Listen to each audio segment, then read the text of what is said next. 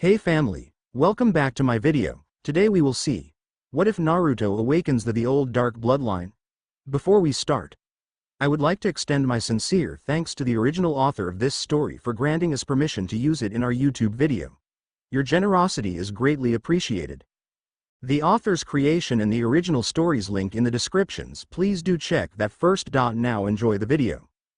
Naruto tried to ignore the Kyuubi that was bugging him to wake up. 10 more minutes. When Naruto was at the age of 6, he found out about the Kyuubi inside of him. At first he thought it was his imagination. But over time, with the villagers still treating him like shit and the names they were calling him like demon and freak, he was able to put the two together. At first only the Hokage treated him like a son. Over the years up until he was 12, it was only him and the Kyuubi who was like his second father, teaching him the jutsus that he learned over the hundreds of years that he lived, giving the child the same level of jutsus as the Hokage himself. But what was really interesting was when Naruto hit the age of 9, when the Kyuubi's spirit started to mold into the boy's body, giving him increased sense of smell, sight and hearing as a fox. Over time the Kyuubi watched over and taught Naruto how to handle the new changes in his body, also telling that there would be more when he got older. "Kid, you have to get up and meet your team for training." Naruto slowly got out of bed and looked around, half asleep still. It doesn't matter, Kakashi-sensei won't be there for another hour, and even when he does show up, he's just going to be training Sasuke and not me. Naruto could hear the demon fox sighing and agreeing with the boy, but Naruto knew he had to do this. He put on his orange jumpsuit and started to walk down the street. As he walked to the training area, hands in his pocket and head to the ground, he could still hear all the insults and feel their glares. "Stupid demon brat should just leave. I know, what a loser." Just then Naruto was hit in the head by a rock. He could have dodged it, but he didn't care anymore. "Go back to hell, you bastard demon." Everybody laughed and pointed fingers at the 14-year-old boy as he placed his hand on the spot. He looked at his hand to see it was covered in blood. Inside Naruto's head, the Kyuubi was furious. "How dare they attack you? Let me out so I can feed on their flesh." Naruto just ignored everyone and continued to walk to the training ground. When he got there, Sasuke was leaning up against the bridge railing with Sakura on his right, pleading for him to go on a date. And of course Sasuke saying no. The two looked up to see Naruto walking towards them, his head to the ground and his happy attitude gone. Sakura glared at Naruto. "Where have you been, Dobi? You're late." Naruto just walked past both of them. "Sorry." And headed over to a tree and sat down. Naruto took out a scroll and started to read it, trying to learn new moves. Sakura just glared at Naruto, not satisfied by his answer, and stormed over to him. Before she could yell though, Sasuke interrupted. "What happened?" Naruto, knowing what he was referring to, didn't even look up. "I fell." Sakura just laughed. "Stupid dope. Here." Naruto looked up at Sasuke to see him giving him a handkerchief. This surprised Sakura. Sasuke knew full well what really happened. Ever since they got back from Wave, Naruto got more and more powerful and tactful. This confused Sasuke and he decided to follow him around. What he saw was that every single village member over the age of 30 hated him. Naruto took the handkerchief and wiped the blood off. As soon as he was done, Kakashi showed up and smirked. "I'm sorry I'm late, but I got lost on the way here." Sakura screamed out, "Liar," and Naruto just ignored them all and went back to reading. Kakashi saw this and looked a little puzzled but pushed it aside. "Today I will spar with Sasuke." Sasuke looked over to Naruto, who was still reading. "What about Naruto?" "He will train with Sakura on chakra control." Sakura let out a great sigh of annoyance and pointed her thumb back at Naruto, who was still reading but listening in on the conversation. "I don't want to work with the Dobi. Naruto can't do anything right." "Don't worry about me." Everyone turned back to Naruto, who finally stopped reading and looked up at everyone with no expression on his face. "I'm reading up on some jutsu skills." Kakashi smiled. Naruto saw this and gave an evil smirk. "Plus it's not like it's the first time you've ignored me in training." Kakashi's smirk faded into a frown. "Well, now because of that smart-ass remark you've just won 50 laps around the village. Go." "Whatever." Naruto put his scroll away and started to jog off with Sakura laughing at him from behind. "I bet I'm the only one going through crap like this." The Hidden Sound Village. In one of the training areas, a 14-year-old girl wearing khaki black and green camouflage pants, and a green sleeveless jacket with a matching black and green camouflage scarf around her neck, and black wrist bangles was on her hands and knees sweating.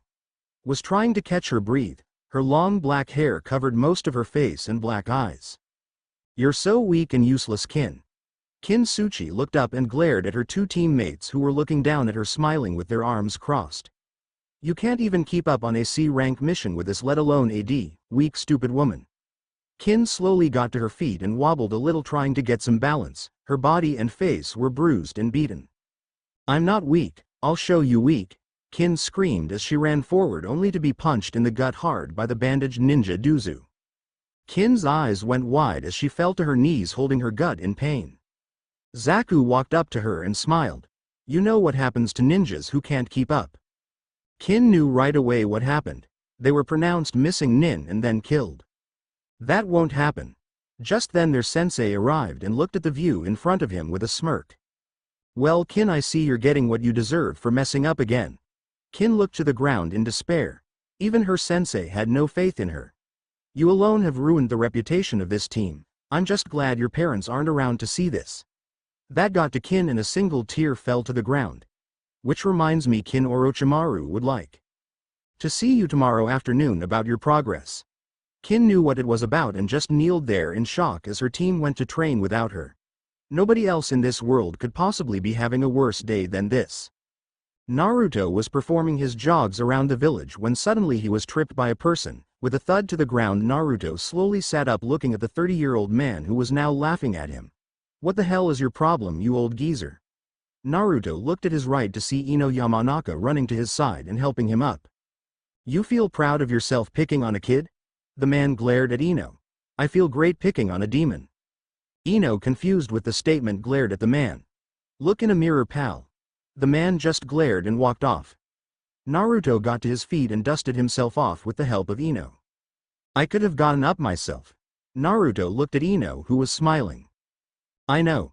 Thanks." Ino smiled even brighter. Naruto saw this and took chance into the wind. "Hey, do you want to get a drink, my treat?" Ino blushed a little. "I would like that." So the two set off to a store. While walking, Naruto decided to start the conversation. "So how are things with you?" Ino sighed and placed her arms behind her head. "Not good, my parents are always fighting. That's actually one of the reasons why I'm out here and not at home.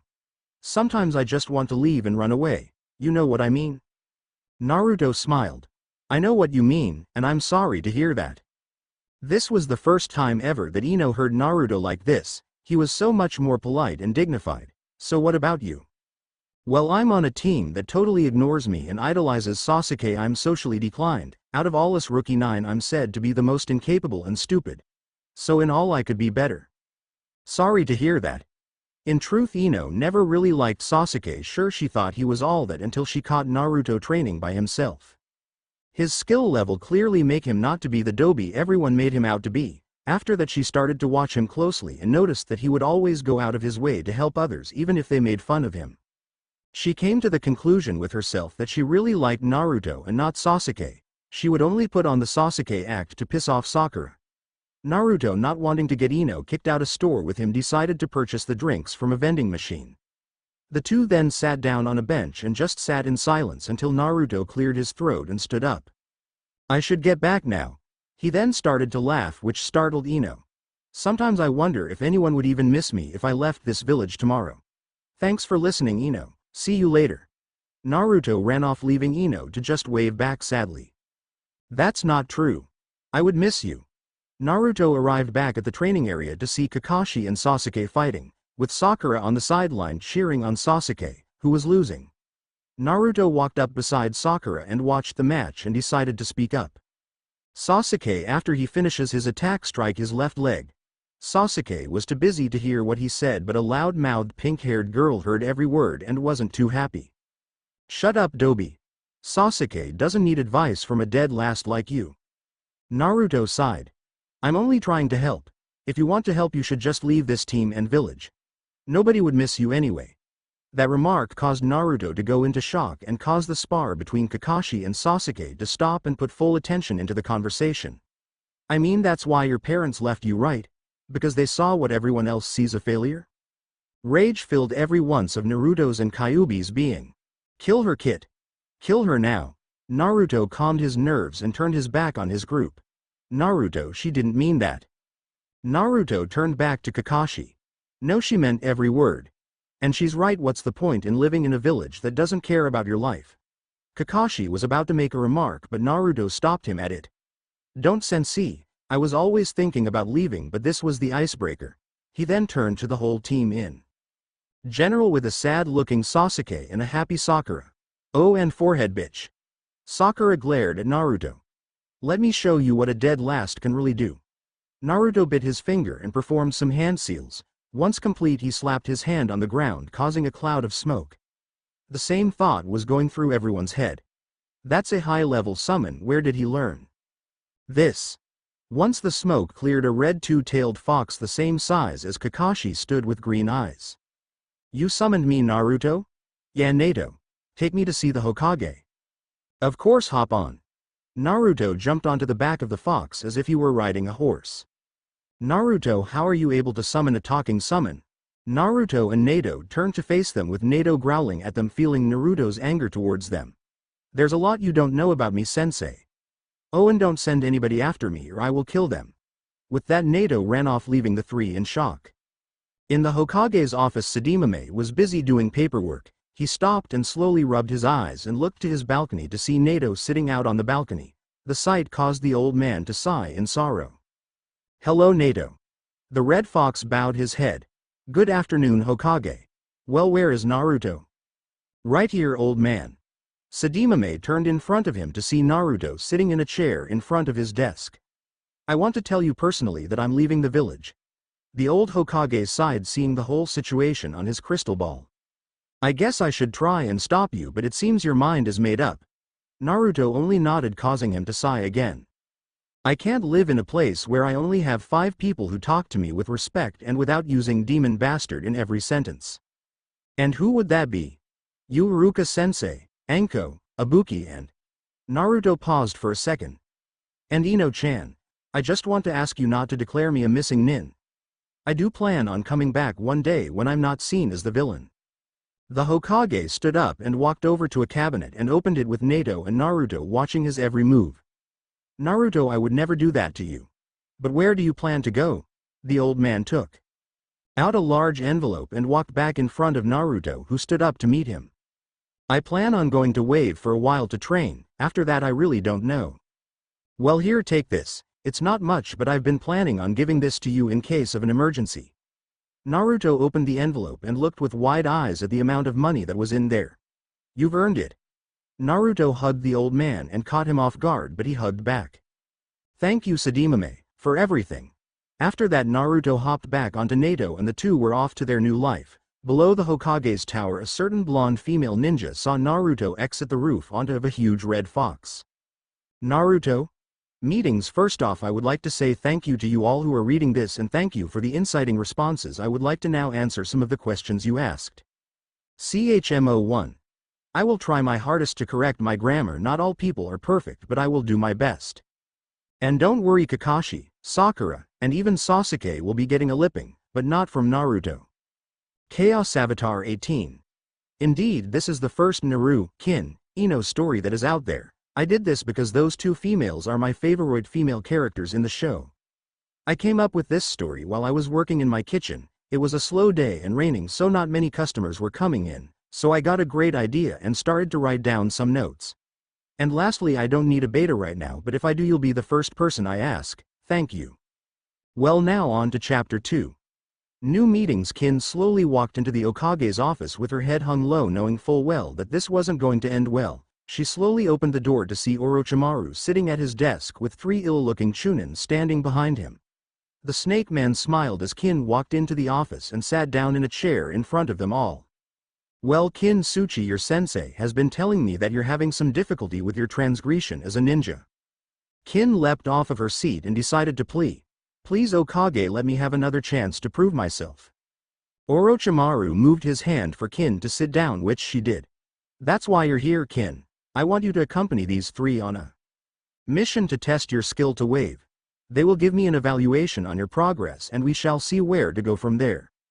Kin was not a stupid girl and saw the look Orochimaru gave one of the men. I'll buy my time and try to escape from them when they're not paying attention. Kin then put on a fake smile. Oh, thank you, Hokage, I won't let you down. That you won't? Once everyone left his office, Orochimaru's smirk faded into a glare. So what do you think, another good sacrifice if I do say so myself? Just then a large thin cloaked figure walked out of the shadows from behind the snake ninja. It seemed with every step he took dark energy formed on the ground. It would seem. His voice was calm but stern with no emotion whatsoever. Hearing this response, Orochimaru laughed.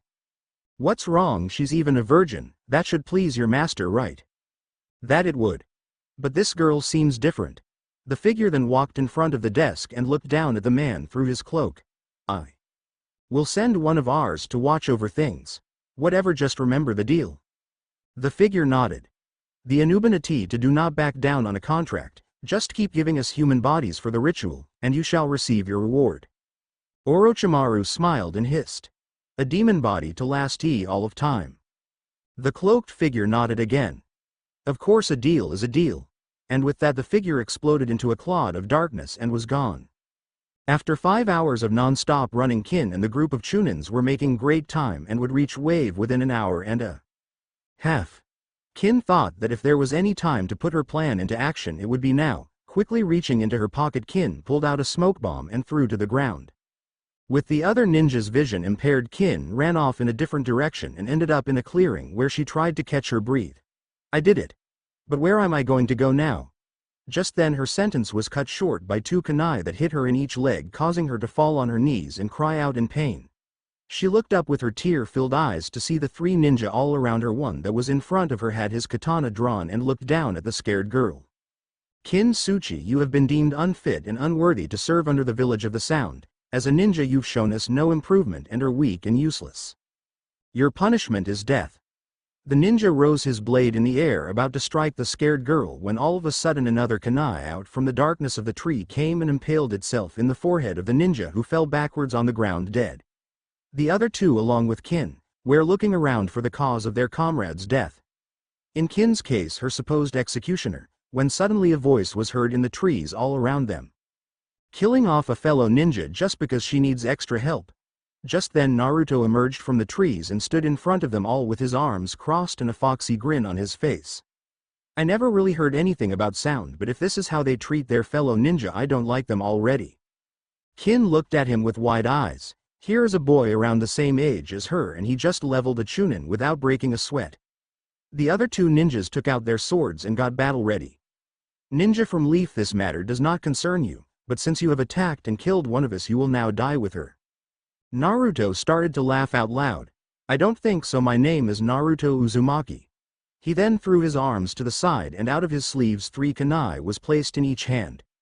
Remember it in the afterlife. Naruto threw all 6 kunai at one of the ninjas who tried to block them. With his blade, the sheer strength that the knives were thrown, broke the man's sword, causing him to be hit in the throat twice and the rest in his chest. The other ninja saw his choice and attacked Naruto from behind. But before his blade could make contact with the back of Naruto's head, he was tackled to the ground by Nieto and pined. The last thing the man saw before he died was 2 full sets of razor-sharp teeth approaching his face. Kin couldn't believe what she just saw and was in total shock. Naruto Uzumaki? Her thoughts were interrupted by a voice. Are you okay? Kin looked up at Naruto. I said, are you okay? Kin immediately tried to back away but fell on her back and got back on her knees.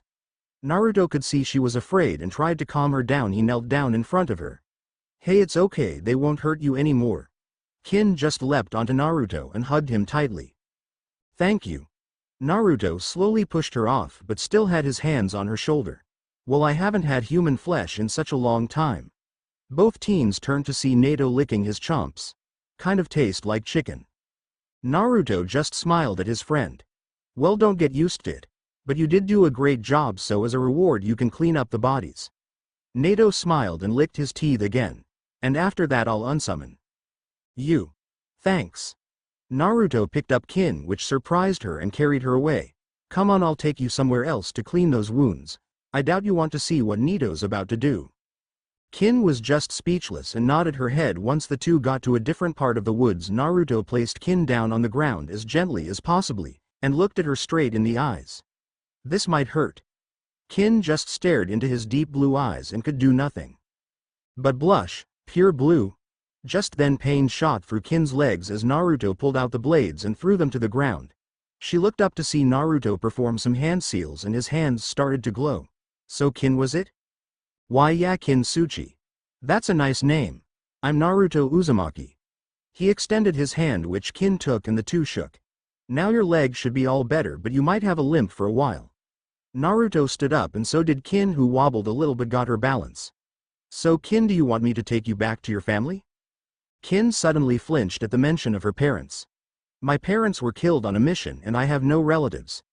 And as you can see I can't go back to the village of the sound unless I have a death wish. Naruto placed his hand under his chin and started to think. I know you're going to get pissed off with this idea, Fox.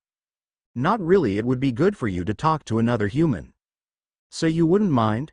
Of course not, we can train her to become stronger, and she has a nice body. Naruto mentally blushed. Perverted Fox, I wasn't thinking about that. The Kyuubi laughed out loud. Oh yes you were. Remember, I'm in your mind, I know what's really going on here. This conversation is over. Naruto looked back at Kin whose head was tilted to the side wondering what was wrong with him. Naruto just smiled. Oh Kin, if you have nowhere else to go why not travel with me? Kin looked at Naruto nervously. You mean go with you back to Leaf? The sound isn't really welcome there? Naruto looked up at his headband and smiled. I'm not with Leaf anymore since yesterday. Kin looked at Naruto questionably. So you're a missing nin? No, I and the Hokage are good friends and I convinced him not to make me a missing nin. So why did you leave? Naruto had a sudden sad expression on his face. Let's just say that I wasn't really welcome there either. So what do you think, two heads are better than one? Kin crossed her arms and glared at Naruto. You're not trying to get fresh with me, are you? Naruto, not really having a social life, didn't understand what she meant. I don't know what you mean. You know what I mean. Wait till I let my guard down and then take advantage of me. Naruto squinted his eyes trying to understand what she meant, when it suddenly hit him and his eyes widened and quickly placed his hands in front of him. What? I would never do something like that. I mean, we could help each other train and get stronger, and you are now most likely a missing nin now. And we can watch each other's back. Kin thought about it and nodded her head. Now that does sound like a good idea. And I'm sorry for accusing you. You did just save my life. As you can see, it's hard for me to trust people. Naruto smiled. I know what you mean. The two began to walk into the trees. Naruto slowed down his pace so that he was beside Kin who was limping a little still. So where to, Naruto? Well, first we'll head to Wave. I have friends there and we can train there for a while. Kin looked to the ground and needed to ask Naruto an important question. Naruto. Yeah, Kin. Well, I was just wondering, you took out those chunins like nothing. How strong are you? Well, actually they were hunternins. And I don't know, I'm always training to try and get stronger. But I guess I have my stepfather to thank for that. The Kyuubi inside Naruto was practically crying tears of joy that Naruto would call him his stepfather. Kin was impressed. You must have a very powerful stepfather. I only wish that I could be that strong, then I would show my old team that I can be strong and powerful. Naruto smiled. Well, you will, Kin. Kin wiped her head towards Naruto and looked at him as if he was crazy. I will help train you, then nobody will ever call us weak ever again. Kin simply smiled. Naruto watched her smile and gave his foxy trademark smirk. She is really pretty when she smiles. See, kid, a perfect match if I do say so myself. Don't jump the gun, Kyuubi, I just met her, and I don't have a good reputation with women. I guess you've never heard of love at first sight? Only in fairy tales and that's it. Besides, who would want to be with a Naruto never got to finish his sentence as the Kyuubi knew where he was going and would not have that sort of talk. Don't you even think about finishing that sentence. Do not listen to those moronic human flesh bags. Kin could see Naruto's hurtful eyes and got worried. Are you okay, Naruto? Naruto immediately put on a smile and turned to Kin. Of course everything is alright, Kin. It's going to be a while till we get there, so why don't you tell me about yourself?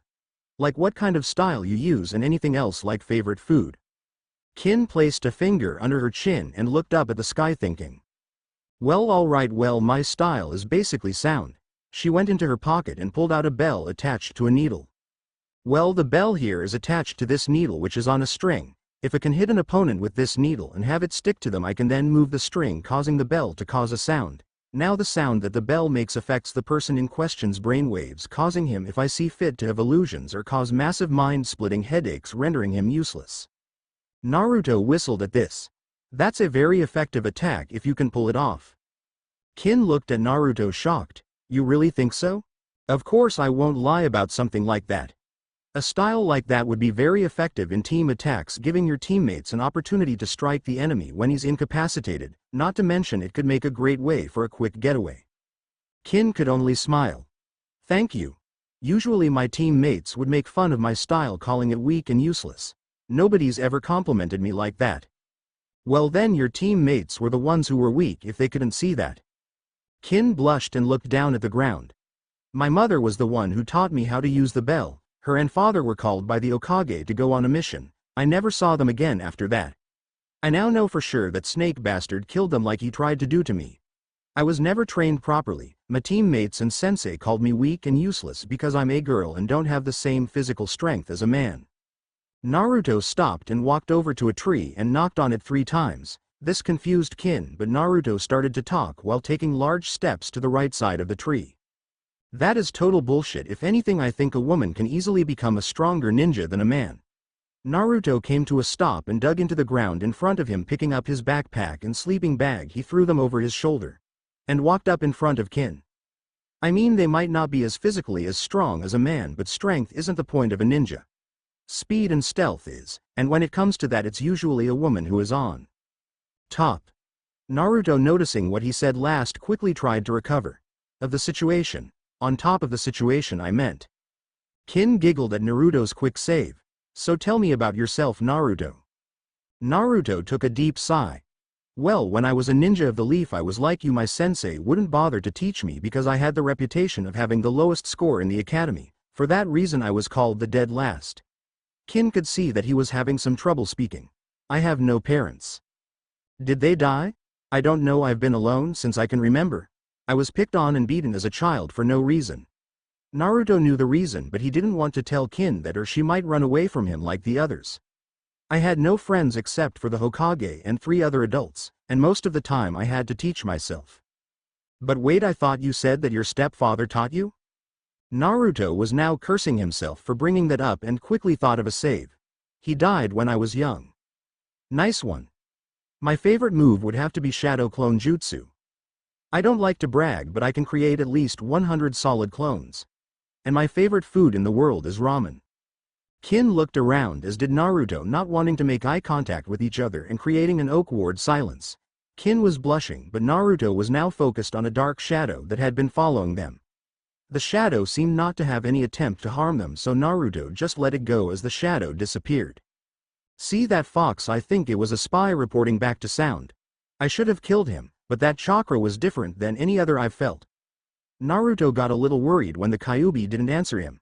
Hey Fox, you hear me? Yeah, don't worry about it. I don't think he was with sound. This isn't good. I know that chakra anywhere. Just worry about the woman who is trying to get your attention. Hey Naruto. Naruto quickly turned his head over to see Kin looking at the ground, blushing. Yeah? Do you have a girlfriend? I mean, back at Leaf? Stupid Kin, real stupid. You just met the guy and you're already seeing if he's available? Stop being a girly girl, but he is really nice and cute. Kin shook her head out of those thoughts and looked over to Naruto, who seemed to be a little shocked. Well, that is kind of sudden, but no, I don't. Naruto then looked down to the ground in sorrow. There was this one girl. That Kin's attention as her head suddenly shot up in fear. I used to have this huge crush on her, like she was the only woman for me.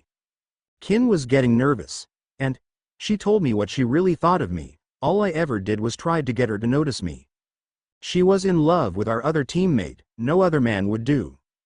But he had no interest in her. She would always yell at me, calling me names like baka and dope for just saying hello. Naruto then grinded his teeth and make a fist in anger. And then on the day I left, my sensei was training with our other teammate. I make a suggestion to him on how to win and she blew up, saying that I was weak and that nobody liked me and I should just leave and make everybody happy. Naruto laughed a little. Me, weak? She never once did anything to show any sort of strength, she just whimpered and hoped that her knight in shining armor would save her. And then to top it all off, she told me the reason why I don't have parents is because they abandoned me because I was a loser that no parent would want. If you think Naruto was pissed, you should have seen Kin. That bitch, how she dare say something like that to such a nice boy like Naruto-kun. If I see her, I'll kill her myself. Wait a second, I don't even know what she looks like. Hanuro Sakura. Kin looked at Naruto as he spoke those last words before he calmed down and put on another smile. Kin then gave off an evil smile. Great, now I have a name. What about you, Kin? Kin was snapped out of her evil daydream thinking of what she could do to this Sakura girl. What? Do you have a boyfriend? Kin blushed. No, I was never really considered the looker to the boys. Naruto blushed a little. That's not what I see. Kin heard this and blushed. What do you mean by that? This caused Naruto to blush even more. Well, Naruto tried looking for a way out and suddenly found one. Hey, look, Kin-chan. Kin looked in the direction that Naruto was pointing. Through the clearing of the trees she could see a massive bridge. There's the bridge to Wave, come on. Well, there's chapter 2, it's a little longer than the first but hopefully not too long. Again, all your reviews will be listened to and answered. I might even put chapter 3 up later today if you all want. More problems. Well, chapter 3 is here. You are all too kind for your inputs and I'm thrilled to read what you have to say. And to respond to the statement of one of the reviewers, I'm well aware of the quick relationship between the characters. Though it may seem too quick, it's just a crush, not true love as of yet. They find each other physically attractive. And for the group I created, the Anuban, I have made sure that they are molded into the other characters, although some of the villains don't really have a history. Like some of the villains in the show. More problems. Ino was packing her backpack with all the necessities such as extra clothes, sleeping bag, explosive tags, smoke bombs, kunai, and some food to last 3 days. Downstairs she could hear her parents fighting again. She sighed deeply because this time they were yelling about her. The first voice was clearly her father. What's with your daughter wanting to bring back that monster of a child? Everybody is happy without him. The second voice was her mother. One, she's our daughter, and seconds, it seems that she isn't happy about him leaving. She doesn't even know what he really is. A demon that will kill everybody the first chance he gets. Whenever he's around she's happy like she used to be. I've met him a couple of times and he seems like a nice boy. He's a curse to this village, and a curse to our daughter. I hope that he's dead in a ditch somewhere. That comment was the last straw as Ino pulled out a pen and paper and started to write as she was remembering what transpired earlier. In the day. Flashback. Ino just saw Naruto leaving the Hokage's tower on top what seemed to be a giant red fox. As quickly as she could she ran into the tower, avoiding some guards and the secretaries. She was almost at the Hokage's office when she was spotted by some Anbu. Hey you girl, what are you doing here? Ino without thinking threw down a smoke bomb and busted into the Hokage's office only to be grabbed by 2 Anbus and 3 others around her with their swords drawn. The Hokage looked up from his paperwork to see the young female ninja trying to break free.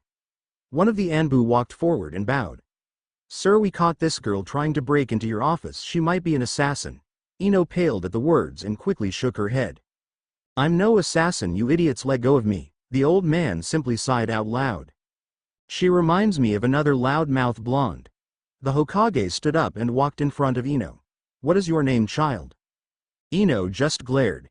Ino Yamanaka. Sadaimi, remembering that name, quickly told the Anbus to leave them alone and go back to their duties. They were at first skeptical but obeyed their orders and left the room, closing it behind them, leaving the 2 alone. Please sit, Ino. Ino did as she was told and sat down in the same chair Naruto was sitting in moments ago. The Hokage walked back to his desk and sat down, smoking on his pipe and looking at Ino. So what brings you here, Ino? Without hesitation Ino blurted out. Was Naruto just here? Sadaimi only nodded. Why was he here? And why was he riding a red fox? Sadaimi sighed. I'm only going to tell you this because Naruto told me before he left that you were his only friend left, besides my grandson. Ino was confused at first, but her attention went back to what he said first. Naruto left? But why? Child, what I'm about to tell you is forbidden and against the law that I created, but it seemed Naruto trusts you, so do not tell anyone else about this. Ino simply nodded and was on the edge of her seat in anticipation. 14 years ago the Lord of Demons the Kyuubi no Katasun attacked our village. He killed hundreds of ninja in its path. Until the previous Hokage stepped forward. Ino sighed. I know all about this. He was on top of the Toad boss and killed the Kyuubi. I learned about that in school. The Hokage shook his head and this confused Ino. No, he did not kill the Kyuubi. No human can kill a demon lord. He was forced to seal the Kyuubi in a newborn baby. Ino's eyes shot wide and she slumped back into his seat. Only one word escaped her lips. Naruto. Saitama nodded. Yes, the Kyuubi was sealed inside Naruto. He is now the demon's prison. For when Naruto dies the Kyuubi will die. It all was starting to make sense now, how Naruto had no parents and everybody hated him for being alive. He left because everybody in this village hated him. That boy has been alone his whole life, nobody to love him but everybody to hate him. Ino was feeling sicker by the second as she remembered that she used to make fun of him. Instead of being the hero of this village he was the curse, as the people would say. Naruto left because the people that he thought were the only ones left in the village that didn't hate him except for you did and said the worst things ever to him. That red fox that you saw him riding on was one of his summonses. Nato. He's quit the well-mannered fox, even better than Naruto when it comes to compliments. Naruto summoned him when he was 8 and the two were always together. The old man couldn't help but chuckle at the memory. Ino looked up at the Hokage with watery eyes. I feel terrible, Hokage. I used to be one of the people that would hurt and insult Naruto. I didn't know. Please tell me where he went. Saitama sighed and rubbed his forehead. To wave. I'm going to get him. He won't come back, child. He has already told me this. Then I will stay with him. Did you declare him a missing nin? Of course not you. No, Naruto is gradually absorbing the Kyuubi's knowledge and power. He is quite strong. The Hokage stood up and started to walk back and forth thinking. You know, I think I might send you on a training mission, to wave. Ino smiled at this. Of course this mission might take years to complete. Ino shot up out of her seat and saluted the Hokage. Thank you, sir, I won't let you down. I shall pack and leave tomorrow morning. As Ino ran out the door the old man could do nothing but smile. Those two are one and the same. Please take care of her, Naruto, you need each other. End of flashback. Ino finished her note and placed it on the top of her dresser. She put on her pajamas and climbed into bed with a smile on her face. Tomorrow, Naruto, I'll find you and you won't be alone anymore. In sound, Orochimaru was working at his desk when he felt the disturbing aura of darkness all around him. All the snake Sanin could do was place his pen on the table and smirk. I'm guessing you're here to congratulate me on such a wonderful sacrifice? On the contrary. In an explosion of dark aura appeared in front of Orochimaru's desk. When the darkness dissipated, the same dark hooded figure from before stood. I'm here to tell you that our scout reported back that your hunters tried to kill her. Orochimaru sneered. The penalty for disobeying a direct order is death.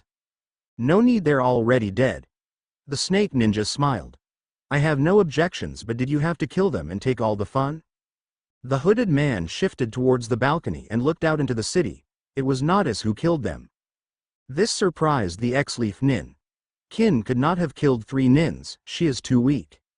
It was not her, another genin ninja from Leaf killed them, and I think you know who I mean. Orochimaru smirked, knowing who it was on the dot. The Kyuubi child has left home. What a great opportunity. The hooded figure turned quickly back to Orochimaru and raised his voice.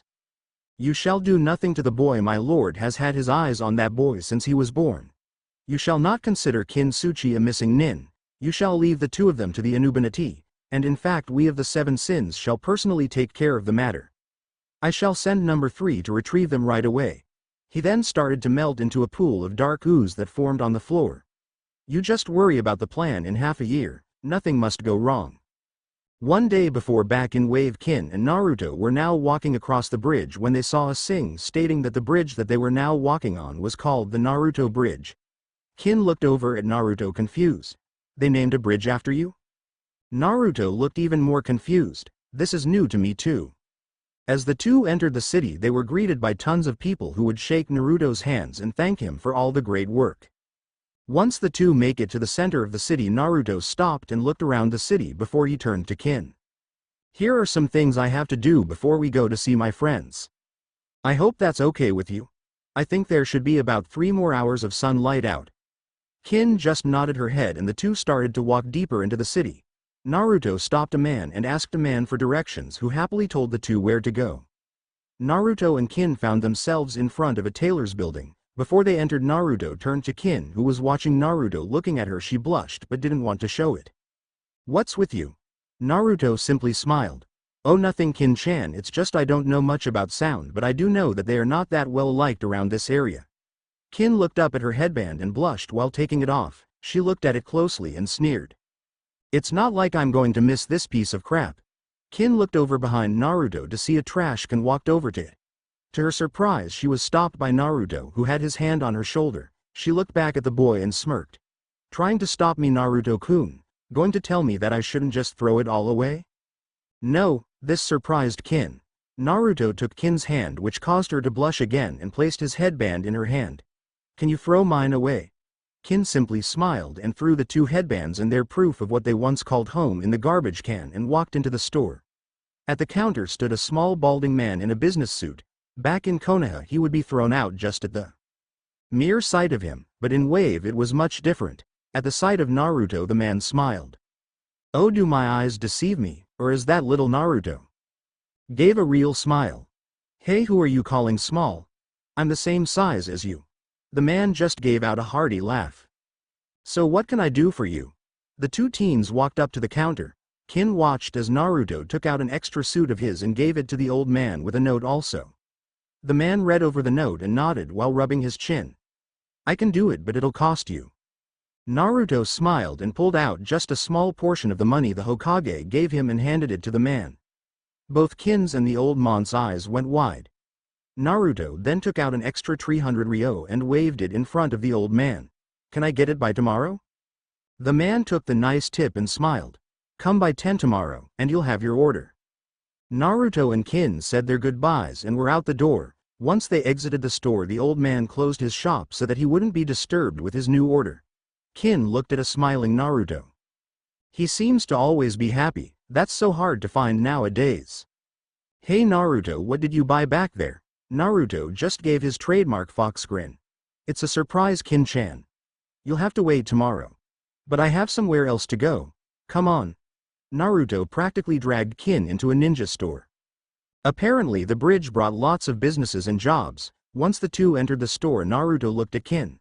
"Okay, picks what you want." Kin looked at Naruto surprised. "It's my treat, Kin-chan. If we're going to be traveling and training, you're going to have to be equipped properly." Kin smiled and the two went to find what they wanted. A half an hour later the two found everything they needed and Naruto paid for it all. 50 kunai and explosive tags, some scrolls, smoke bombs, 20 soldier pills and blood pills, a couple of shurikens, and Kin wanted to get a katana to train with. Naruto couldn't agree more. Once everything was paid for, which Kin kept asking how much it all cost. Of course Naruto didn't tell her. He just placed all the items in 2 scrolls and handed one to Kin that had her katana in it. The two were now going to visit Naruto's friends when all of a sudden Kin heard this weird noise. She looked over at Naruto, who was holding his stomach, looking around. "Naruto, are you okay?" "Yeah, Kin-chan just needs something." Naruto looked around until he spotted what he desperately needed. Naruto ran towards the ramen stand and jumped on top of the stool. Kin, remembering that Naruto said that he loved ramen, simply smiled and sat down beside him. Naruto was practically jumping on top of his seat. He may be tougher now, but his one weakness was still ramen. "Hey kid, what can I get you?" Naruto turned to the chef and smiled. "I'll have 2 pork ramens, please." Naruto turned to Kin. "What would you like?" Kin was about to answer when her stomach did the talking for her, blushed and looked at Naruto and the chef, who were staring at her. "Same please." The chef smiled and yelled back at his assistant, 4 pork ramens. The two teens were eating their food and talking about what they were going to do tomorrow and just getting to know each other better. Kin couldn't help it. She had to admit with herself that she was starting to crush over the orange-wearing ninja. Though she really didn't approve of his choice of attire, but that was such a small thing. He was the only boy that Kin had ever been around that was not just trying to make out with her or call her weak and stupid. He was kind, understanding, and listened to everything she said with such interest. The two would laugh at each other's stories. Naruto even told her about his history of Wave, and he told her about Zabuza and Haku. He even told her about the people they were going to see. An hour later the chef and his assistant looked at the counter in horror. Kin had eaten 3 bowls of ramen, which she thought was very piggish of her, but then she looked at Naruto's pile. The assistant turned to the chef in awe. "That boy ate 14 bowls of ramen, chef. That is no boy, but some sort of ramen eating machine." Naruto paid for their meal and they went off to their original destination. It was getting to be around 9 o'clock when Naruto and Kin arrived at their destination. Naruto knocked on the door and waited for an answer. When the door opened there stood Inari. Once the boy knew who it was he jumped up and hugged Naruto, causing Kin to smile. "Naruto, you came to visit us." "That's right, Squirt. Can't come to visit Wave without coming to check up on my favorite residents." Inari brought Naruto and Kin into the house, where they were brought into the living room where Tsunami and the drunken bridge builder were sitting down enjoying tea while one was enjoying sake. At the sight of Naruto the two jumped out of their seats, greeted them. Tsunami was the first. "Oh Naruto, where are the others? And who is this lovely lady? Is she your girlfriend?" The two teens blushed and Kin yelling, "No way. She didn't mean it," but Naruto sure took it this way and Kin saw it, cursing under her breath, remembering that Naruto told her that no one really liked him in his village. Naruto simply shook it off and told the group of how he left the village and how he and Kin met. "So just to tell you that we will be staying here at a hotel." "Nonsense." The two looked at an angry Tsunami. "You two shall stay here, no questions about it." Kin and Naruto's sweat dropped at the woman's rise in voice. "Thank you." The drunken bridge builder simply smiled. "Now we only have one extra room and that only has one bed, so I don't want you two getting any ideas."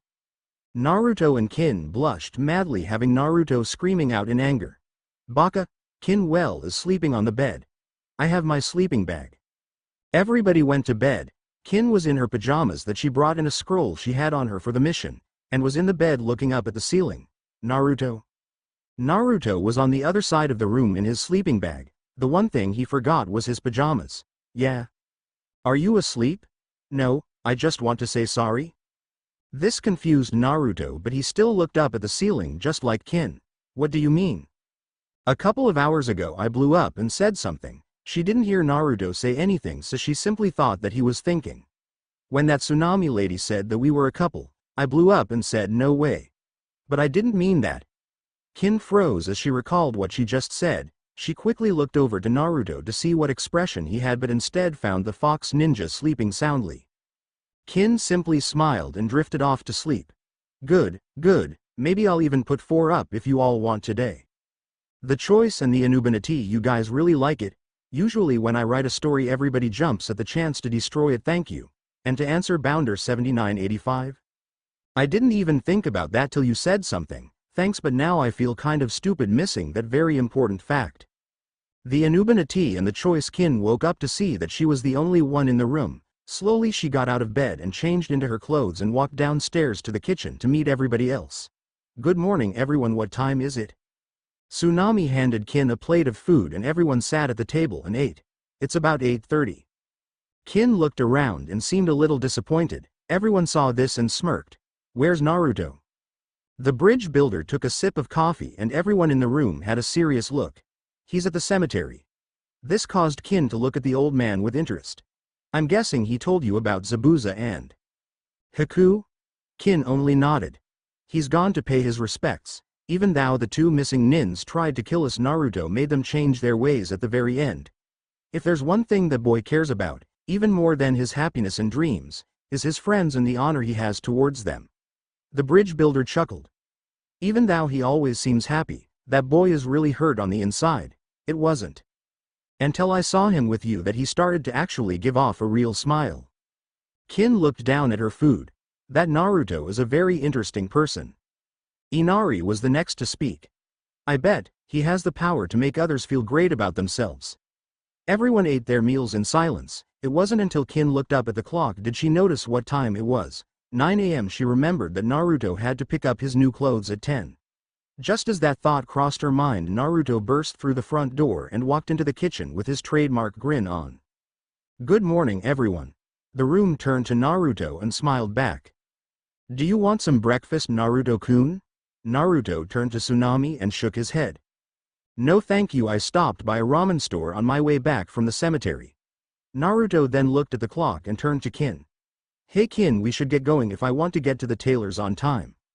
Kin simply nodded and thanked Tsunami for the meal and left with Naruto. In the middle of Naruto Bridge, Ino was trying to catch her breath after running for a whole 24 hours straight. The Hokage taught her how to increase her speed by tenfold, but the move used up all of her chakra. Ino walked slowly, looking around and sneering. Stupid Naruto, not telling me he had a bridge made after him.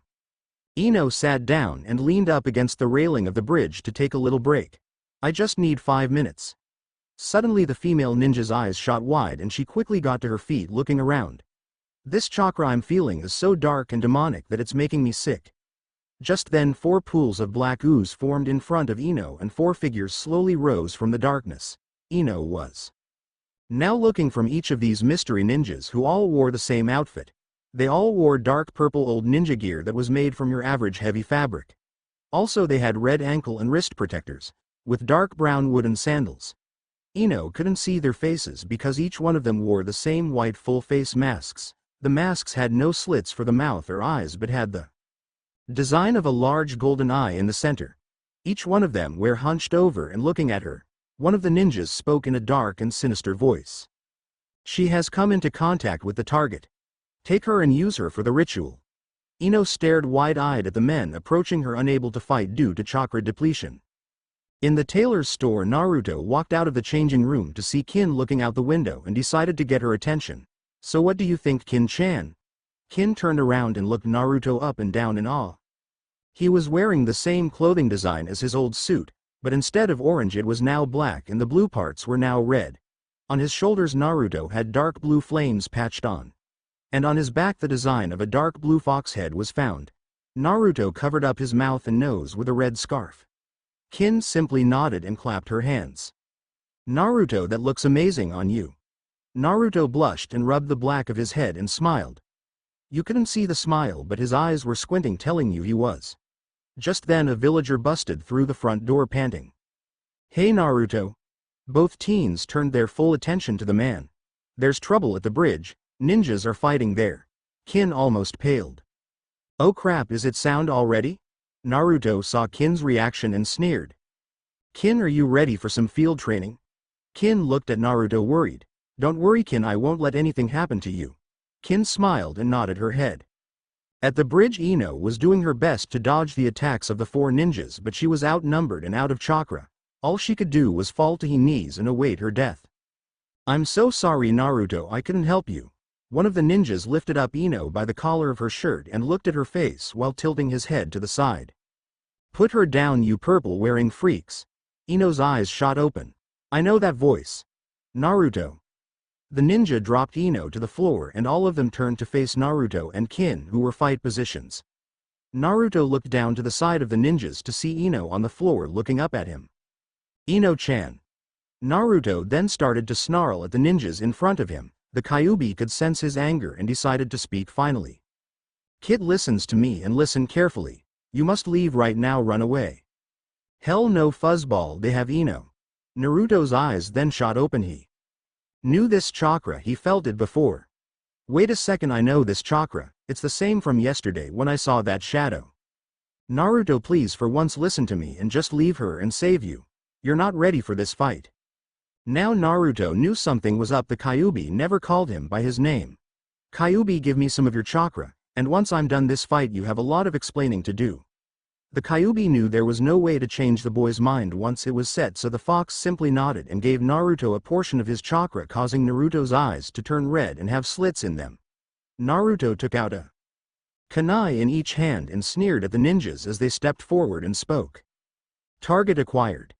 Destroy the Kyuubi container. Kin's eyes went wide. Did she just hear correctly? Her question was answered when Naruto didn't deny it but simply answered. Just try it.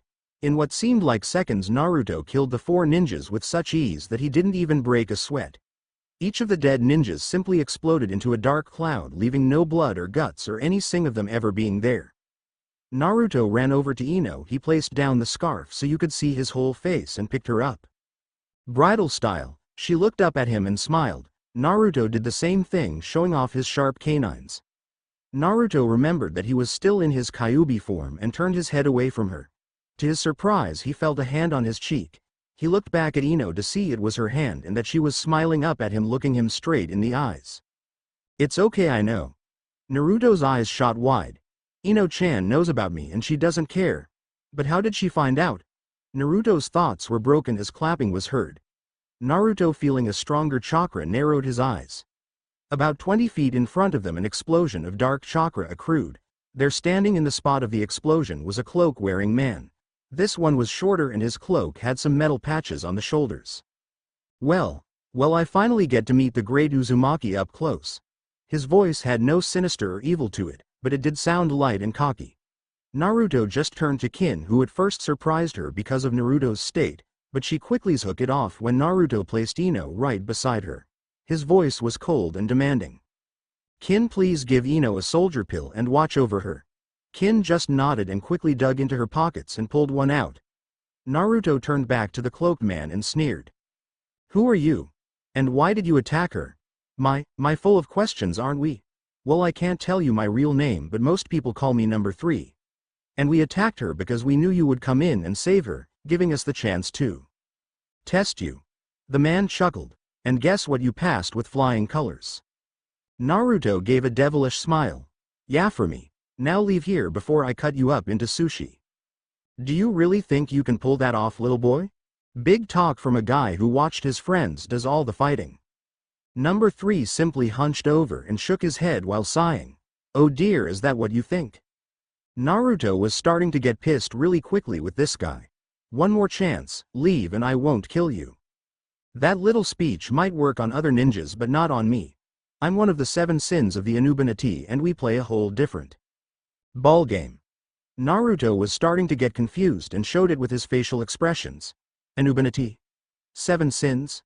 Naruto looked back at number 3 and glared at him. This caused number 3 to laugh out loud. Oh, that's the look he always gave me. I see so much of him in you, hilarious. Naruto took out a kunai and threw it at number 3 only to have it stop inches from his face and fall down to the floor. I see you're still too young, so why don't you ask your little fuzzy friend for some answers? And don't worry, we'll see more of each other soon. Number 3 then exploded into darkness, escaping. Naruto sighed and turned back to normal. He looked back at the 2 girls who were smiling and shouted at the same time. That was amazing, Naruto-kun. Both ladies looked at each other up and down and turned back to Naruto in anger. Who is her, Naruto-kun? Later that night at Tazuna's home, Kin and Ino were talking and getting to know each other. Naruto had already told Ino about how he and Kin met, and Ino told Naruto about why she left and how she found out about everything to everyone who was all in the living room sitting down. Naruto sighed and stood up. Ino, I'm not going back to leave, not now at least. He opened his eyes and looked at everyone. Thank you very much for letting me stay here, Tsunami, but I'll leave tonight. Everyone got out of their seats and looked at him in horror. What, why, Naruto? I don't want a demon living in your home. Tazuna smiled. You're right, we don't want a demon living here. Everyone except Naruto glared at him. Naruto just closed his eyes and sighed. We want Uzumaki Naruto staying here. And I don't see no demon. Naruto smiled and sat back down and entered his mental second home. He decided that now was better than ever to get answers from the fox. Kyuubi, where are you? This is bad, kid. This is really bad. Naruto turned around to face the fox that was now behind him, walking towards him, looking down at the boy. Naruto let the Kyuubi out of the cage a while ago due to good behavior, but he still made sure that he couldn't take him over. What's going on, Kyuubi? I haven't seen you this scared ever. I thought I dealt with the Anuban 14 years ago. Why are they back? Who are the Anuban, Kyuubi? Are they that strong? Stronger. You're in danger, kid. Kin-chan and Ino-chan are here, and if I'm in trouble, they're in trouble. Fox, I have an idea. Kyuubi knew what Naruto was going to do and protested. Don't you dare. Naruto-kun. Naruto opened his eyes to meet Kin's and Ino's, who were sitting down on each side of him looking worried. Is something wrong? Naruto got up and walked over to the corner of the room and bit his thumb. What I'm about to show nobody else has ever seen. I'm summoning Kyuubi. Everybody gasped as Naruto went through the seals and slapped his hand to the ground. In a poof of smoke there stood the great Kyuubi, now the size of a human. Everyone was starting to get up and moving closer to the door. Naruto saw this and calmed everyone down. It's all right, he's okay, trust me. Everybody slowly went back to their seats and sat down. Kyuubi sat down on the floor beside Naruto and shook his head. I can't believe you actually did this. Naruto just coughed and got the fox's attention. I want you to tell them what you were going to tell me. Fine, but once my explanation is done, you Naruto will have to make a choice. Naruto, a little worried, simply nodded. This caused Kyuubi to smile. Good, now I shall tell you all about the group Anuban. They're a group of demons and demon containers that serve a dark master, the most evil and strong demon, that had the strength and power of a god. Me and the fourth Hokage of the Leaf, along with all the other demon lords, were the only ones who knew of the group's uprising. The Anuban leader, whose name cannot be spoken in human tongue, believed that the time of humanity was long done and wanted to rid the world of you. All of us fought alongside together and defeated their leader, destroying his body, but we weren't able to destroy his soul. The fourth was able to banish it to a dark realm. Ino placed her head on her hands, listening very carefully. If you were a good guy, then why did you attack our village? The Kyuubi smiled at the girl. Let me get to that part, child. As I was saying, once the battle was done, the fourth went back to the village and we lords stayed behind to kill any other demons that tried to escape. I was on my way back to Leaf to make a blood pact with the Hokage, saying that we would watch over each other. Besides you Naruto, those he was the only human I've ever liked. But at the time I came back, the snake Sanin Orochimaru decided to defect from the village. Till this day I still don't know how he was able to get my scroll, but he did, and used me to get his revenge. Kin sneered and clenched her fist. That snake bastard is always screwing with people's lives. It pisses me off to no end. During the fight between me and the fourth, he found out about what was going on, and Orochimaru, he found the snake bastard and destroyed the scroll. He then sealed me away in you, knowing that was the only way to stop me without killing me. Truly an honorable man. That man you saw on the bridge is one of the 7 deadly sins, the Dark Master's personal and loyal assassins. They're a group of demons and containers, the strongest any mortal has ever seen. If my knowledge serves me right, there should only be 4 of them left. But why are they back? Someone must be helping them. I can't figure out how they would have known about you. Orochimaru. Everyone looked back at Kin. It must be him. There were sightings of him talking to a cloaked man in his office, and more people are going missing in Sound and the villages around Sound. It's the only thing I can think of. I wouldn't let it pass the prick that he made a deal with them, but why is the real question. But the other real question is. He looked at Naruto. If you are to fight against this major threat, you will have to grow stronger faster. That is why I have a proposition for you. I can no longer fight them due to my state, so Naruto, I want to give you 90 of my chakra. Naruto was shocked. What, that's way too much, it will kill me. True, so that only means that your body will go through changes to adapt to that much chakra. Now Naruto, if you do this, then you will become a half-demon. All those cruel names and insults would then be true. Would you do it? Naruto looked around the room at all the faces who were giving him support. He stopped Ino and Kin, who smiled at him and nodded their heads. That was all Naruto needed, and he turned back to the fox. If means protecting my friends and the ones I love, I don't care about the names. Thou, I do have one question. Shoot. Will I grow a tail? Both teenager girls fantasized Naruto with a tail, blushing at the fact of how cute and sexy he would look. Their thoughts were destroyed by Kyuubi speaking. Maybe, but I doubt it. Now I have placed a chakra barrier around this city, making sure that the Anuban cannot enter here. The process shall begin when you go to sleep and you won't wake up for a week. He turned to all the others and looked sternly at them. Now when Naruto wakes up, he will be a half-demon and look a little differently. But remember that he is still and always will be Naruto, not me. Everyone nodded, and the Kyuubi smiled and turned back to Naruto. And in return, I want you to break the seal and free me. Naruto chuckled nervously. Is that a bright idea, Kyuubi? I'll only have 10% of my chakra, only allowing me to be in this form and practically useless. Naruto smiled. Deal. But no more talk about you being useless. You'll always be the almighty demon lord in my books. Kyuubi smiled. Wrong, you'll be the new demon lord. Everyone was speechless as the Kyuubi disappeared in a cloud of smoke, one thought going through Naruto's mind. This is going to be a very interesting adventure. 5 and 6 are ready when you guys are. Demon Boy, again, thank you all. I'm so glad you're enjoying it. Now to answer a couple of questions. The main reason why there is so many grammar mistakes and some words aren't capitalized is because my computer sees the names and thinks it a misprint and changes it all by itself. Without me doing anything.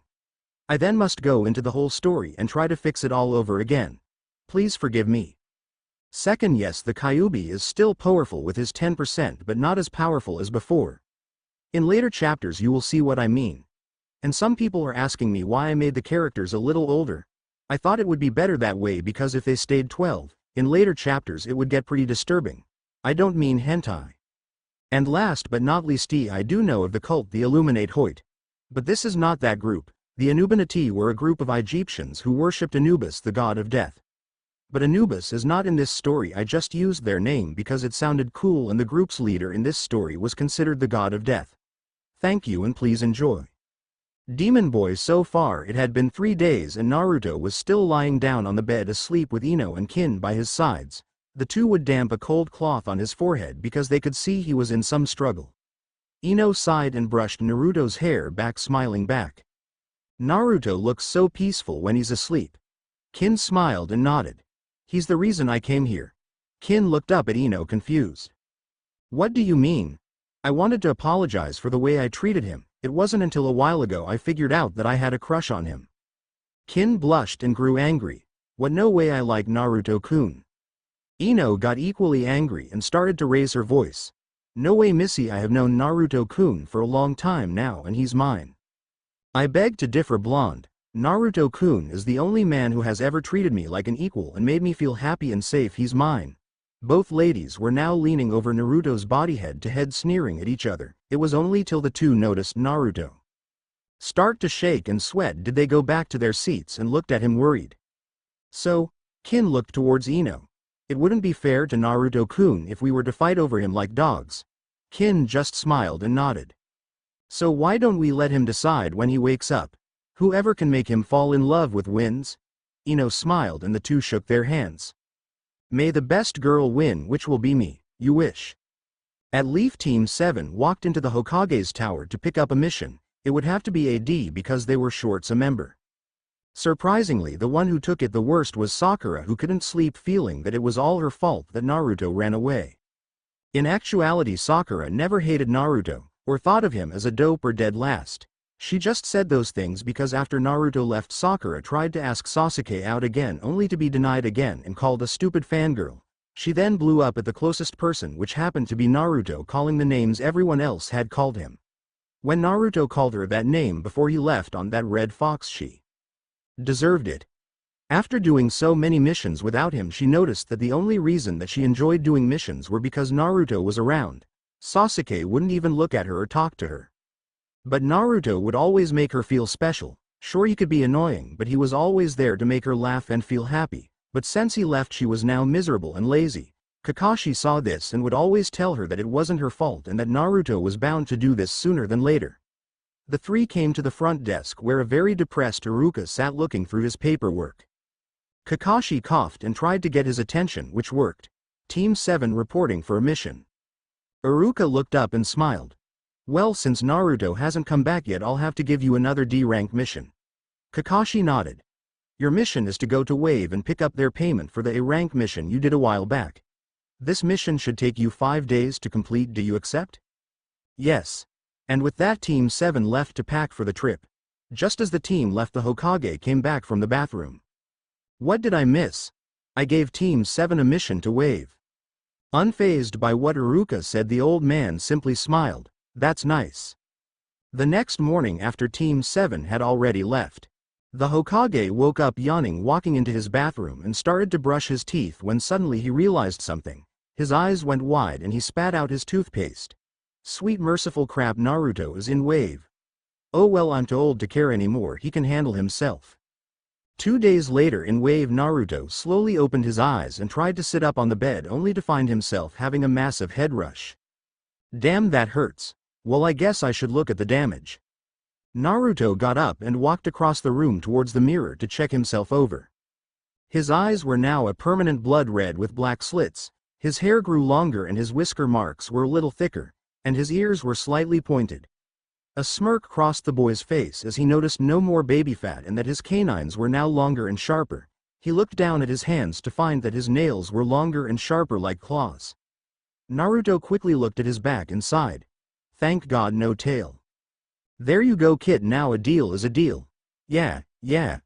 Naruto performed the seals and broke the seal on his body, releasing the demon fox for good. Just like Kyuubi said, he was the same size as he was in the living room a week ago, and Naruto could sense very little demonic chakra coming from the fox. So what are you going to do now? The fox looked at himself, then at the half-demon Naruto. Well, I thought about traveling and going to all the places I couldn't when I was trapped. Oh. Naruto sounded a little sad, and the fox could tell. You were like a second father to me, Kyuubi, watching over me since I had nobody else. I just like to say thanks, Dad. The fox looked out the window towards the rising sun, but then again, I can't let my kid run around with two beautiful women by himself. I guess I'll have to follow you to make sure you do nothing wrong. Naruto smiled and hugged the Kyuubi. Thanks a lot, it won't be the same without you. Naruto held his ears in pain from the sudden scream from the doorway. The two turned to see Kin and Ino looking at Naruto in disbelief. Naruto, is that you? Naruto smiled warmly. The one and only. One thought was going through both girls' minds. My Kami, he's hot. Naruto took a step forward but fell on his face. Both women came to his aid and placed him back on the bed. The Kyuubi looked at the girls and explained the situation. His body is still getting used to the changes, he should be fine by tomorrow. The girls nodded and looked back at Naruto, who was digging through his backpack. I hate to do this, I promised to train with you, Kin and Ino, but it seems I won't be able till tomorrow. The girls smiled at him. It's okay, Naruto, me and Ino have been training each other and having scrimmages. Naruto shook his head. That's no excuse, so I'll give you these. Naruto took out 2 scrolls and handed them each one. These scrolls have some pretty useful jutsus in them. Most of them are Chunin and Junin level. Study them and practice them, and I'll check up on you tomorrow. The girls took the scrolls and looked inside them, giggling with anticipation to try them. Oh, and one more thing. Yeah, Naruto-kun. Can you guys watch over my old man here? I know he wants to go hunting for rabbits. That's all he ever talked about. I just don't want him to get into trouble. Both girls nodded and looked at the Kyuubi, who seemed to be pissed at the idea. It still seemed weird to the girls that Naruto called him old man, but they guessed it was kind of appropriate because the Kyuubi was the only one that really watched over him. The 2 girls smiled and nodded as Naruto went back to bed. Outside, both Ino and Kin were in the woods trying out the new jutsus, while Kyuubi and Inari were deeper in the woods trying to catch rabbits so Tsunami to make stew. Kin stopped her training and sighed. Hey Ino, how strong do you think Naruto is now? I don't know really, but he looks extremely strong. But then again, we need to get strong also if what Kyuubi said about these Anubanati is true. Kin went back to her training. I don't care how strong they are, I'm staying right beside Naruto till the end. He helped me when nobody else would. Ino smiled. Yeah, he has that effect. Kin smiled devilishly. Yeah, and he's all mine. Ino just looked from the corner of her eye. You wish he won't be able to resist me. Ino then started to look around. Hey Kin, I'm going to go look for Inari and Kyuubi, I haven't seen them in a while. No problem, I'll still be here.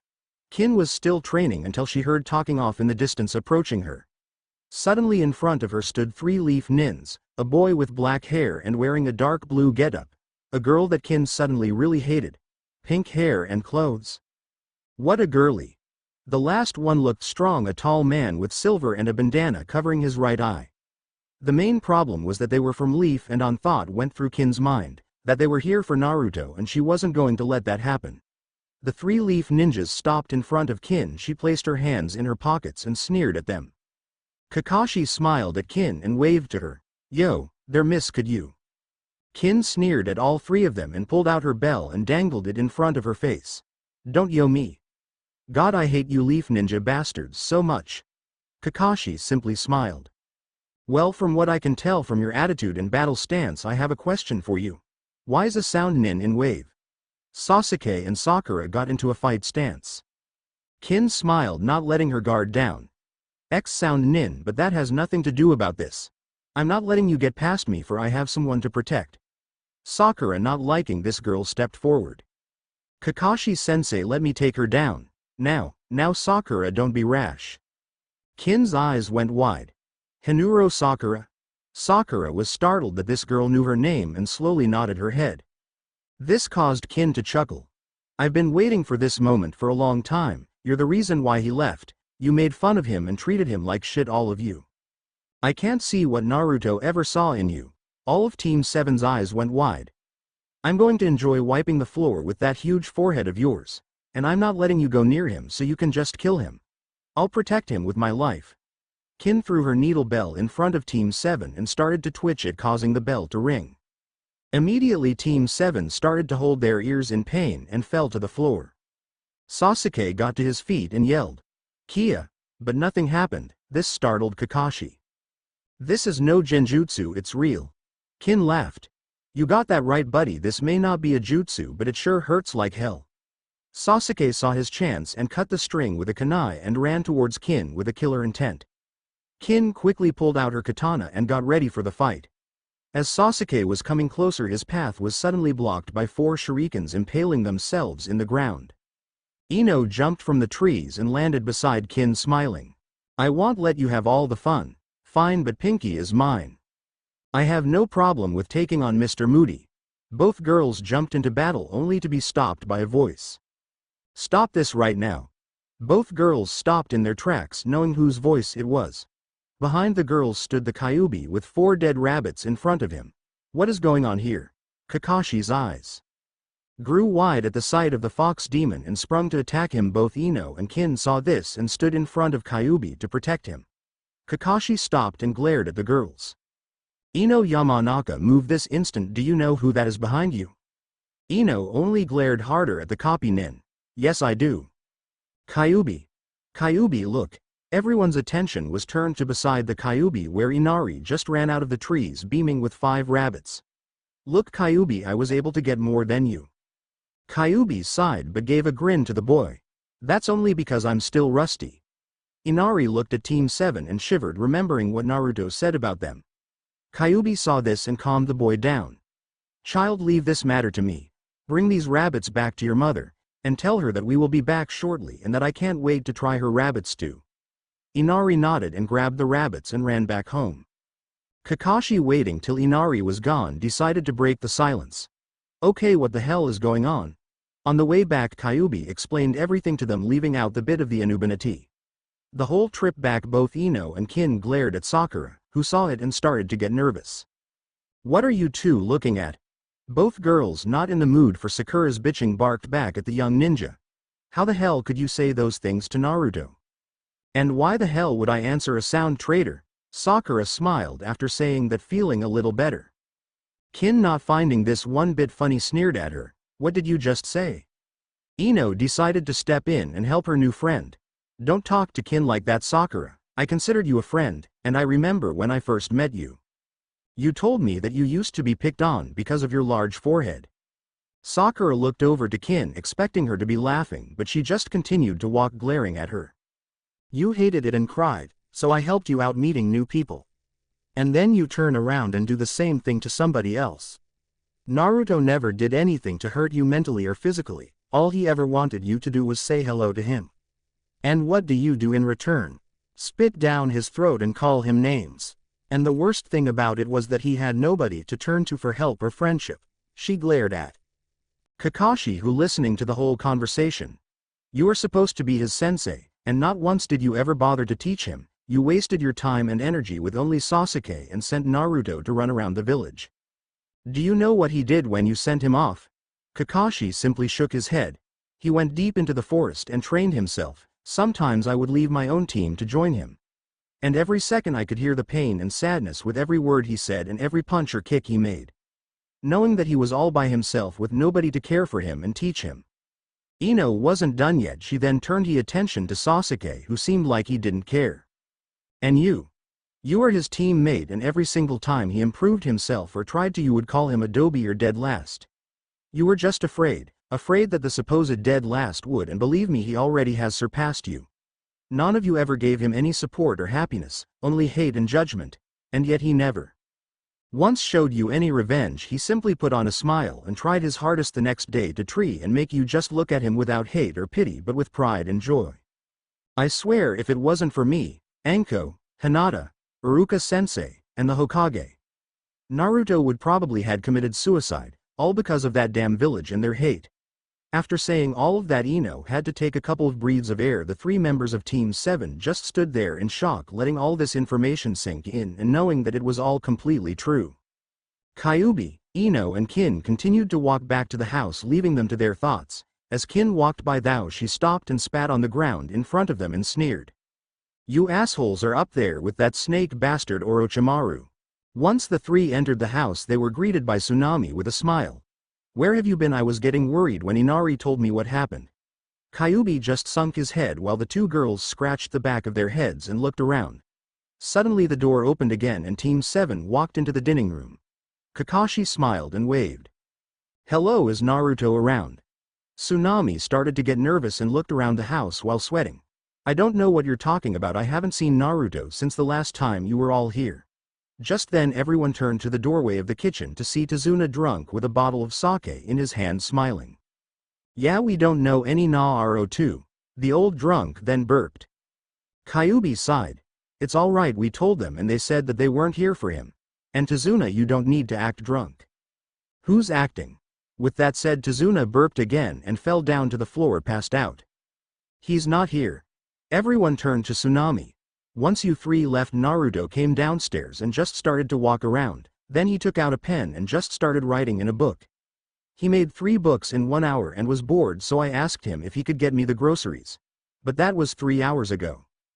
Kyuubi started to growl, freaking everybody out. I told him to rest, he's still too weak after the procedure. Ino just laughed and patted Kyuubi on the back. "This is Naruto you're talking about." Kyuubi simply sighed. "You're right. That boy would get distracted by a butterfly, and walk off a cliff. And then still get up like nothing happened." All attention was suddenly brought to the front door as they all heard it open. "Tsunami, I'm back. 6 will be up tomorrow, I promise. I'm working on 7 as we speak. On the road again. I am so very sorry for the huge delay in getting this chapter out. My computer broke down and I lost all my work. But don't worry, chapter 7 will be up before Friday." On the road again, Naruto walked into the living room and could only see everybody except for Team 7 who were in the kitchen still. Naruto had his scarf covering his mouth, and held onto 4 bags of food. Kyuubi stepped up in front of Naruto and growled. "Tsunami told she sent you for groceries 3 hours ago. What happened? And why aren't you resting, kid?" Naruto placed the bags on the ground and smiled. "Hey, no problem, Pops, I couldn't rest so I went out to do some shopping for Tsunami. And the reason I'm late is because I got the food and then on my way back I stopped by the ramen stand and had a couple of bowls. Now after that one got thirsty, so I went back to the store and picked up some milk. I drank all the milk and came back here, but I stopped for ramen again." Kyuubi shook his head. "Alright, I know where this is going." Naruto's smile changed when he saw the looks of concern on Kin's and Ino's faces. "What's wrong, Kin-chan, Ino-chan?" Kin took a step forward. "We tried to stop them, Naruto, we really did." "Yo." Naruto turned to the kitchen to see Kakashi and his 2 former teammates walk out. Naruto then squinted his eyes in anger. "I know, Kin, I've known they've been here since the moment they set foot on the bridge. That's also another reason why I took my time." Kakashi took a step forward, looking over Naruto's new look. "Naruto, what's happened to you?" Naruto took off his scarf and grinned, showing off his canines. "What's wrong, Kakashi? I thought you of all people would be happy now that you can officially call me a demon, seeing as I am one." Now, Sakura looked at Ino and Kin, who were looking at Naruto and smiling warmly. "That look, that's the same look I give Sasuke. Those two love him. Well, I lost my chance, but I can still try to be his friend." Sakura stepped forward. "Naruto, you are no demon, you're still human." Naruto crossed his arms and looked out the window to the dark star-filled sky. "Well, you're wrong there, Sakura. I am a demon, but just because I'm a demon doesn't mean it's a bad thing.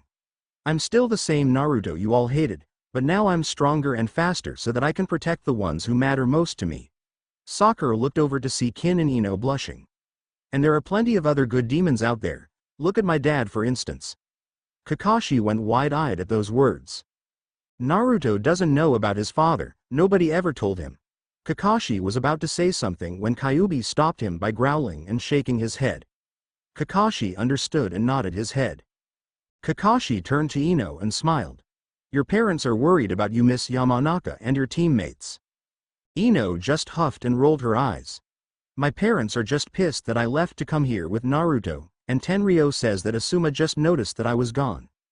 Kakashi simply chuckled and rubbed the back of his head. Ino knew what that meant and it pissed her off even more. Damn that lazy ass, all he ever cared about was playing mind games with Shikamaru. Is it true that all Leaf senseis are incompetent? Out of all the talking, Naruto slipped out the door and sat down looking up at all the stars. They're beautiful. Naruto smiled. Yeah. Sakura sat down beside Naruto and hugged her legs. Naruto, I'm so sorry about everything I've said or done to you. I'm a terrible person and I really didn't mean to say all of those things to you, I really didn't. I only hope that it's not too late to say sorry. Naruto looked at Sakura from the corner of his eye to see her crying. It never is. Sakura's head shot up and she wiped the tears away. I'm so sorry, please forgive me. Naruto chuckled. In all the time you've known me I haven't held a grudge against anyone. He turned to Sakura and smiled. Why would I start now? Sakura, with a loss of words, just hugged Naruto, who in return hugged back. You better get inside, it's getting cold. Out. Aren't you coming? Give me a couple of seconds. Sakura nodded and went inside. Once Naruto knew she was gone, he looked back up into the stars. You can come out now. From behind Naruto, Kakashi walked up behind Naruto and smiled. I really do like the new look. Black looks good on you. Spare me of your pathetic attempt to soften me up. I can forgive Sakura because she didn't know, but you knew all the time.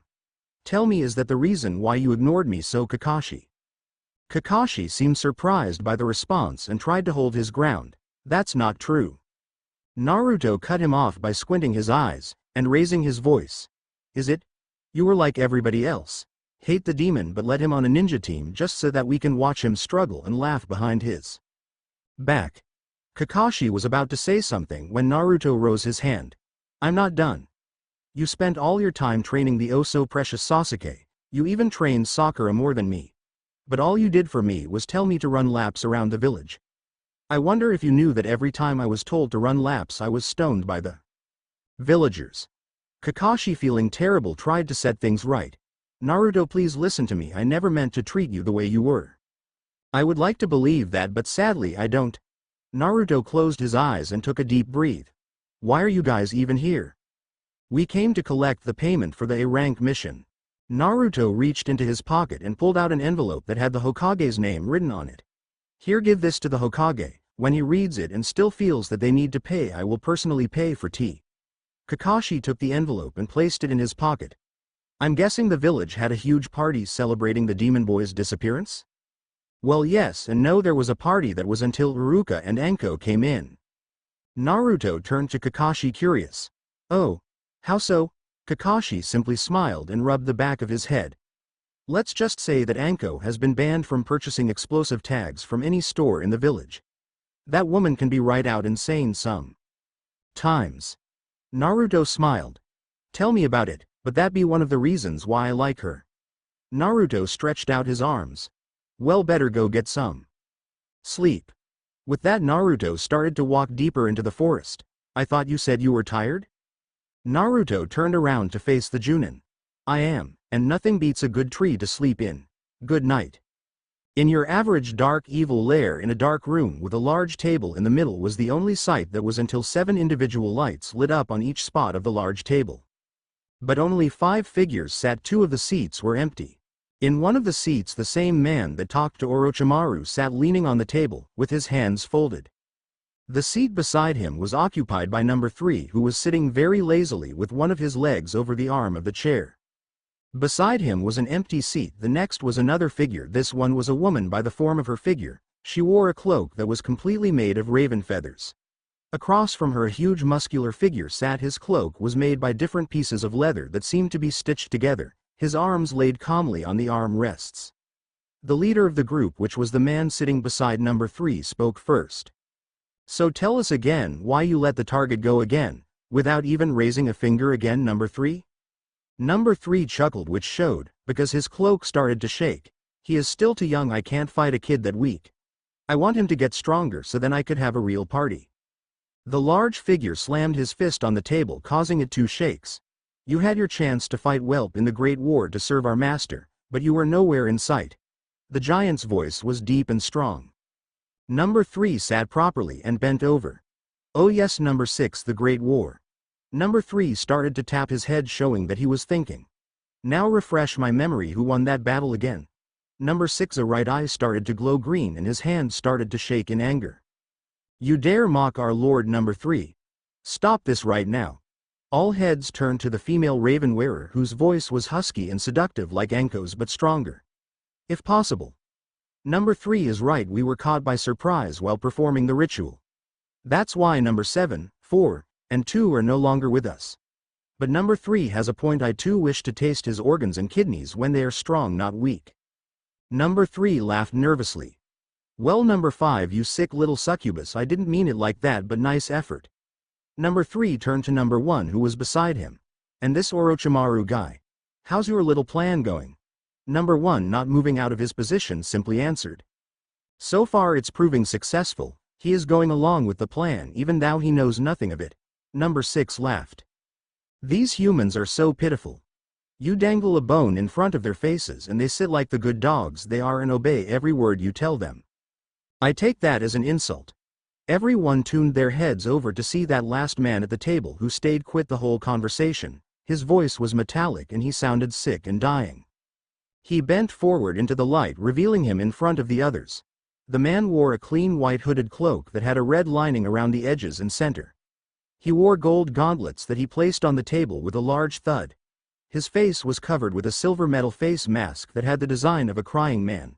His eyes were the only thing visible, which were brown. The skin around the eyes was burnt and deformed, suggesting that his whole face was the same. Number 6 turned to him in disgust. Speak when spoken to, human filth. You should be honored to be at this table and in the company of such powerful beings. The masked man coughed. Remind me who fixed that eye of yours. I believe it was this pitiful dog you said. 6 was about to stand when number 1 intervened. How's phase 2 coming along, doctor? The said drug is being dispersed by my men to the villages you ordered. Good, good. And the vessels for the ritual itself? I have been prepping them as ordered. Is there something you're leaving out, good doctor? The said doctor chuckled. I'm keeping some of them for my personal playtime. I so love to take things apart and put them back together to make something better, like clay but more wet. The said doctor stood up and bowed his head. Now if you'll excuse me, I have a patient who is waiting for me. The doctor left the light, signaling his departure from the group. The next to stand up was number 5. Number 1 turned to the woman. And where are you going? I've changed my mind, I'm too hungry. About what? The psycho woman chuckled. It's now official that fox season is open and I have a hankering for some white meat. Team 7 and the whole bridge builder's family woke up to the sounds of fighting and explosion from outside. Team 7 ran outside, battle ready. The sky was still dark because it was 4 in the morning. Just as they exited the house, Ino fell in front of the group with a thud. She quickly got up with dirt covering her clothing and face. Sakura tried to help her, but she pushed her away with fire in her eyes. That punk thinks he can get me down so easily? They watched as Ino ran back into a fight that was going on between her, Kin, and Naruto. Kin was trying to hit Naruto with Taijutsu. Naruto dodged every punch and kick as if it was nothing at all. Kin tried punching Naruto in the face only to have him bend back and dodge it. He then bent down and pushed back Kin hard in the stomach, causing her to fall into Ino, who was too involved with hitting Naruto. The two fell back down to the floor and got up slowly. They watched as Naruto simply smiled. You two are doing great. Kin sneered. Great's not good enough to stay alive on the field. Naruto simply nodded his head. The two girls looked at each other and nodded their heads. They ran at Naruto, weaving in and out of each other. Ino threw a smoke bomb in front of Naruto, blocking his vision. This was Kin's cue to jump over Naruto and kicked him in the back of the head before landing. The blow hit Naruto and he stumbled forward out of the smoke only to be hit by a roundhouse kick to the stomach. The attack wasn't complete as Kin came running up behind Naruto and grabbing the back of his head in a headlock. Using all of her strength, she was able to flip Naruto backwards in the air. Before he hit the floor, both girls kicked him in the back, causing him to crash into a tree face first. And to finish off the attack, the girls threw kuniyas, impaling them in the back of Naruto's head and all other body parts. The body fell to the floor dead. The girls punched each other's fists in victory with smiles on their face. Team 7 was shocked and ran up to the corpse of Naruto, only to have it turn into a skeleton and then dust. Whistling was heard from behind the panting girls as they all looked to see Naruto clapping. He stopped in front of Ino and Kin smiling. "That was amazing, you two are naturals. That team attack was killer. I'm glad we're on the same side." The girls blushed and Ino stepped forward, whipping the sweat off of her forehead. "Thanks, but it was still a weak clone and it almost beat us." "You are too modest, Ino. That might have been a weaker version of my new jutsu, but it was still powerful. And you girls kicked the crap out of it." Naruto turned to see Kakashi and the rest walking up to him. "That was no regular clone. Usually once hit they disappear. What was that?" Naruto gave his fox grin. "Well, Kakashi, it's a new jutsu I created. I call I Fearless Clone Jutsu. It requires a lot of chakra and some blood from the person who performs the move. It's basically a clone that won't disappear until you kill it." Kakashi nodded his head. "Impressive. So I guess we'll be leaving back to Leaf now. Don't worry, we won't tell anyone we found you." Kakashi turned to Ino and smiled.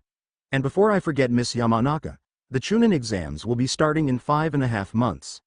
It would be a shame if you missed it." Ino was about to respond when Naruto interrupted. "Don't worry, she'll be there." One thought went through his head. Does he want me gone that bad? Naruto continued his sentence. "Of course, after her training, that is. Thou with her skills, I doubt it will be a challenge. She'll have no competition." Ino smiled at Naruto's direction. "I knew he would say something that sweet." Kin saw this and sneered. Even though the two girls were now friends, when it came to Naruto, though it was a fierce battle. "I'm not giving up that easily. She's in for a real fight." "What about you, Naruto? If you come back, you can enter the exam. I'm sure you would be a sure win." Naruto turned to Sakura and placed his hand up and down, showing off his new body. "Looking like this? If the council wanted me dead for being the container of the Kyuubi, they would send the whole village to kill me if they saw that I was a real demon." Everyone looked sad, knowing he had a point. If Naruto ever returned to the village, he would be killed on sight. Plus, I don't care about the title of Chunin. Everybody except Kin looked shocked with hearing this, knowing all Naruto ever talked about was getting up the ranks. "The only title and rank I want is Hokage, once I'm able to show the council that I'm the same old Naruto, not some evil beast. I'll be in the Hokage's seat." Naruto smiled along with everybody else. "So what are you going to do now?" Naruto thought about it for a second and smiled. "Besides Wave, I haven't been anywhere else. And the best way to train is to travel and see the world. That's if it's okay with everybody else." Kin and Ino nodded. Kyuubi was out hunting for some breakfast, but Naruto already knew his answer. Everybody went their separate ways with one thought on Sasuke's mind. "If I'm going to beat Naruto, I got to get stronger no matter what." So what do you think? Please give me any suggestions you have. I'm always listening to your reviews. Thank you again. Kin's bad day. I know that this is a short chapter, but I had to do it because the next one will be really long. I would like to thank you, the readers, for still going with my story, but now I must ask for your help at the end of the the readers must vote.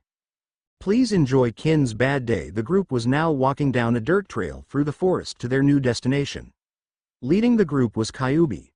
Right behind him were Naruto with Kin and Ino on each side of him. They all had backpacks and all the supplies they needed, such as sleeping bags, food, and spare weapons. Both Ino and Kin looked at each other and smirked before turning their attention back to Naruto, who seemed bored. "So where are we going again, Naruto?" Naruto broke out of his daze and turned to face Ino, smiling. "Well, Ino-chan, we're on our way to the hidden village of the mist. We should learn some water jutsus from there." Ino smiled and wrapped her arm around Naruto's, who was now blushing. Kin saw this and decided to act quickly. "And after that, Naruto-kun?" Emphasizing on the kun, she also wrapped her arm around Naruto's and rested her head on his shoulder, smiling up at him. Ino, not going to get outdone, did the same. Naruto just blushed madly and sunk his head deeper into his scarf. The Kyuubi was watching the whole event and was smiling warmly at the sight. Naruto answered Kin's question after gulping a couple of times. "Well, Kin-chan, I hoped we could then go to the village hidden in the sand." Naruto then got serious. "I heard there's another in that village." Both Kin and Ino looked at each other confused. "Another what?" "Container. Like Naruto. But this child has the Demon Lord Raccoon in him. Not as strong as me, but he does have a shorter temper." Naruto chuckled. "That's hard to believe. Another demon that has a shorter temper than you pops. Kyuubi stopped and turned around and growled at Naruto. Don't start or I'll finish. And how are you going to get the secret scrolls from Mist again? Naruto smiled even wider. I've got the perfect plan. Scene skipped to Naruto in front of the Kazakage. Naruto holds out his hand and smiles. Can I have the scroll of secret techniques please? The Kazakage smiles brightly and hands Naruto the scroll. Of course, oh great and powerful Naruto. Your grace alone makes me feel incompetent in front of such a superior being. End of plan. Both Kin, Ino, and Kyuubi had their mouths open and sweat drops over their heads. Naruto simply had his trademark grin on. Both girls released their holds on Naruto's arms and got pretty annoyed. Naruto, please don't tell me that's your plan. Of course not, that's plan A, and if that doesn't work then Pops will think of something. Kyuubi sighed and then got an idea. Naruto, close your eyes and concentrate. Everybody looked worried at the fox, who simply nodded his head towards Naruto. Naruto did as Kyuubi said. Now what? Now I want you to feel the energy around you. How do I do that? Just concentrate, it will come naturally. Naruto closed his eyes tightly and soon a smile crossed his lips. Now smell the air and tell me what you smell. Naruto took a couple of long sniffs. I smell you, Ino, and Kin. He took another long sniff and shot his eyes open wide. I smell people, a lot of people, probably a village. The Kyuubi smiled and nodded his head. It's about 5 kilometers ahead of us. But Kyuubi, how are we going to enter that village with the two of us looking like this? Kyuubi smiled. Easily. In a poof of smoke the Kyuubi transformed himself into an adult human version of himself. He had red eyes like Naruto's, and his hair was long and silver and tied up by a red cloth at the end to make it a ponytail. His face was calm and dignified with no sign of flaw. Both Ino and Kin would be blushing over his handsome face that would be if they never met Naruto. He wore a black chunin vest with green khaki pants and green long-sleeve shirt with black elbow and knee pads. The group noticed that Kyuubi had a leaf bandana strapped to his shoulder. See instant human. Oh, and I think you and Kin would want to put this on. Kyuubi handed Naruto back his headpiece, which he slowly put back on. Thanks Kyuubi. Iruka would have never forgiven me if he found out I threw it away. Kin took her leaf headpiece and tied it around her head. This feels weird, putting on a leaf headpiece. Naruto smiled at Kin and winked.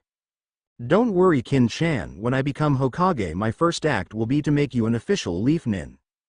Kin blushed. Can't wait Hokage. Ino smiled warmly. But Kyuubi, how did you get 2 leaf headpieces? Kyuubi scratched his human chin and smirked, showing off his fangs. Let's just say that Sasuke and that huge forehead girl are going to get pretty pissed when they find out that their headpieces are actual old dirty belts that I put a hinge on, which should be wary off right about now. As the Kyuubi said this, everybody listened carefully as they could hear the faint scream of Sakura's voice in the wind. The fox smiled proud with his work along with Ino and Kin. Music to my ears. And for you Naruto, your hair covers up most of your ears anyways. Leave your scarf on, wear some gloves or keep your hands in your pocket, and we can tell them that our eyes are part of our bloodline limit. Naruto nodded his head, satisfied with the answer he got.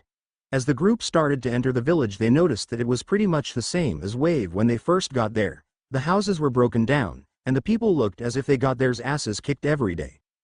Naruto and Ino looked over to Kin, who seemed to be looking around nervously. What's wrong Kin? Kin looked worried towards Ino. I think I know this pace. Their conversation was cut short because of a scream coming from some villagers. There the demon returns. What more can they take from us? Naruto and Kyuubi started to get worried that their cover was already blown and watched as hundreds of villagers with weapons started to approach them. Kyuubi stepped forward and waved his hands off, trying to calm them down. I and my son here are not demons. This is only our bloodline limit, and it's permanent. One of the villagers, a teenage boy with red hair and some missing teeth, stepped forward, glaring towards Kin. Not you, her. She came here with her sound team and attacked us, stole our food and money, and worse of all, killed my father. She may be a leaf now, but I'll never forget that face. Naruto and Ino stepped in front of Kin and got into a fight position. You lie, Kin would never do that. The boy stepped forward again with the mob following him. I would never lie, I know that face anywhere. And now that she's back, she will be sent to court and determined your punishment for her crimes towards us. Naruto started to do some hand seals and summoned Nato to his side. Try it and see how many of you I can kill in 5 seconds. Nato immediately got into a stance and started to growl. All the villagers except for the teenage boy stepped back in fear. Stop. Everyone turned back to see Kin walking forward with her head towards the ground. It's true I did. She then shot her head up. But I've never killed a person in my life. Let the courts decide that. Kin sighed and walked forward showing her empty hands. I'll go freely. Naruto started to shake his head and took out 2 shurikens. No, I won't let them take you away. Kyuubi tackled Naruto to the ground, who was seconds away from jumping and using force. No kid, we can't do anything. If we retaliate it could turn into a war. What do you mean? Think about it, we're wearing leaf symbols. If this village tells the Kazakage that 4 leaf ninjas attacked them, it would start in an all-out war. Naruto relaxed and watched as the villagers tied Kin's hand together and dragged her away. Later that night in the village prison, Kin sat down in the small cell on the floor inside. So where are the others? The question was directed towards Naruto, who was leaning up against the cell doors glaring at the door to the room. Just in case someone had the bright idea of taking the law into their own hands. Not taking his eyes off the door, Naruto answered her question. Ino and Kyuubi are trying to talk some sense into the village head. Nito's outside this door protecting it, and I'm here with you. I've done some pretty bad things when I was with Sound.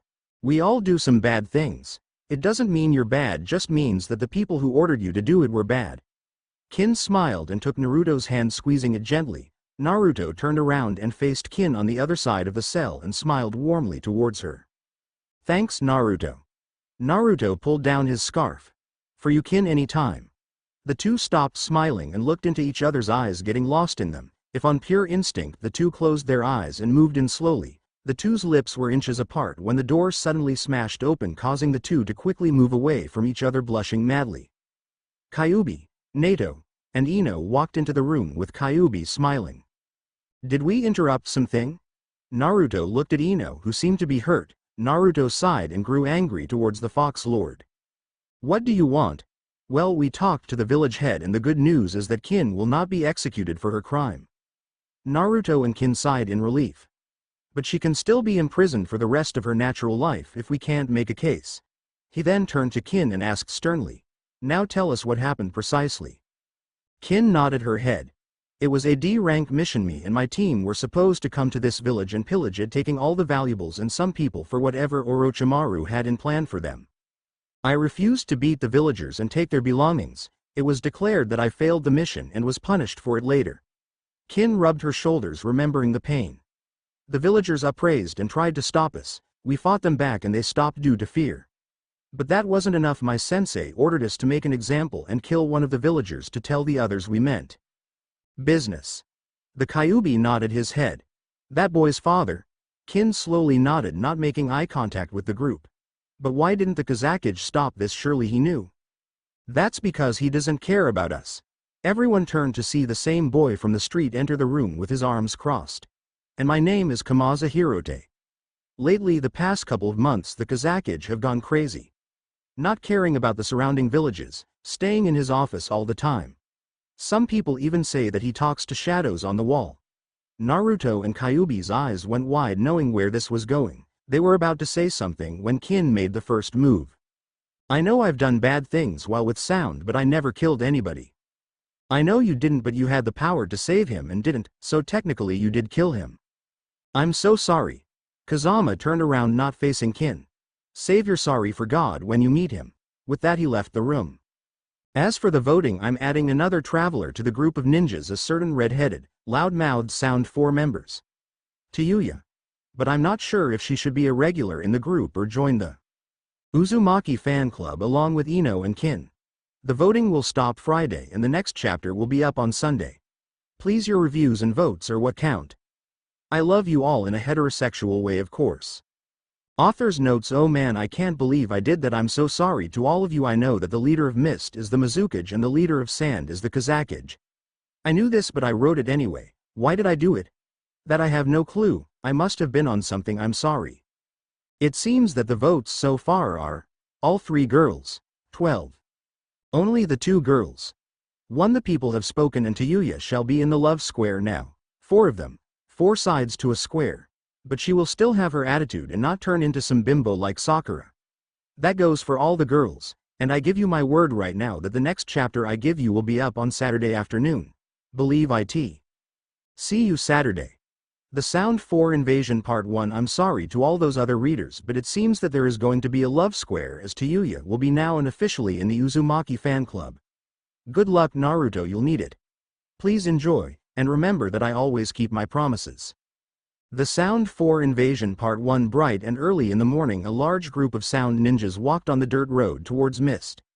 The group of 10 Chunins was led by the infamous Sound 4, Orochimaru's personal and deadly bodyguards.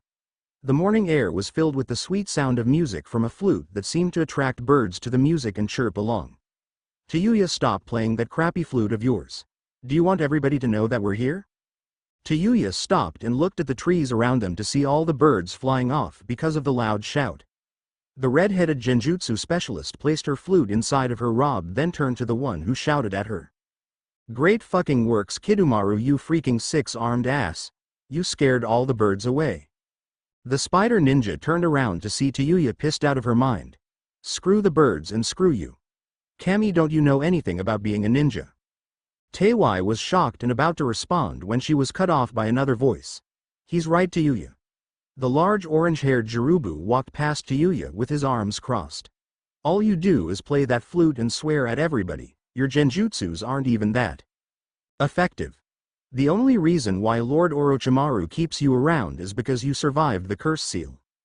Tayuya looked to her right to see who said that and was answered when she saw Sakin walk NG past her. His brother on his back smiled devilishly at the girl, causing her to shudder. Tayuya might have known the other members of the Sound 4, but that Sakin still freaked her out, and she still hated every single one of them. Tayuya let everyone pass her. She was soon left alone looking down at her flute in her hands. She gave out a large sigh and looked up to the sky. Oh man, Kin, I wish you were still around. You were my only true friend. With that said, she ran back to the group to join them. In the trees where Tayuya once was, number 5 was watching them up in the trees. The woman gave out a wicked chuckle. How delicious.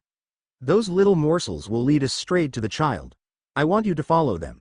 A shadow of large figure stood hunched over on a branch behind her. The creature's voice was wild and dark. And when I find them, feast on all their flesh. The creature then made a noise as if it were growling and licking its lips. But the boy and his friends are mine and mine alone, understood? Of course. The creature exploded into a cloud of darkness, leaving number 5 by herself looking at the retreating form of Tayuya. Simply delicious. Tayuya caught up to the group and sighed out loud. How much freaking longer till we get there? Sakin turned around, looked at Tayuya and looked back as if he didn't care she was there. It should be another 3 days at this pace. Tayuya, not satisfied with this answer, asked her own. Then why don't we pick up the pace and make it there by sunset? This time Kidomaru turned around and looked at Tayuya as if she were stupid. Are you that dumb? Lord Orochimaru wanted us there on precisely the 4th day for the mission. No earlier, no later. Tayuya just smiled and nodded while giving Kidomaru the finger, and then muttered to herself. Screw the pedophile. What was that, Tayuya? Oh, nothing, limp dick. So are we going to set up camp then tonight? Jirubu smiled. No, if the map here is correct, there's a village close by. We can stop there and rest. Tayuya crossed her arms and glared at the chubby ninja who seemed to be smiling. What's so funny, fat ass? You see, this village was the one we've been pillaging. I'm sure they will be more than grateful to have us there. That is if they don't want to die. The group traveled some more until they found a group of small children playing in the middle of the road. Tayuya couldn't help but smirk as she watched them play their game. It was 2 little girls and a boy who seemed no older than 6. The group of children saw the sound ninjas approaching and recognized them right off the bat. The little boy stood up and pointed his finger towards them. You're those bad men from Sound back to hurt us again. Kidomaru smiled and walked up to the boy, looking down at him. So what if we are? What are you going to do about it? The 2 little girls backed off a little scared, but the boy just squinted his eyes and threw a punch at the 6-armed man, only to have his punch caught and pushed to the ground, where the little boy started to cry. Tayuya's eyes suddenly shot open in shock and fear as she started to remember her abusive past. Kidomaru picked up the boy high in the air with all 6 of his arms and started to squeeze him, The little boy shouted in pain, breaking Tayuya out of her trip into her past and glare at Kidomaru. Not so tough now, kids, are you? Put him down. Kidomaru ignored Tayuya and smiled at the child who he was causing pain. I said put him down now. Or I will beat the living shit out of you. Kidomaru dropped the child to the ground that ran off with the two girls following him. Kidomaru turned around and smiled at a fuming redhead. What's wrong, Tayuya? Bring back bad memories of Papa. Tayuya's eyes went wide as she stormed forward and slapped the ninja across the face hard. How dare you? Remember to never say that again to me ever. Kidomaru smiled and felt his lip to see if it was bleeding, which it was. He slowly nodded and then frowned and backhanded Tayuya across the face, causing her to fall to her knees. She too felt her lip to see that it was bleeding and glared up at the spider freak. The said freak knelt down to her level and whispered in her ear in the most evil and creeping voice she had ever heard. And you remember that you're the weakest out of all of us, and you can be easily replaced by the flick of the wrist. The whole group left smiling at the scene before them, leaving a fuming Tayuya behind. In the courtroom back at the village, Kin sat hands tied together in a seat in the middle of a room surrounded by the whole village. Beside her, Naruto and Ino sat on each side giving her support. In front of them, sitting at a large table, the village head, who happened to be a large balding old man, sat listening carefully to what Kyuubi was saying that was still in his human form. You see, Kin has already said that she did in fact commit crimes against this village. Everybody in the building nodded their heads and agreed. But she also admitted that she did not steal or kill. Which was agreed by you, Your Honor, and Kamaza, that she did in fact have no connections to these acts. I ask you not to charge her of these crimes. But she was with the group of ninjas who attacked us and did nothing. If she was indeed good as you say, she would have tried and stopped them. Kamaza walked up beside Kyuubi and turned to all the villagers. If she is as good as you say, she would have stopped the torment and saved my father, who is no longer with us. He then pointed to Kin, who seemed to be looking down to the ground in sorrow. But you did nothing. The village cheered and agreed with the boy and clapped. Kyuubi turned back to the village head and tried to protest but was stopped by his hand. I'm sorry, Sir Ninja, but the final word is always said by the one who charged the accusation, which in this case is Kamaza. That is our law. Kamaza stepped up beside Kyuubi and placed a hand on his shoulder. You put up an honorable protest. The Kyuubi just sighed. Yeah, whatever. But my option still stays the same. Kintsuchi, I find you guilty. Everyone jumped out of their seats and cheered except for Naruto and Ino, who seemed extremely pissed. Naruto stood up and even smashed the chair he was sitting on. Just then the three children ran into the courtroom panting, and towards the village head. They tried speaking to him, but he couldn't hear them with all the cheering and clapping. Shut up. Everyone silenced immediately. Now, child, you were saying? The boy panted and tried to catch his breath. Sound nins, coming this way, at least E14. Everyone gasped and started to get scared. Kamaza stepped forward and shouted. They won't get us this time. All able men take up arms, women and children will stay here for their own protection. All the men yelled and gabbed what weapons they could and started for the door. Before Kamaza joined them, he walked up to the boy and gave him a dagger. All right, kid, I want you to stay here and watch over her. If she makes any funny moves, kill her, you got that? The child nodded and Kamaza was out the door. Kyuubi looked over to Naruto, who seemed to be smiling. I get the feeling you want to help them out, don't you? Naruto turned to Kyuubi and nodded. Yeah, I got some bent-up anger that I can't wait to unleash on these sound bastards. Plus these villagers are out of their league and would be slaughtered in a minute. Kyuubi grinned. Yeah, and I'm pretty hungry, some sound flesh, which sounds pretty good right about now. As they started to walk off, they could see Ino following them out the door. The Kyuubi stopped this right away. No, Ino, you stay here and watch over Kin and the villagers if any of them get past us. But I'm not some child. I can fight too. Naruto smiled. Don't worry, Ino-chan, you'll get your chance soon enough. And Kin? Kin looked up at Naruto. Try to stay out of trouble while we're gone. Kin simply chuckled. Hard to do that when you're tied up, really. If anyone could find a way to do it, it would be you, Kin-chan. Outside on the edge of He village, Kamaza was kneeling on the ground with a bloody face and a broken arm. Around him 4 dead villagers laid on the ground with the rest behind the boy, too afraid to move.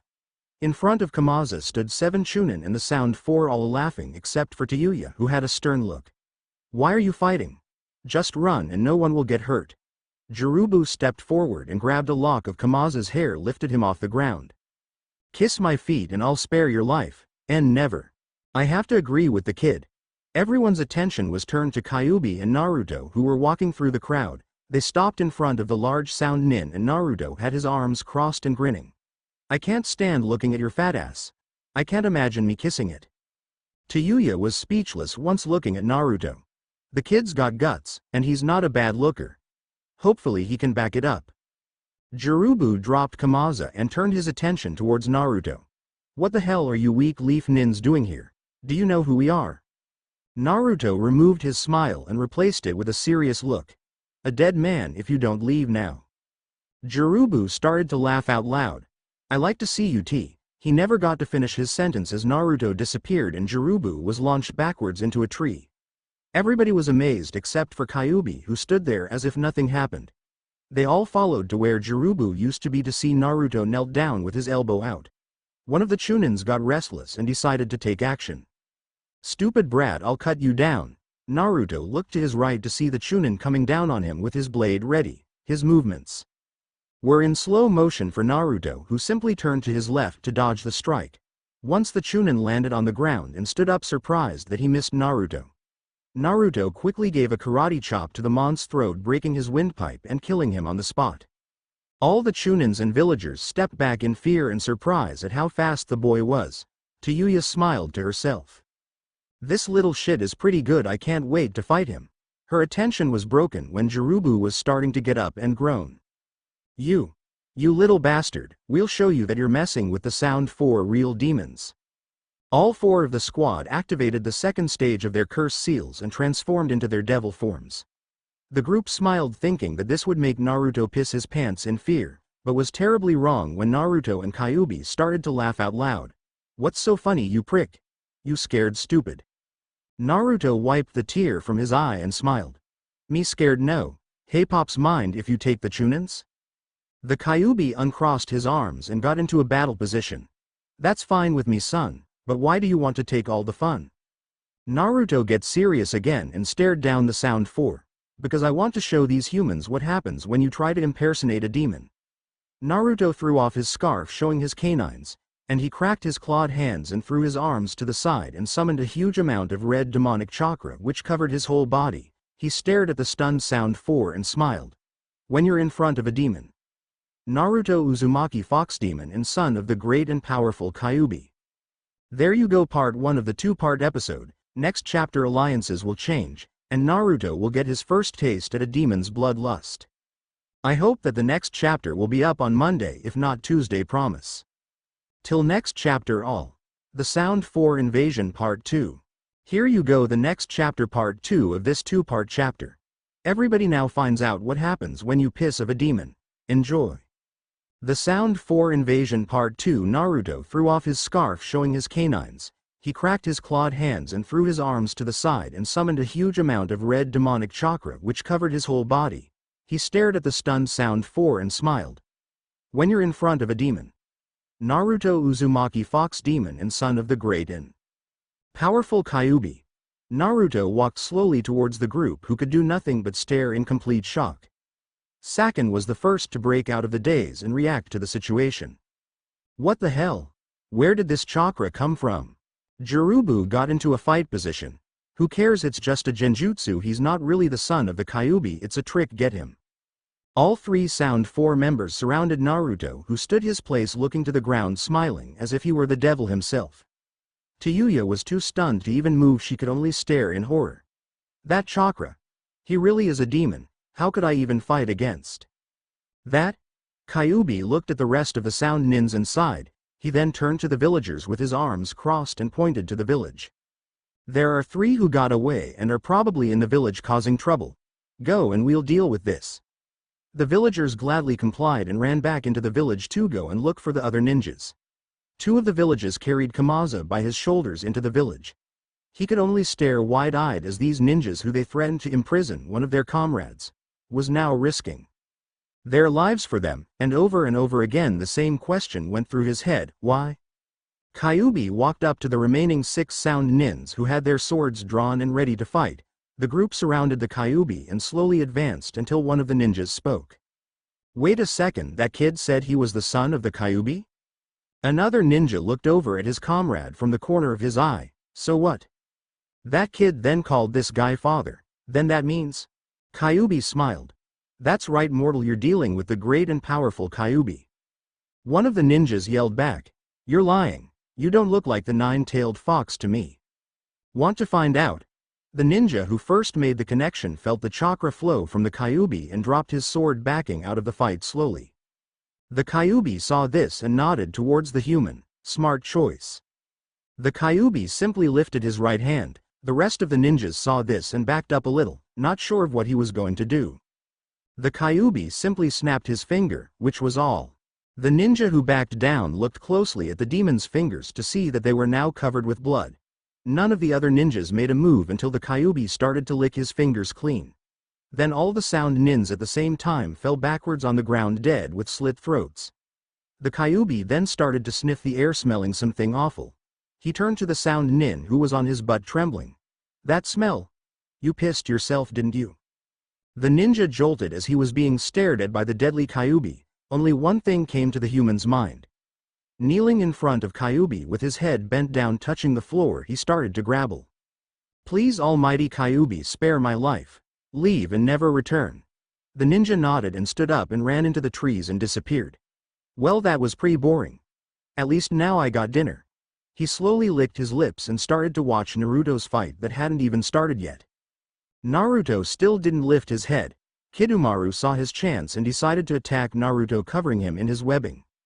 Now Jirubu, take him out.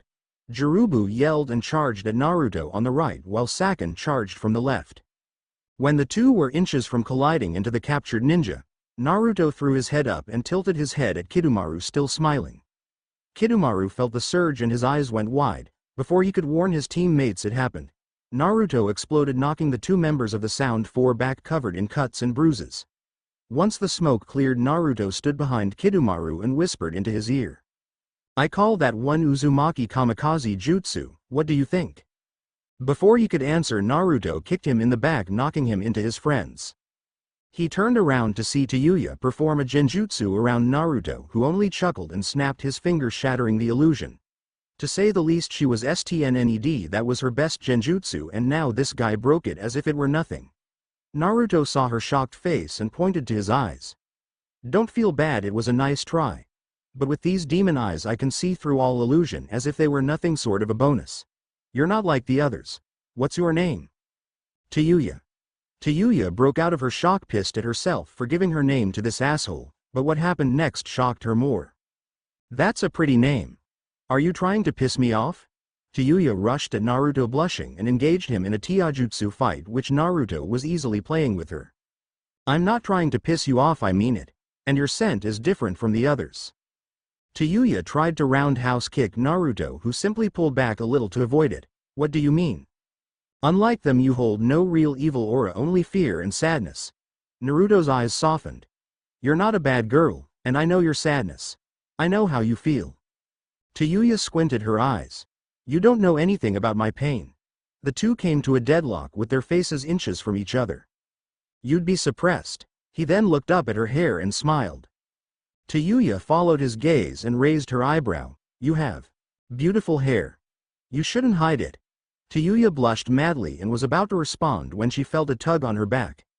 The next thing she knew, both her and Naruto were tied together by Kidomaru's webbing.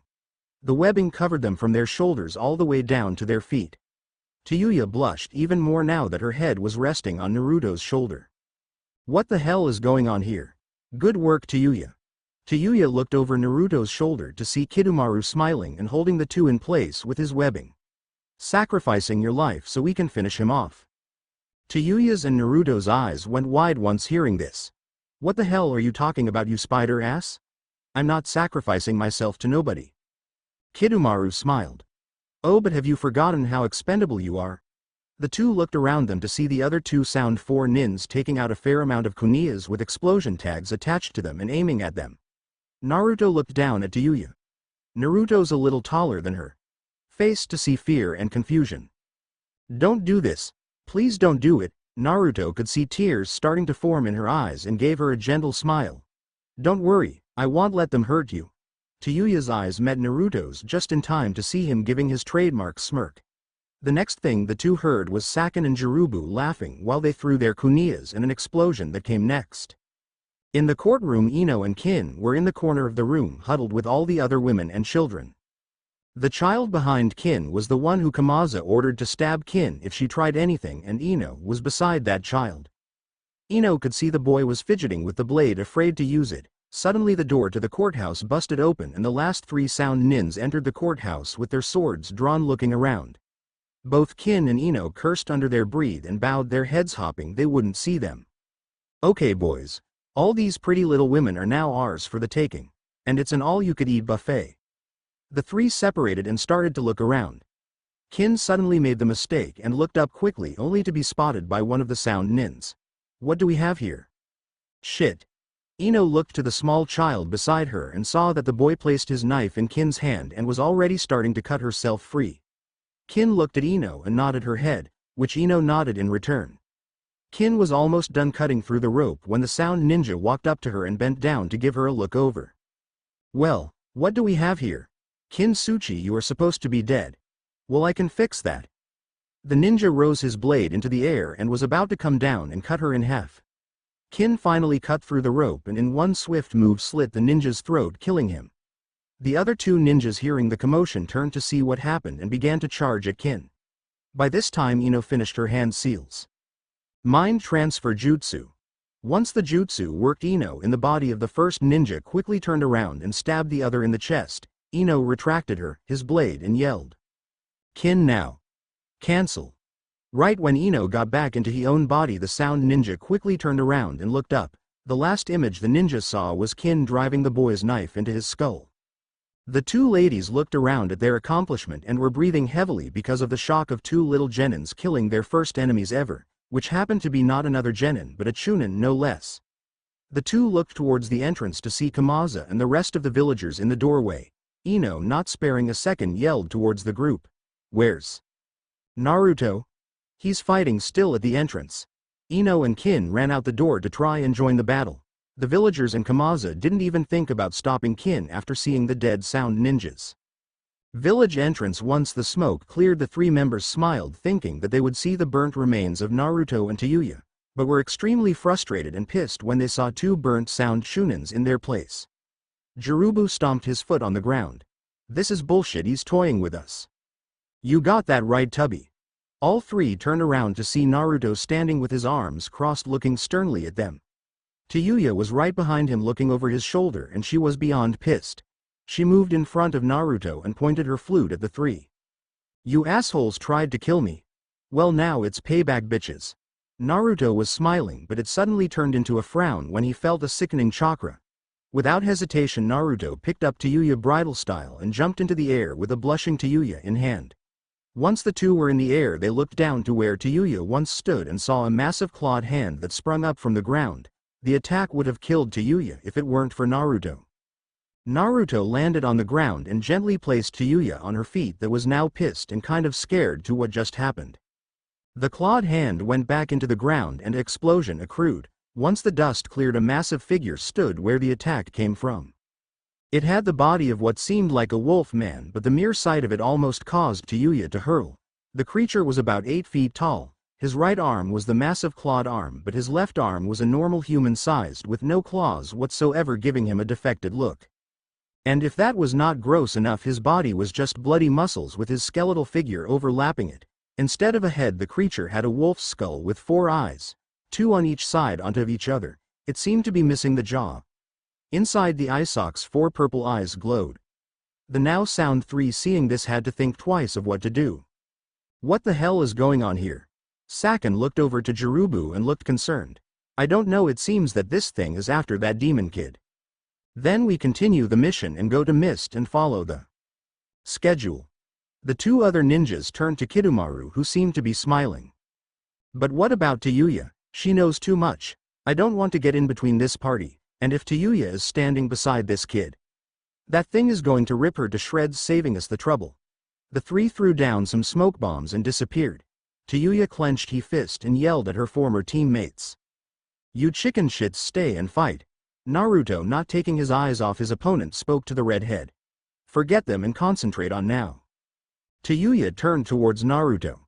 "I don't care if you saved my life. That doesn't make you my boss." Hashana. Tayuya turned her attention towards the beast that was now laughing, which confused him because he had no jaw. "This is the Fox Prince. What a joke the Kyuubi name has now been." Ashamed. The creature's voice sounded as if it were choking on some sort of liquid. That theory was soon answered when blood started to fall from where his jaw was supposed to be. Naruto started to shake in anger at the insult.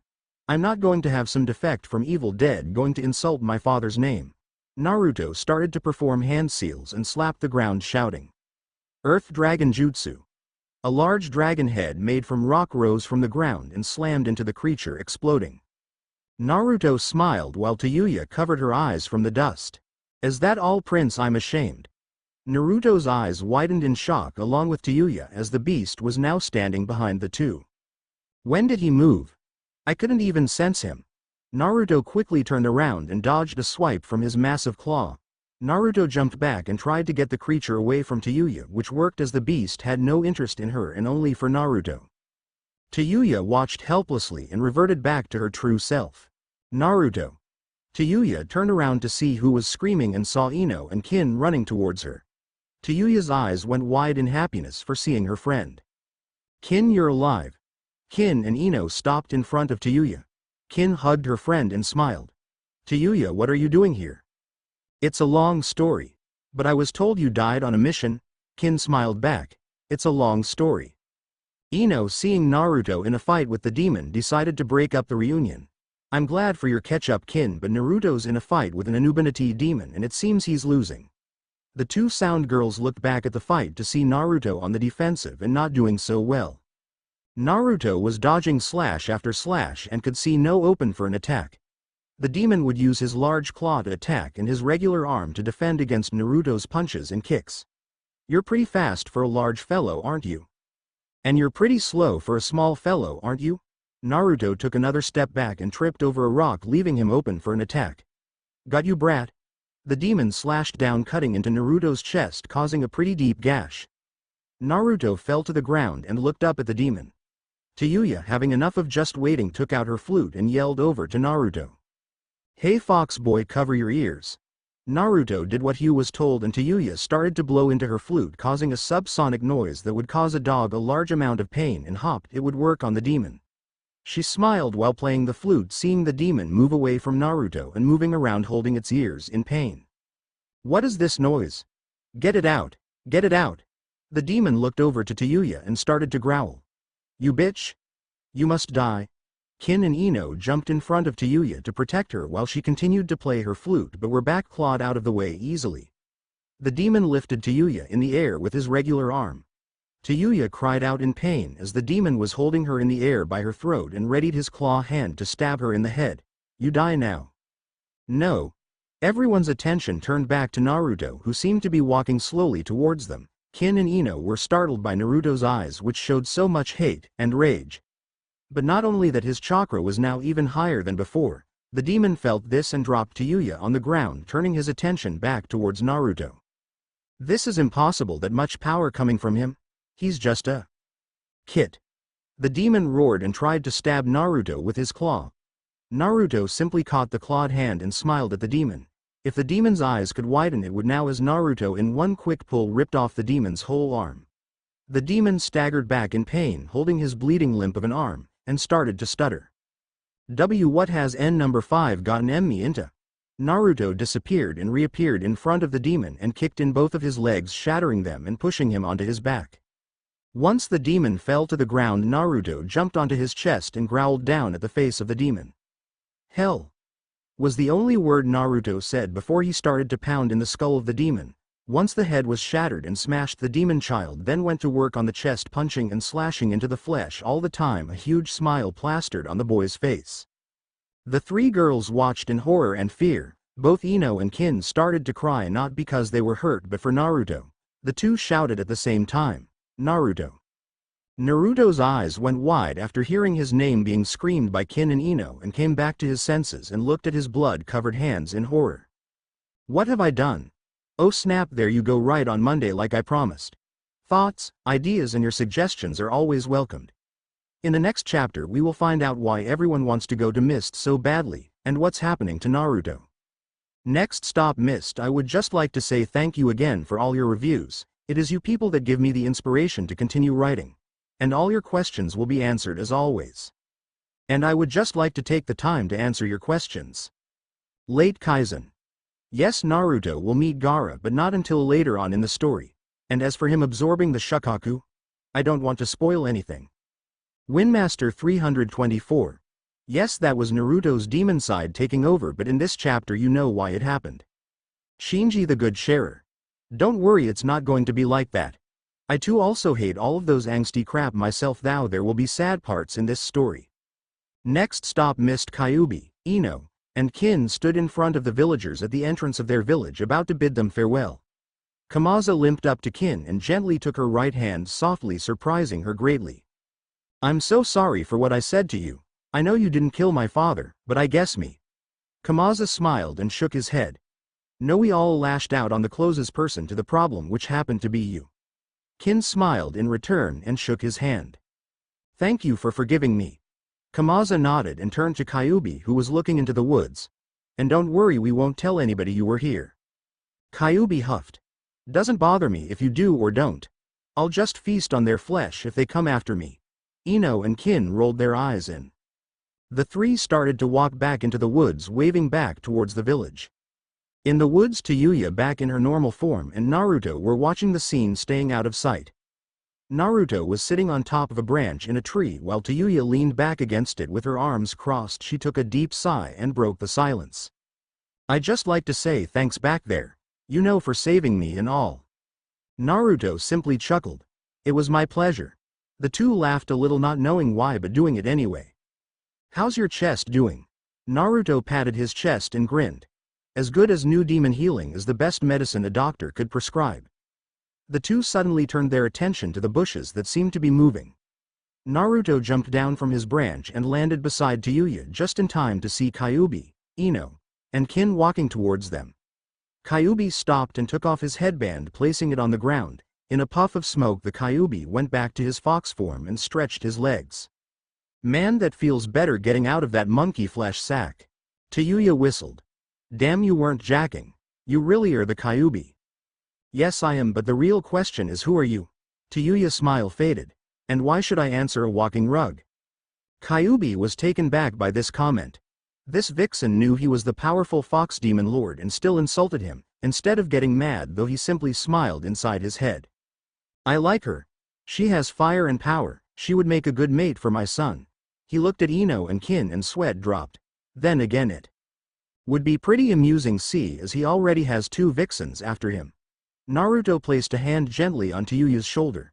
Tayuya looked back to see Naruto smiling gently at her. This, for some reason she couldn't answer, caused her to blush. Please tell us. Tayuya nodded slowly and turned back to the group. Ino and Kin saw what happened and blshed while fuming towards the redhead. The name's Tayuya. I was one of the members of the group, the Sound 4. Orochimaru's personal bodyguards. I've known Kin here for a couple of years now. The two of us would train together, seeing as how we were always called weak because we were women. I specialize in genjutsu by using my flute and can summon spirits with it also to attack for me. Naruto walked in front of her and stood beside everybody else. Man, it would seem that Sound really does underestimate their female ninjas. Tayuya nodded. I was given Orochimaru's curse seal to enhance my power. She showed the group her curse seal. Kyuubi stepped forward in front of everyone. If you're Orochimaru's bodyguard, why are you all the way out here? Tayuya crossed her arms. Ex-bodyguard furball. Naruto laughed out loud and Kyuubi was trying to quickly calm himself down before he would explode. That snake homo ordered us to take 10 chunins and go to the village in the hidden mist. Why? He said that there was going to be a shipment of something at the mist harbor. He didn't say what it was, but he told us to guard the shipment and make sure the cargo was dropped off safely. Kyuubi looked off in a direction which seemed to be mist and sniffed the air. This has the Anubanites stench all over it. Ino looked at Kyuubi and tilted her head, but what are they going to do in Mist? I don't know. He turned his head towards the teens and grinned, showing his razor-sharp teeth. But let's go find out. Then we better hurry. We only have 3 more days before the shipment is there. They all looked back at Tayuya questionably. Kin smiled and crossed her arms. We? Tayuya walked up to the group and smiled. Why not? I'm already a missing nin and we missing nins got to stick together. Plus I would kill at a chance to get back at that snake fago. Ino rose an eyebrow. And what makes you think I'm a missing nin? Aren't you? No, I'm just out for a training mission. With a missing nin, a half-demon, and a demon lord? Everyone looked at Ino to see her blushing and sinking her head down, trying not to be seen. Well yeah, but... Before she could think of a comeback, Naruto walked up to her with Kyuubi's leaf headband in his hand and handed it to Tayuya. Welcome aboard. Tayuya smiled and took the headband and tied it around her shoulder. Thanks, Foxy. Naruto simply winked, which was rewarded by a blush, and started to walk into the woods, leaving everybody else. Ino and Kin glared at Tayuya in anger. Tayuya saw this and smiled while shrugging her shoulder. What? Kyuubi moved in front of Tayuya and tilted his head. If you're going to be traveling with us, I'm going to have to get rid of that curse seal. In the seas on the way to Mist, a massive metal ship that seemed to look like an oil rig was heading towards Mist. Inside the ship, the captain, who wore a black buttoned-up trench coat with gray dress pants, and black leather gloves with matching boats. The man had a green pecked captain's hat and a metal air filter that covered his nose and the bottom half of his face. The mask had 3 vertical slits over his mouth to allow him to breathe. The captain was walking down the hallway, passing men in lab coats while heading towards his destination. The captain stopped in front of 2 large metal doors and took a deep breath before opening the doors and entering the room. The room was simply beautiful, with statues that seemed to be in mint condition made of ivory and jade were on pedestals, and paintings of wonder hung from the wall. The floor was a magnificent marble, a huge difference from the rusty metal floors that are in the rest of the ship. A blood-red carpet that started from the door went deep into the room and stopped at a large wooden disc that was at the end of the room. At the desk, the same metal-masked man who sat at the table with the Anuban was now sitting at this desk drinking some tea. There was a straw in the fancy teacup which the doctor drank from the small opening on the mouth of his mask. The captain walked down the carpet towards the doctor, taking his time and enjoying the fancy music that was playing in the background. The captain stopped 10 feet away from the desk and bowed his head, the whole time not taking his eyes off the large thin man that stood behind the doctor. He wore the same attire as himself, but he wore no hat or air mask. His hair was dark brown and was brushed to his right, having it hang out of the side. He man also wore sunglasses, which always confused the captain, as the doctor's bodyguard would never take them off. To say the least, the man freaked him out, but nowhere near as much as the doctor. The doctor placed his tea gently on the table and rested his hands on each side of the cup. Speak, Captain. The captain stood up straight. Lord Orlok's RETA for Mist is currently 3 days from now. Very good, Captain. Orlok's then waved his right hand for the captain to leave. You may leave. The captain bowed again and left the room, closing the door behind him. Orlok's bodyguard looked at the door, making sure that it was closed. Do you think that it is wise to work with the Anuban, my lord? The mont's voice was calm and collective. Orlok's, not turning around, answered his bodyguard's question. Yes, Yaoi. Unlike Orochimaru, I know what the Anuban are really planning, and I don't care. This is why they trust me, because they know I don't care, making us trustful allies. But they are demons, my lord. Orlok's chuckled. Do you forget that I am also a demon? Orlok's then felt his metal mask with his right gauntlet hand. Or so the people said I was. His voice at the last comment was filled with sadness. Back with our heroes in the woods, after telling Tayuya of the situation and of the Anuban on their way to Mist, she was now holding her right shoulder in pain. Did you have to make sure you caused me that much pain when you got rid of the seal fox? The rest of the group was walking in front of Tayuya and all stopped when they heard her speak, though it was Kyuubi who answered her question. I had to make sure that I got rid of the seal completely. With it, Orochimaru could still control you and track you with it. This way we don't have to worry about him finding us anytime soon. Tayuya looked up to the trees in sorrow. Yeah, but without the seal I'm more useless than before. Naruto turned around and walked up to Tayuya, looking her straight in the eyes. Tayuya, please listen to me when I say that when Orochimaru placed that seal on you it made you weaker than before. How so? Orochimaru destroyed all faith in yourself when he put that seal on you. He made you feel dependent on that thing, promising you more power. With that done, you lost the true goal to power and strength. Tayuya looked deeply at Naruto, blushing a little. And what strength would that be? Yourself. You can be the most powerful ninja in the world if you just believe in yourself and not some guy who bites your neck and says that now you have power. Tayuya thought it over for a second and smiled. You're right, but there's one thing I need to do before I train. Naruto looked at her confused. And what would that be, Tayuya-chan? Chan? I should be mad that he called me that. But looking at his smile destroys all anger I have towards him. I need to get new clothes. And get this damn pretzel thing off my damn back. Naruto smiled and reached into his wallet. That shouldn't be a problem. I'll just buy you some new clothing when we get to Mist. Naruto looked into his wallet and his smile faded into a frown. Or maybe not. It seems I'm running out of the money the old man gave me. Ino and Kin shook their heads, knowing where he spent all that money. Naruto, are you telling us you spent all our money on ramen? Naruto turned his attention towards Ino and chuckled nervously. Well, not all on ramen, Ino-chan. That shouldn't be a problem. Everyone turned to the Kyuubi questionably. What do you mean, Kyuubi? Kyuubi turned and smiled to Kin. Exactly what I said, child. One of my many dens are around here. Inside each one are food, weapons, and gold. We can stay there for 2 days and train for the 3rd day. Kyuubi? The Fox Lord turned to see Naruto looking at him afraid. Yes, my boy? Back in the village when I was fighting that demon. What happened to me?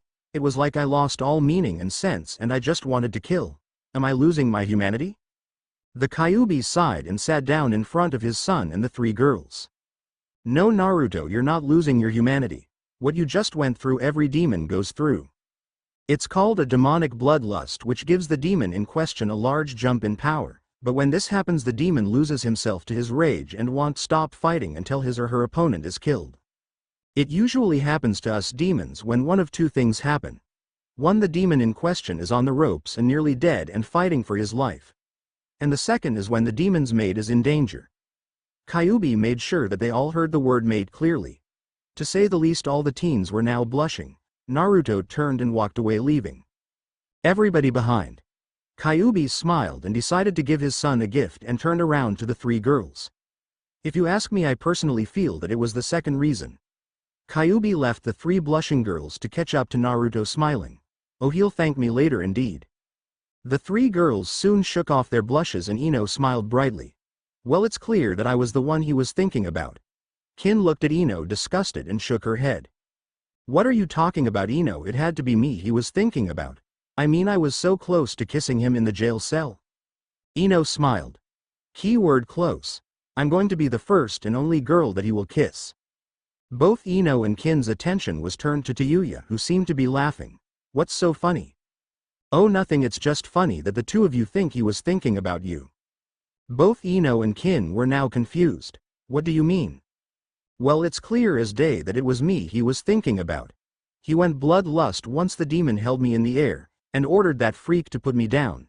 Both Ino and Kin's jaws dropped and pointed at Tayuya and spoke at the same time. You like him too?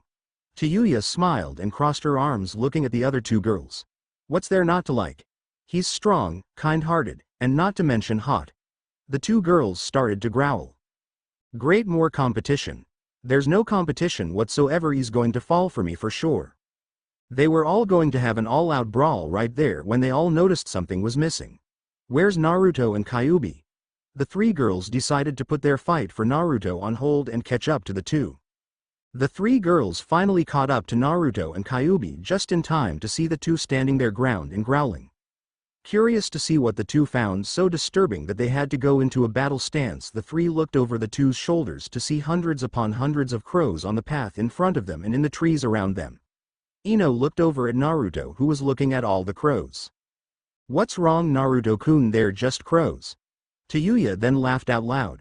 Yeah, don't tell us that you big strong demons are afraid of some birds? Kin walked beside Kyuubi and also got ready for anything. Don't joke around, Tayuya. Tayuya stopped laughing and looked at Kin for some explanation. It's what's behind the crows. Can't you hear it coming? Tayuya's eyes suddenly went wide as she started to hear it and got ready also. Ino looked back and forth between everybody not understanding. What, I don't hear anything. Kin looked over to Ino seriously. Whispers. Evil whispers. Just as that was said, the crows started to squawk and fly off. Once all the crows were gone, there stood number 5 in the middle of the road with her head hung low. So you were able to kill my vassal? Number 5 rose her hood, revealing her face. She had shoulder-length dark purple hair, with matching eyes that had slits as her pupils. Her face had no flaw whatsoever, and she was a clear image of beauty. Slowly and as seductively as possible she took off her cloak and let it fall to the ground. Her body, in a word, was flawless, her curves were perfect. And her chest was not in question. She wore a black tank top that showed of her cleavage and matching short shorts that hugged her legs. Wrapped around her waist and covering the most part of her right leg was a dark green sash, and had basic gray ninja sandals. Number 5 smiled as she tightened the straps to her fighter gloves. Just like Naruto, she too had sharp canines and claw-like fingernails. Not moving an inch, Naruto spoke to the woman. I'm guessing you're with the Anuban? I'm number 5. She looked at Naruto. And you must be the child of Kyuubi? Looking from one side of the group to the other, she smiled and slowly licked her lips.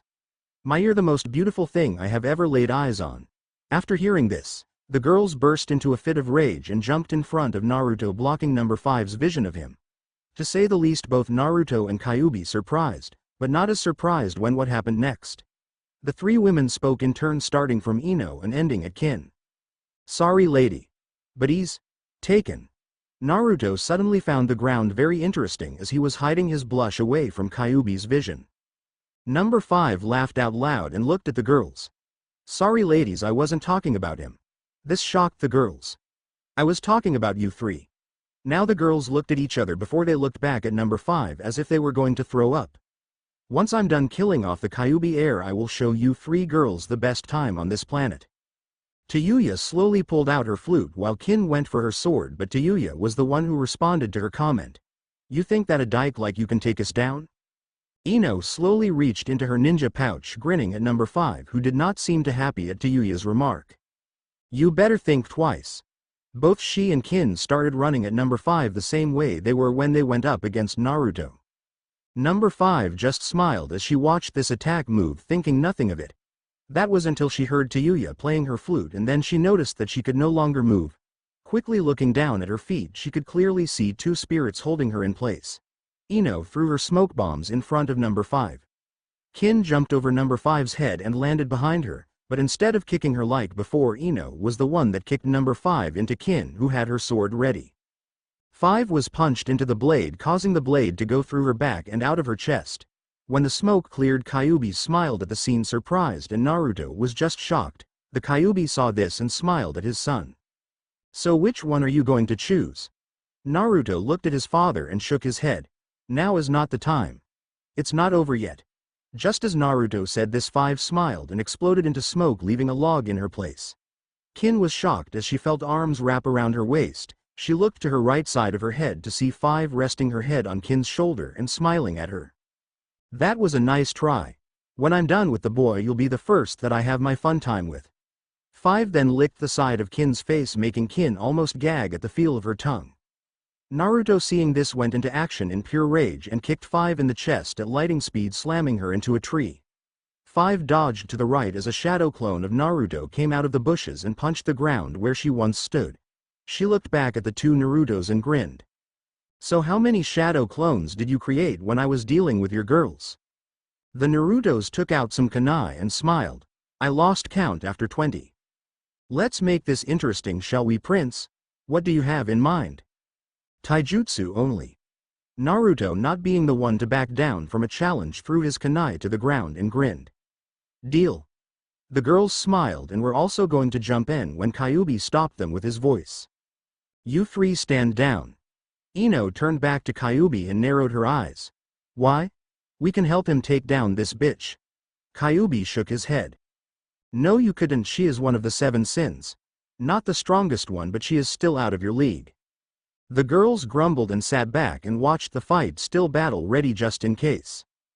5 smiled and waved her hand downwards towards Naruto. 6 crows then squawked and flew towards him. Before the crows flew into Naruto, 5 snapped her fingers. Both Naruto and his clone were stunned when the crows blew up into 10 needles, each impaling the two. The girls gasped at the sight, but both Kyuubi and 5 were now looking around for the real Naruto as the two in front of her turned into smoke. Wind Spear Jutsu. 5 was struck in the back by Naruto's attack, causing her to stumble forward only to be struck by another attack. Earth Dragon Jutsu. 5 looked in front of her to see a massive dragon head made of rock charging towards her. 5 smiled and punched the rock creature, shattering it into pieces. She then back-kicked the Naruto behind her and moved like the wind behind the Naruto that was in front of her and snapped his neck. As before, the two Narutos turned into a cloud of smoke and disappeared. You're doing a good job hiding your chakra and scent, but there's one thing you don't understand. At once 12 more Narutos jumped from the trees and engaged 5 in hand-to-hand combat. 5 dispelled all the clones without any problem. The real Naruto then showed up behind her, extremely pissed. And what would that be? 5 turned and faced Naruto, who was a couple of yards away from her. That I'm a purebred and you're nothing but a demon mutt. A mistake. You will be hated by demons and humans alike. And you don't even know how to fully use your powers. Pathetic, if you ask me. Naruto was shocked by this at first, but then started to laugh. What's so funny, mutt? Your words of discouragement mean nothing to me. I may not be liked or even loved, but I have few people who care about me and who I care about. I'm going to stop you guys, and I'll start by killing you right now. Don't make me laugh. Oh, I don't expect you to laugh, I expect you to die. I've been working on this move for a while, and I think that now would be a good time as ever to try it out. Naruto performed a set of hand seals and yelled out when he was finished. Demon Charge. Naruto then got into a running position and smiled. Now keep your eye on the birdie. Naruto disappeared and then reappeared in a different position a couple of feet away from his original spot and then disappeared again. But when he disappeared, a clone of Naruto stood in his place and stood in the same position as the original. But this clone was different and confused everybody, even Kyuubi. It was transparent, as if it weren't there at all. Naruto did this until there were 5 clones all 3 feet away from each other and all lined up in front of 5. The real Naruto appeared in front of the ghostly clones and charged at 5, screaming, "Here we go!" The ghost clones followed Naruto's lead and charged also right behind him. 5 smiled and punched the real Naruto in the face, but something was wrong. The Naruto that she thought was the real one, her fist went right through his head as if he weren't there. Once the ghost clone was punched, the other 5 clones became solid. 5 didn't have any time to react as the 5 clones were already on top of her, punching and kicking away. Once 5 got her bearings, she was suddenly kicked into the air by the real Naruto, who emerged from the ground underneath her. Once 5 was in the air, the clones jumped after her and latched onto her legs, arms, and chest, not letting go. The Naruto on the ground turned to his comrades and grinned while snapping his fingers. Uzumaki Kamikaze. The clones that were holding onto 5 all suddenly exploded, causing a huge fireworks display and making the crows all fly away. Naruto smirked to himself, feeling proud of defeating number 5. That was until he was kicked in the back of the head and sent down on the ground face first. Behind him, number 5 was standing, breathing heavily with a cut down her cheek which was bleeding lightly. You cut my beautiful face. I underestimated you before, Prince, but now I will plain out kill you. Naruto stood on his feet just in time for number 5 to slash down his chest with her clawed hand. The slash didn't penetrate his skin, but it ripped apart Naruto's shirt wide open, showing his bare chest. Naruto stumbled back confused. Number 5 then went trough some one-handed hand seals with her right hand. Buddha's Poison Palm. 5's hand started to glow purple. With all her strength she slammed her palm into Naruto's chest, causing him to slide backwards. He looked down at his chest to see 5's purple hand imprint on his chest. Thinking it was nothing, Naruto took a step forwards and suddenly stopped and coughed out blood. 5 smiled at the scene of Naruto on his knees coughing and holding his chest. How do you like my Buddha's palm? The poison is now coursing through your veins and will eventually reach your heart. Naruto looked up to see the rest of his clones jumping in and fighting 5. There had to be at least 30 of them, but as before 5 was wiping the floor with them as if they were nothing, still talking as she fought. Once the venom reaches your heart, it causes it to explode inside your chest. Quit painful. The girls ran up to Naruto and were trying to hold him in place. But not before it reaches your brain, causing you to hallucinate and shutting down all brain functions, turning you into a living vegetable. 5 finished off the rest of the clones and was now walking towards the group, slowly licking her lips. But I can't wait that long. I need to feast on your flesh while it's still edible. The girls stood in front Naruto ready to protect him with their lives, but it wasn't necessary as an explosion of dark chakra appeared in front of the girls. There stood number 1 with his cloaked arms out on both sides, separating the Uzumaki group from number 5. Once seeing number 1, 5 backed up a little frightened. 1 looked at Naruto through the corner of his cloak and then back towards 5. What are you doing here, 5? 5 regained her composure and stepped forward, finishing the job 3 couldn't complete. That is 3's job, not yours. Have you already forgotten your assignment? 5 looked down to the ground in anger. No, I have not. I just thought. 1 suddenly raised his voice while folding his hands behind his back. You don't think, 5, you follow your orders? 5 was about to talk back but thought best not to piss 1 off. She smiled at the panting Naruto. Next time Prince 1 here won't be able to protect you. Till next time, kiddies. Well, that is if you don't die from the poison that is. 5 then exploded into raven feathers, escaping the scene. 1 slowly turned around to the others who didn't let down their guard. It's been a while, Lord Kyuubi. 1 finished his sentence with bowing the Fox Lord, who in return spat on the ground in front of him. Don't give me such formalities, you traitor. 1 shook his head. You of all people, Demon Lord, should understand what we're doing is only to keep us demons alive. Genocide is not the answer to that problem. It's either them or us, Lord Kyuubi. 1 could see that he was going nowhere with this argument and looked at his son, sighing. You should get your son fixed up. Remember that just because you're one of us doesn't mean that I won't kill you. Same goes to you, kid. 1 chuckled, which in all words was creeping itself. Till next time, old man. With that, 1 disappeared again, leaving only the Uzumaki group. The last image that Naruto saw was the 3 girls in front of him before he passed out. There you go, an extra large chapter for you guys because I was so late. But hey, now I got a new computer, yeah, for me. Tell me what you think, the next one's ready when you guys are. Detourel, you guys wanted it, so here it is, Detour Village hidden in the leaf. Kakashi was walking back from the Hokage's office after delivering the letter Naruto asked him to give to the Hokage. He could still remember the Hokage's reaction upon reading the letter. Flashback: Kakashi stood in front of the Hokage behind his desk while he read the letter. A smile appeared on the Hokage's face and Kakashi had to ask, "Is everything all right, sir?" "Yes, everything is all right, Kakashi, and don't worry about the payment, I'll handle everything." Kakashi bowed and was about to exit when he suddenly blurted something out. "There's something else I want to talk to you about." The old man sighed, knowing right away what the copy nin was about to say. "It's about Naruto's new look, isn't it?" Kakashi only nodded. "It's all in the letter, I know. Naruto is now more powerful than anyone I have ever met, maybe even more powerful than me now. And that does not worry you, Lord Hokage?" The Hokage shook his head. "Not at all. Naruto is the kindest soul I have ever met. Even with all he has gone through, he still held no grudge against anyone." Kakashi rubbed the back of his head. "Almost everybody. Will that be all then, Kakashi?" "Yes, my lord, thank you." Kakashi bowed, then left the office and closed the doors behind him. End of flashback. Kakashi was about to leave the tower when he was suddenly stopped by a voice. "Hitaki, Kakashi?" Kakashi turned around to be faced with 3 Anbu Black Ops. All were wearing fox masks, which was a weird choice because of the Kyuubi attack and all. "Please come with us." Kakashi, feeling no threat, simply placed his hands in his pocket and followed the Anbus, who led him to the council room.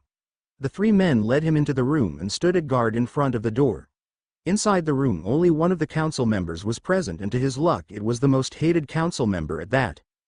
Teraki was a thin and ill-looking bald man who had brown eyes and a matching beard that went down to his chest. He wore the regular red uniform of a council member and was sitting down in his seat among all the others. "Ah, Kakashi-sensei, just the ninja I wanted to see." Kakashi, already not liking where this was going, answered as less venomous as possible, which was pretty hard to do in itself. "If you only summon me to say hello, I will take my leave, for I have things to do." "I bet you do. But before you go, I wish to know all about your encounter with one Uzumaki Naruto." Kakashi squinted his eyes in anger. One, I don't have a clue what you're talking about, and second, any and all information is for the Hokage to know, not you. Teraki smiled. The Hokage's not getting any younger master ninja, and he has not picked a replacement. For when he dies, God forbid. We the council will be in charge until a new Hokage is appointed. So yes, Kakashi, it is my business to know. Kakashi smirked, seeing that Teraki was starting to get frustrated. The topic has suddenly slipped my mind. It would be a pity if anything happened to your students, wouldn't it, Kakashi? This caused the copycat ninja to go into shock. I mean, they're only genins and accidents do happen. I mean, little Sakura and Sasuke might be even found dead the next day. Kakashi was about to jump at Teraki if it weren't for the three Anbu who were now blocking his path with blades ready. My Kakashi, to attack a council member is a crime punishable by death. Try to stay calm. You would attack children? They are not children. They're tools of war just like you. Now that information, please? Shit. In Kyuubi's den, Naruto slowly opened his eyes to see a stone ceiling. His guess was that he was in a cave. What the hell hit me? Hearing his voice, Kin, Ino, and Tayuya rushed to his side and laid him back down. Naruto looked down to see he wasn't wearing his shirt and the Buddha's poison palm was now red, not purple. Naruto felt his chest and sighed. What happened? The Kyuubi walked up to the four and laid down in front of them. We had to get that poison out of you before you died. Not even the healing power of a demon can cure the Buddha's poison palm, so we had to get the blood out of your system the hard way. How did you do that? Kin raised her hand and blushed. I used my needles and drained your infected blood from the hand imprint. Naruto nodded but asked another question. But how did the poison get out of my system? This time Ino and Tayuya rose their hands, blushing. We sucked the blood out of your arms and legs before it reached any vital organs. Naruto was stunned at first but all of a sudden pulled all three in for a group hug. Thanks you guys, I don't know what I would have done without you. All three girls closed their eyes and smiled of the feeling of being hugged by the source of their affection, but it was soon broken and all three were glaring at each other, noticing the others blushing. Naruto let go of the hug and turned to his smiling father. How long was I out? Kyuubi went back to his serious domineer. 2 days, tomorrow we will be in Mist by noon. If what your red-haired woman says is true, the shipment of whatever it is will be there by midnight, giving you all time to relax and get ready. He looked at everyone who seemed to be worried at the look he had. Headbands come off right away. And Naruto, you will place a powerful henge on yourself. Last thing we need is for them to find out about us. Kyuubi looked over at Tayuya. You, my dear, will get new clothing in Mist. Price is no object, and I suggest that you all purchase new supplies. Kyuubi then smiled, which caused everyone except Naruto to shudder. And for all of you I have some presents, please follow me. Kyuubi then got up and motioned everyone to follow him, which they did. They entered another part of the cave which was pitch black until Kyuubi whistled and the room was suddenly lit by torches that turned on by themselves. Just as the torches lit up, so did the group's eyes, as in front of them were thousands of weapons on the walls of the cave and on stands that lined up until the back of the cave, which was the size of a football stadium. Kyuubi could see the gleam in their eyes and smiled. Help yourselves. The girls ran down the room like kids in a candy store, but Naruto just stood his ground, smiling. Thanks, Dad. Don't thank me yet. I have a special gift for you, my boy. Think of it as a late birthday present. Naruto looked at Kyuubi questionably. He then followed his father's line of vision at a mantle behind him.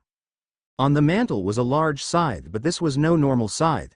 The size of the weapon itself was just 5'6" with a pitch black handle that curved a little until it hit the top, which held the blade. The blade was a pure blood red color. Resting on top of the blade was a large fox skull that hugged the whole top of the blade, giving it a demonic look. Naruto slowly picked up the weapon and whistled. It's as light as a feather. Kyuubi smiled at his reaction. Yes, the blade is a mixture of mithril, diamond, and titanium. The blade was then dipped in the joined blood of all the demon lords, even myself, and fused with all our combined chakra. It could cut a human in half like a hot knife through butter. Be careful with it now. Naruto looked up from the blade to his dad. But wouldn't a scythe be a little hard to use in a fight with other ninjas? I'm not being a jerk, but isn't a little bulky? That's why there's a second part to this weapon. Look closely. Naruto did as he was told and could see that when the pole started to bend there was a slit on it. Naruto slowly pulled on the bottom part of the pole to see that it was a katana hidden within the scythe.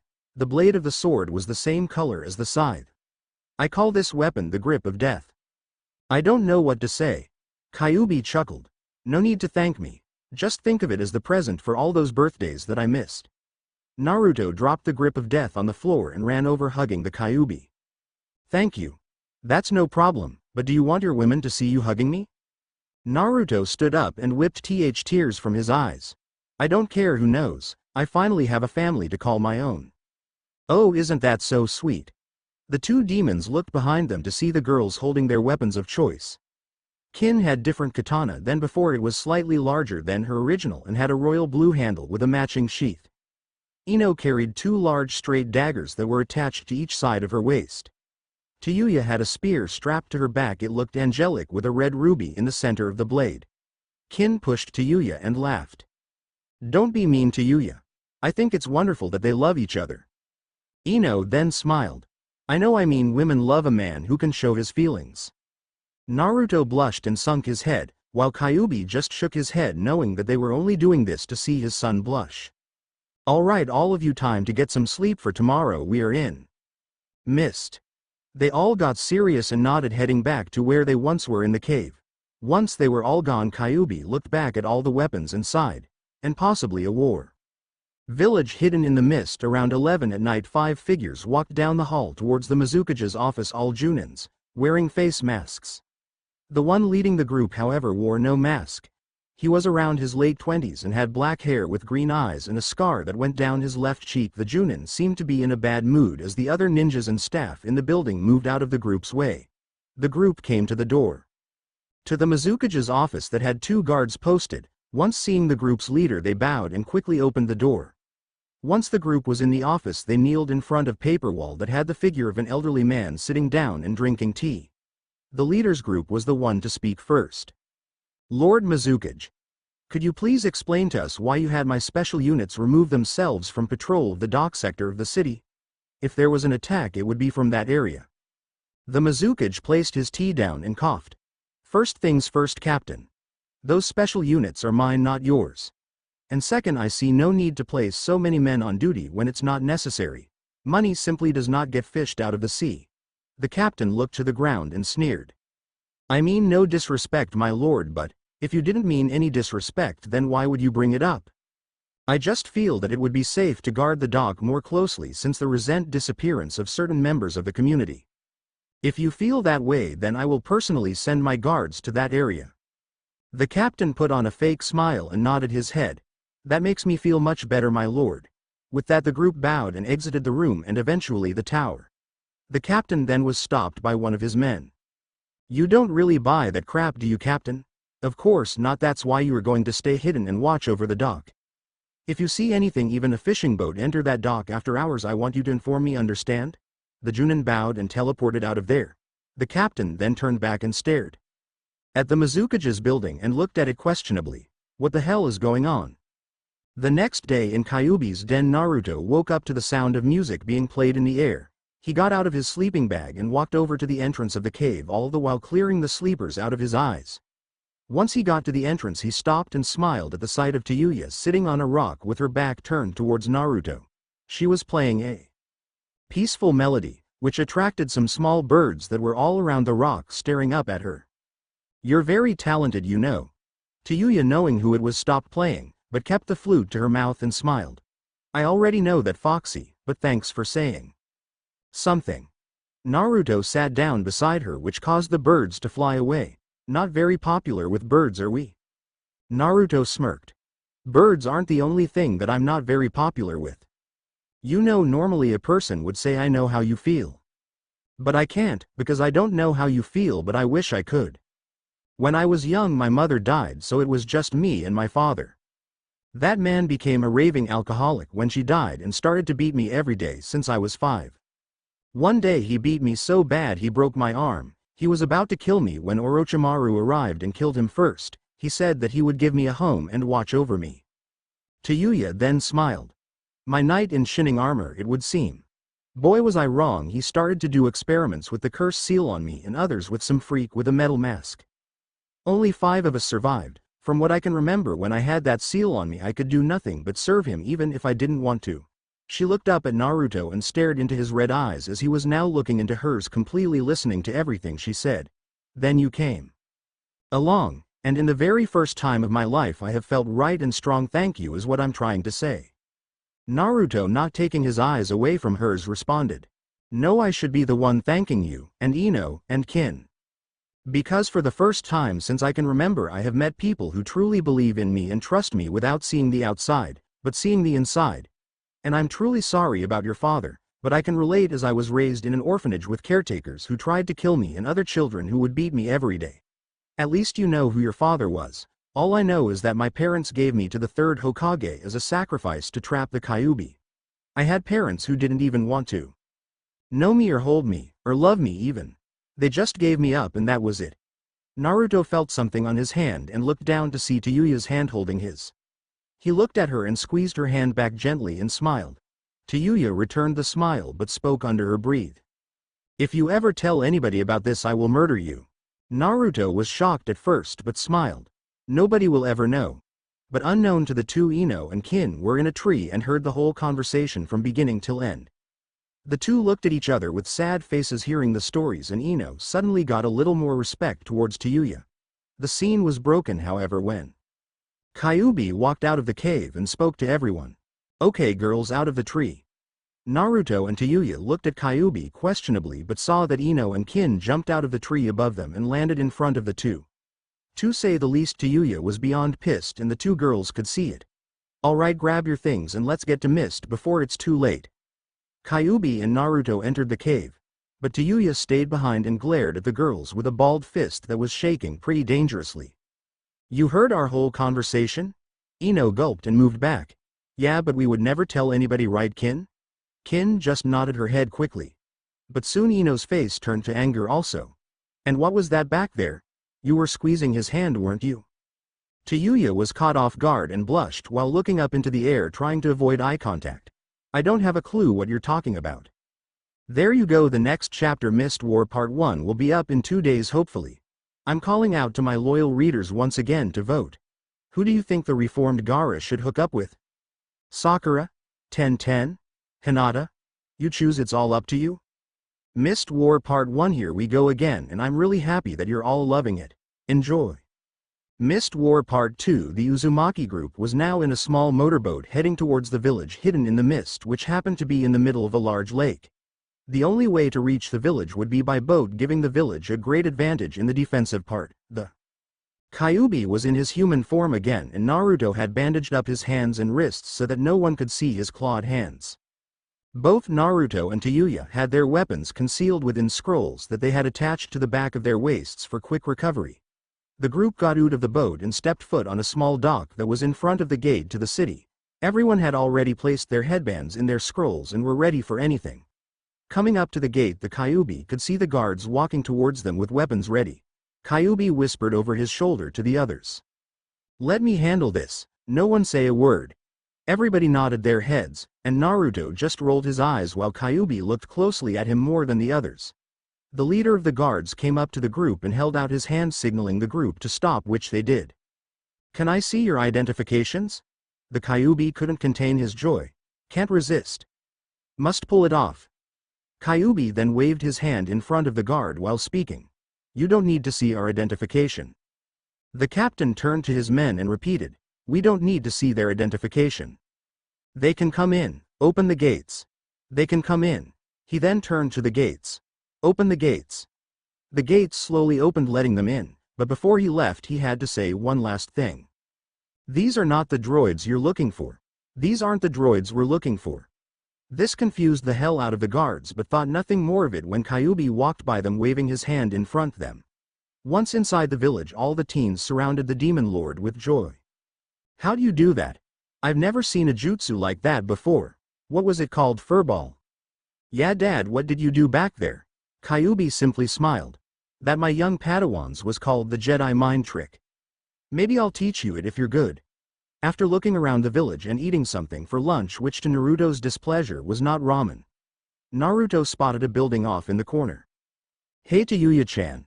I can see a clothing store over there, want to go and look? The redhead nodded and she and Naruto left the group heading towards the store. Kin and Ino looked at each other as if they saw a ghost. Tayuya-chan? Ino slammed her fist into her palm. We can't let her get the upper hand on us, come on Kin. Right. The two ran off to join their friends, leaving a very amused Kyuubi. Ah, love is such a hilarious thing. He then spotted two very beautiful and young women walking away and followed them with his eyes. Speaking of love, the Kyuubi then started to jog off towards the two beauties, shouting, "Ladies, please wait for me." Naruto was sitting outside of the changing room waiting for Tayuya to finish changing into her new clothes. Sitting on each side of his were Ino and Kin, who would look at each other, then at Naruto, and then to the floor, blushing. Naruto would soon follow the same suit. Well, what do you think? Naruto and the girls looked up to see the new Tayuya, and to say the least Naruto was impressed. She wore the same type of khaki gray camouflage pants like Kin, with a matching tank top that showed off her well-maintained figure. She kept her ninja sandals the same, and over her tank top she wore a gray overcoat that she left open. And to put the icing on the cake, she took off her cap and let her hair go. It was shoulder length and still had the strands that went over her face. She struck a pose and smiled at Naruto, who had his eyes as wide as dinner plates. Well, from your reaction I can see you like it. Ino and Kin looked at Naruto, who coughed to get his composure back and tightened his scarf. The girls went red and huffed in anger. Tayuya walked up to Naruto and ruffled his hair. That's good because you're buying it for me. Naruto watched as Tayuya walked out the store and into the street, followed by Kin and Ino. Naruto broke out of his daze and mumbled something about women and their witchcraft while taking out his wallet and paying for everything. Naruto walked out into the street to see the girls waiting for him. So what do we do now? Ino looked around. Hey Naruto, where's your pops? That's a good question. Kin stretched out her arms and yawned. I don't know either, but what I do know is that I need a bath. Both girls nodded and Naruto sniffed under his armpit and pulled his head back, nodding. The four bought some towels and went off to the bathhouse. The girls went to their side and Naruto went to the boys. Getting out of his clothes, Naruto dipped into the hot spring.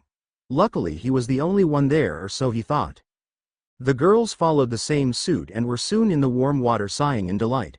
Kin was the first to break the silence. I don't think we're doing the right thing here, girls. Ino looked over to her friend. What do you mean, being here? No, I mean with Naruto, how we are fighting all over him like some sort of meat. Tayuya was leaning her back against a rock with her head in the air and her eyes closed. A smile suddenly crossed her face after hearing her comment. What's wrong, Kin-chan, afraid of some competition? Kin narrowed her eyes at her friend. It's not that, it's just that Naruto has been alone all his life and suddenly he now has three beautiful women after him. Tayuya laughed. You're making me blush, Kin-chan. Kin also blushed at what Tayuya just said and was about to counter when Ino spoke in a serious voice. He's probably scared. I mean, the one girl he had a crush on broke his heart like a twig. He's scared that it would happen again and probably wouldn't be able to live if it happened again. Tayuya looked at Ino seriously and Kin just nodded her head. All three girls sighed in frustration. Tayuya looked around at all the other women in the spring who were totally listening in on the conversation. A vein started to grow on Tayuya's head and she busted out on the other women. What, you got a fucking problem or something? Shit. All the women went back quickly to what they were doing. On the other side, Naruto sighed and looked at the wall to the women's bathhouse, only to see some old man with long white hair crouching in front of the wall with a pen and notebook looking through a hole. Sighing, Naruto got out of the spring and wrapped his towel around him and walked over to the old man. Hey old perv, I hope to hell you aren't doing what I think you're doing, are you? The said perv looked up at Naruto and huffed before looking back into his peephole.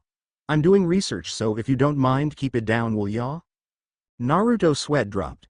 What kind of research? The man looked up at Naruto and grinned. For my book. Naruto pointed at the man and backed up. You mean? The old perv stood up and smiled down at Naruto and pointed to himself. That's right, Brad, I'm the legendary Toad Sannin and author of the ICHA Paradise books, Jiraiya. Naruto slumped forward with a sweat drop over his head. A pervert like you is a Sannin? That's pretty lame. Jiraiya looked Naruto up and down and suddenly went wide-eyed.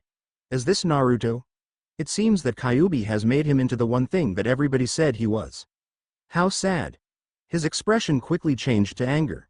And who are you, Brad, to call me a great Sannin? Pervert. This time it was Naruto who smiled while pointing to himself. I'm Naruto Uzumaki, son of the great and powerful demon lord Kyuubi and next in line for lordship of demons. Jiraiya's eyes softened once he heard the news. It's worse than I thought. Jiraiya saw that Naruto was looking at him awkwardly and decided to pull off his old charm. So you're Naruto, hum? Well then you were the one those three girls were talking about. Naruto soon went to anger at the statement. You were spying on Ino-chan, Kin-chan, and Tayuya-chan? I'll kill you. The girls got out of the spring and had their towels wrapped around them. They were about to leave when suddenly Naruto came through the wall, shattering it and smashing his back up against a rock in the middle of the spring. All the women screamed and grabbed their towels and ran out of the bathhouse.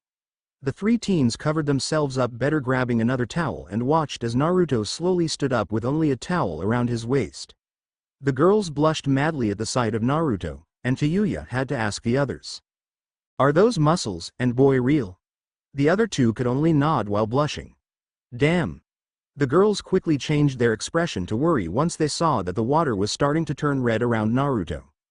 Among further inspection, they could see a piece of bamboo pierced into his shoulder. Naruto was huffing and puffing and pulled out the bamboo. Lucky shot, you old perverted bastard. I'll still rip out your heart for peeping at my precious people. The girls followed Naruto's line of sight to see who he was talking to, only to see some old guy with long white hair and a huge scroll wrapped around his back sitting on top of a large red toad. The girls glared at Jiraiya, and once he saw this he sulked. Way to go, Brad, you scared off all the ladies. Now I'm going to have to find a new spot. With that, Jiraiya teleported out of there. Coward, stay and fight. Naruto. Naruto turned to see three blushing girls looking at him. Naruto looked down at himself and saw where he was in lack of clothing and quickly teleported out of there also. The girls shook off their shock and got changed as fast as possibly and walked outside of the bath. Naruto waved his hands in front of him and tried to defend himself. It wasn't my fault, I swear he blind spotted me with a powerful attack. The girls looked at each other and smiled warmly. Ino placed a hand on Naruto's shoulder. We believe you, Naruto, but what happened? Well, I was enjoying my bath when I suddenly spotted that pervert peeping on you guys. Said his name was Jiraiya. You mean the great Toad Sannin Jiraiya? That's what called himself. The girls were balling their fists in anger, and Kin looked over to Naruto to see him worried about something. What's wrong, Naruto? That pervert knew who I was before I even told him my name. I could tell by his facial expressions. Do you think a perverted ass like him could be with the Anuban? Naruto looked at Tayuya. I don't think so, he wasn't that strong and I didn't see the eye mark on him like all of their other chumps, but then again he would fit right in with those freaks. Look at 5. Naruto was about to say something else but felt a sting on his neck and pulled out a dart. Shit. Soon the girls followed suit and they all fell to the ground knocked out. The light of the world slowly came back to Ino as she slowly opened her eyes to see she was in an interrogation room, strapped to a chair by her ankles and wrists in front of a table. She looked to her left and right to see Naruto and the other girls in the same position on each side of her. Standing in front of the desk was the captain of the Special Junin units with 2 Mist Hunter Nins behind him. The captain placed his hands on the table and looked at all of the teens one by one. So tell me, where's your other member of this group is? Naruto chuckled. Dead, we killed him. The captain laughed.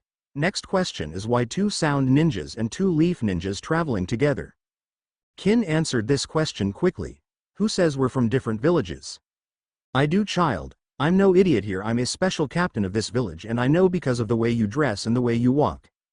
The captain then walked in front of Naruto and knelt down to get to his level. And I know that's no bloodline, child. Or should I say demon. Naruto started to chuckle, which freaked everybody out, and then it turned into an all-out laughter. Well, you got everything right except for one important thing. The captain smirked. And what would that be? The smirk soon faded once he felt a kunai pressed against his throat. He looked over his shoulder to see one of the hunter nin holding him hostage while the other was in a fight position about to step in. I'm not the real Naruto. The Naruto in the chair turned into a skeleton, then into dust, and the hunter nin holding the captain at knife point puffed into the real Naruto, who was smirking at the captain. The captain smiled back and waved off the other hunter nin, who stood down. Very good, Naruto, but how and when? Naruto let go of the captain and handed him his kunai, which the captain took. Naruto walked over to the girls and started to untie them while explaining himself. When I was fighting that old pervert I could smell your hunters, it's not their fault though it would have worked on anybody else. When I pulled out the bamboo I let myself bleed so I could create a fearless clone while I went to change. I then blindsided one of your hunters and knocked him out and hanged into him while the clone went out and joined the girls here. The rest is how they say history. The girls rubbed their wrists and looked from the captain to Naruto in wonder. Tayuya held onto her head and shook in anger. Okay, what the fuck is going on here? Naruto pointed to the captain and smiled. This is captain. He never got to finish as the captain took over the rest of the conversation. Samanosuke, captain of the special units of Mist and second to the Mizukage. We met at Zabuza's grave. Flashback: Naruto is standing at Zabuza's and Haku's grave praying silently when he heard a voice behind him. Naruto Uzumaki, right? Naruto turned around to see Samanosuke standing there with some incense. Naruto just nodded his head. You sure are the big man of Wave. The boy who saved a city and killed an S-class missing nin. Zabuza. Samanosuke smiled to try and get Naruto to brag and shot out some smart-ass remark, but instead he just slowly and sadly shook his head. No, I fought against Haku and it was Zabuza who was the real hero. He was the one who killed Gadio and saved the city. I just reminded him what being a human really meant. Naruto smiled sadly while looking down on the graves of his friends. The whole time Samanosuke was standing beside him also looking down. He tried to kill me and yet at the end he saved me, and taught me so much about myself also. Funny, isn't it? Samanosuke simply shook his head. Sounds just like him. He then placed the incense on the grave and lit them. He was my best friend and comrade in arms, but when it came down to the main show I was nowhere in sight. Naruto looked at Samanosuke. What do you mean? The Mizukage was and still has been acting very strangely. He was talking to walls and just himself most of the times, not letting anybody see him no matter what. He has also been letting sound ninjas into our village saying that it was for peace purposes only, but no peace talks ever got onto the table. Zabuza rose up against the cage blaming him for the deaths of the citizens, and he was right. He rose up with a bunch of other ninjas to try and take him out but couldn't. What about the council? Didn't they do anything? They tried, but before they could the Mizukage had them all killed for treason. The captain then looked at Naruto closely. You know, we could use a ninja like you in Mist, and it seems you're even available? Naruto smirked. Thanks for the offer, but no thanks, I got other plans. Suit yourself, but if you're ever looking for a place to stay, Mist will welcome you. End of flashback. Samanosuke looked at Naruto and smiled. Well, I guess this means that you are taking me up on my offer? Naruto looked at the captain sternly. Sorry, but no, we're here to stop unwelcome guests from entering your city. Naruto looked up at a clock that was located on the wall and it read 10 p.m. Let me explain. Naruto told Samanosuke all about everything and the captain seemed a little skeptical, but seeing Naruto as a demon he had to agree. If what you say is true, the Mizukage has committed treason and must be stopped. I'll have to do it personally. And why is that? Because he is my father.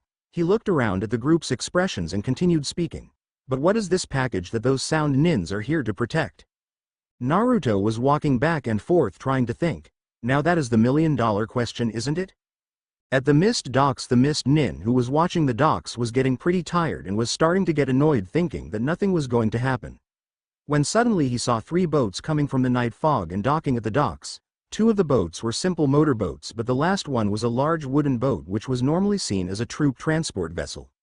The nin's eyes went wide at the discovery. I must inform the captain. He was about to stand up when suddenly he felt a kunai to his throat. Looking over his shoulder he saw Sakin holding him hostage. Now we can't have that now, can we? With that said, Sakin slit the ninja's throat, killing him on the spot. Sakin cleaned his blade and looked down at the docks, smiling at the standing figure of Orlox, who in return was watching Sakin. Orlox quickly turned around to 4 ninjas who wore leaf symbols. His cloak blew in the night sky. Unload the drug and ship it to the said location. The ninjas bowed and walked off the boat, each having a metal backpack on. The ninjas passed Orlox and started to move into the city until they were stopped by Orlox's voice. Oh, and one more thing. Make sure that you're seen. I want these fools to know that they were attacked by Leaf. Okay, the next chapter won't be up for a while, probably after Christmas. And as for the voting on Gaara, it will stop after the next chapter. And so far Hinata and Tenten are neck and neck, with Sakura way behind, so get those votes in quick. Mist War Part 2. Okay, the votes are in and the winner is Tenten by like 2 votes. It was a close one, but what is done is done. And in this chapter the plan of the Anuban are set in place.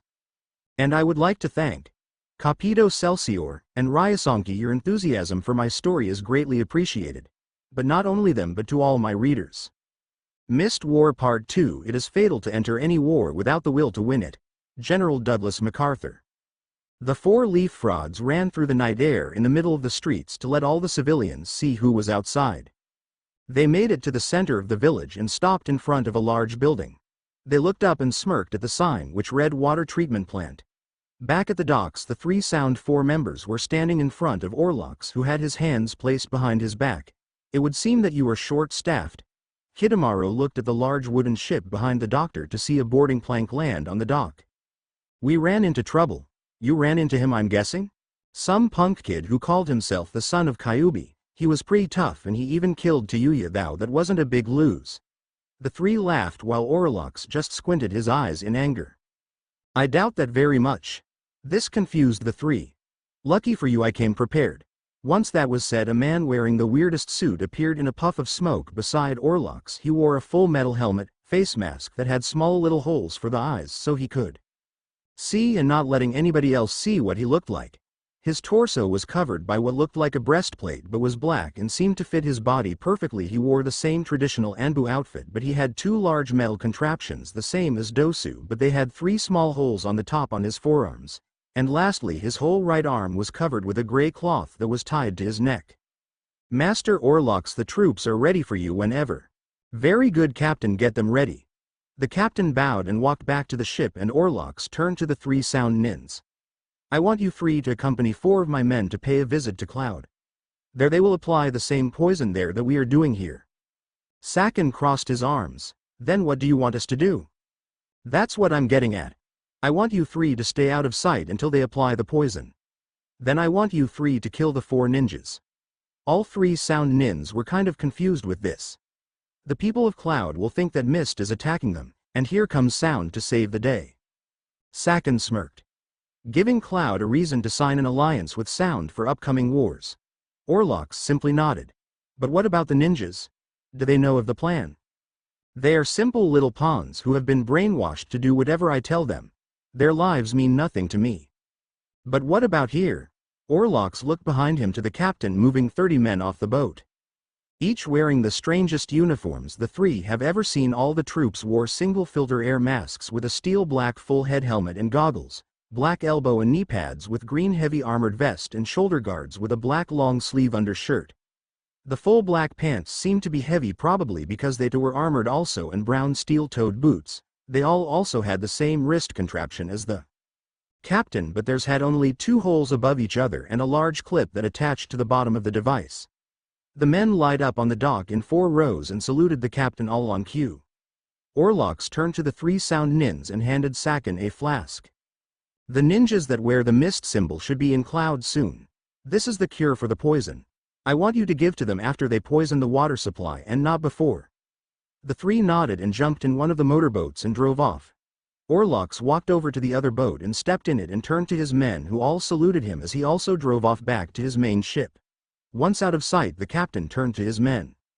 I want to set up perimeter of the area. With that, all the soldiers scattered, running to different ends of the dock. Back in the office, Naruto was walking back and forth thinking when suddenly someone entered the room, and Shunin, who saluted to Samanosuke and handed him an envelope. The group watched with great eager as he slowly opened it and placed the photo of a man on the table. This man here goes by the name of. Tayuya growled and finished his sentence once looking at the picture. Orlox. Yes, how did you know? This sick son of a bitch is the one who helped Orochimaru place the curse seal on me. He and that homo snake worked together in the field of medical breakthrough, as they like to call it. If you ask me, it was just torture and removing body parts. The sick fuck. This guy specializes in poisons, gases, acupuncture, not to mention the study of the human body. Sounds like a real charmer. Yeah, a snake charmer. Naruto chuckled at Tayuya's quick wit. Ino's eyes suddenly shot open. Samanosuke, do you have a water treatment plant? Yes, why, child? Well, if what you say about this guy is true and he's a master at poisons, my first visit would be to the city water treatment building to poison the water supply. Samanosuke was shocked at first, but it soon turned into anger.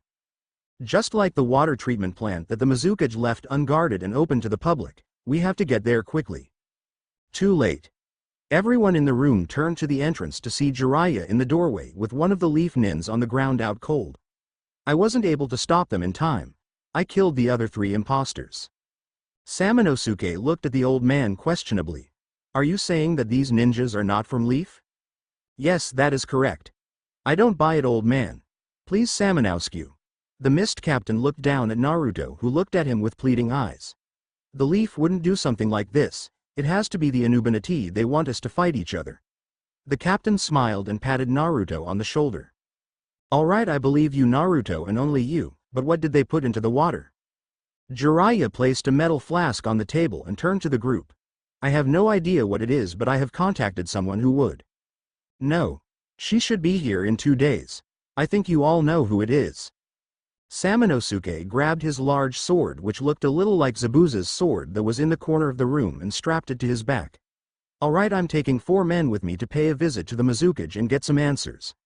I'll send 15 ninjas to the docks to see if there are any other surprises. We're going also. Samanosuke looked as Naruto and Tayuya took out their weapons and rested them on their shoulders. Kin and Ino simply tightened their weapon holders. All were smiling. Not you, Yamanaka. You're staying here with me. They all looked at the old pervert who was smiling. I know of your family jutsu and you would be a great help to me in interrogating him when he wakes up. Ino looked at Naruto, who only nodded, and she turned back to the old man and sat back down. Hey, old pervert. Jiraiya winced at the name and turned to Naruto in anger. If you even look at Ino-chan the wrong way and I find out. Naruto grinned, showing his sharp teeth and clawed hands. I'll feast on your flesh with my father piece by piece. And when we're back, you're going to explain to us how you know me and Ino. Got it? Both Kin and Tayuya also glared at the old man before exiting the room along with everybody else. Jiraiya's sweat dropped out of fear, while Ino let out a long sigh, which caused the Toad Sannin to look at Ino, who was blushing and had hearts in her eyes. Isn't that the most romantic thing you have ever heard? Jiraiya's sweat dropped again. Man, even the people who hang around him go crazy just like him. Suddenly fire erupted in Ino's eyes and she shot a glare that could pierce one's soul at the Sannin. What was that? Oh, nothing. Samanosuke and his 4 men were walking towards the Mizukage's room, while on the way guards and fellow ninjas would let them pass and then follow them and join the group. Once they made it to the room, the 2 guards, upon seeing them, opened the large doors and let them in. The sight that Samanosuke saw before him saddened him. Before him, in the middle of the room, dead on the floor, was the Mizukage, lying in a pool of his own blood and a kunai in his heart. The ninjas and guards ran around the room to see if anything else was wrong. Samanosuke simply kneeled in front of his father and smiled while placing a hand on his back gently. He then quickly let go and stood up when he heard a voice. Sir, we found this note on the desk. Samanosuke took the note and read it. To whom it may concern. I have failed my fellow people and ninjas in my pursuit of eternal youth. I sacrificed our people to demons and madmen for promises of glory. I was a fool to accept and harm not only myself but all. To my son I beg for your forgiveness. The most please lead what's left of our people to glory and stop them before their plans are complete. I can feel it starting to take over my body and I don't have much time. Only judgment now awaits me. I wonder, will I dream? Samanosuke placed the letter on the floor and looked at all the ninja and guards who were on their knees in front of him. What is your order, Lord Mizukage? Samanosuke was shocked at first but brushed it past him and spoke.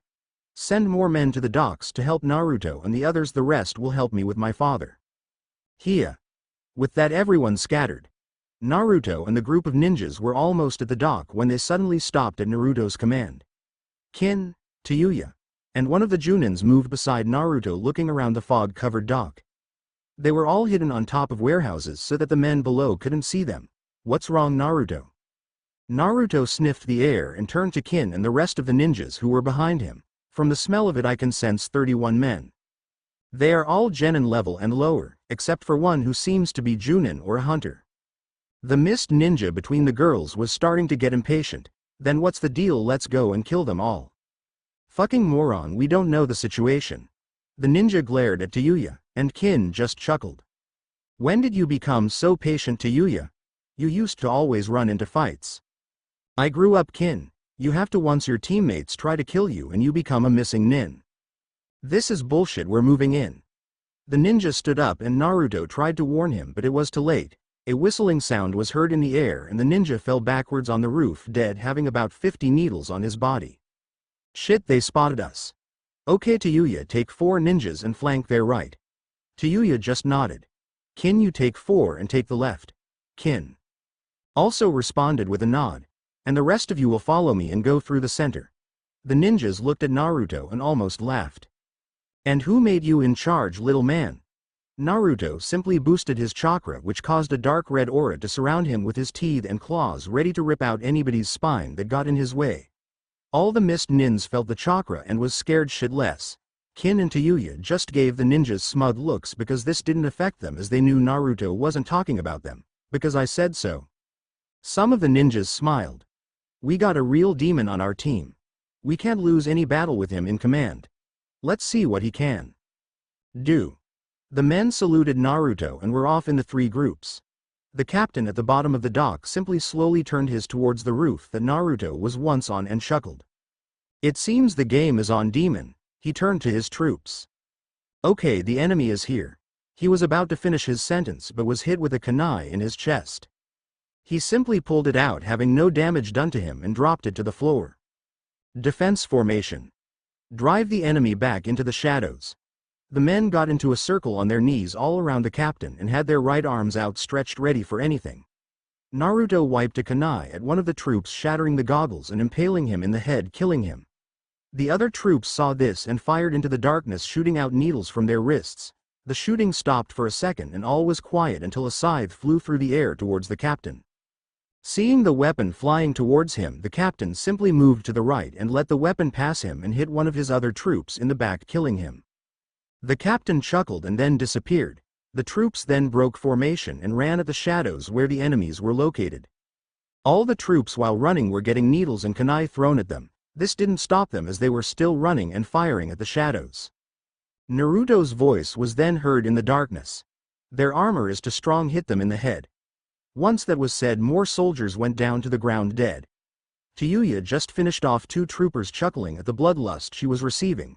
Suddenly something caught her eye and she turned around to face the captain, who was staring at her with his arms crossed. The sounds of his men dying didn't faze him at all. My little girl. Are you lost? Tayuya grinned and stabbed her spear into the ground. The captain moved his head to the left to avoid Kin, who tried to hit him in the back of the head with a dropkick but failed.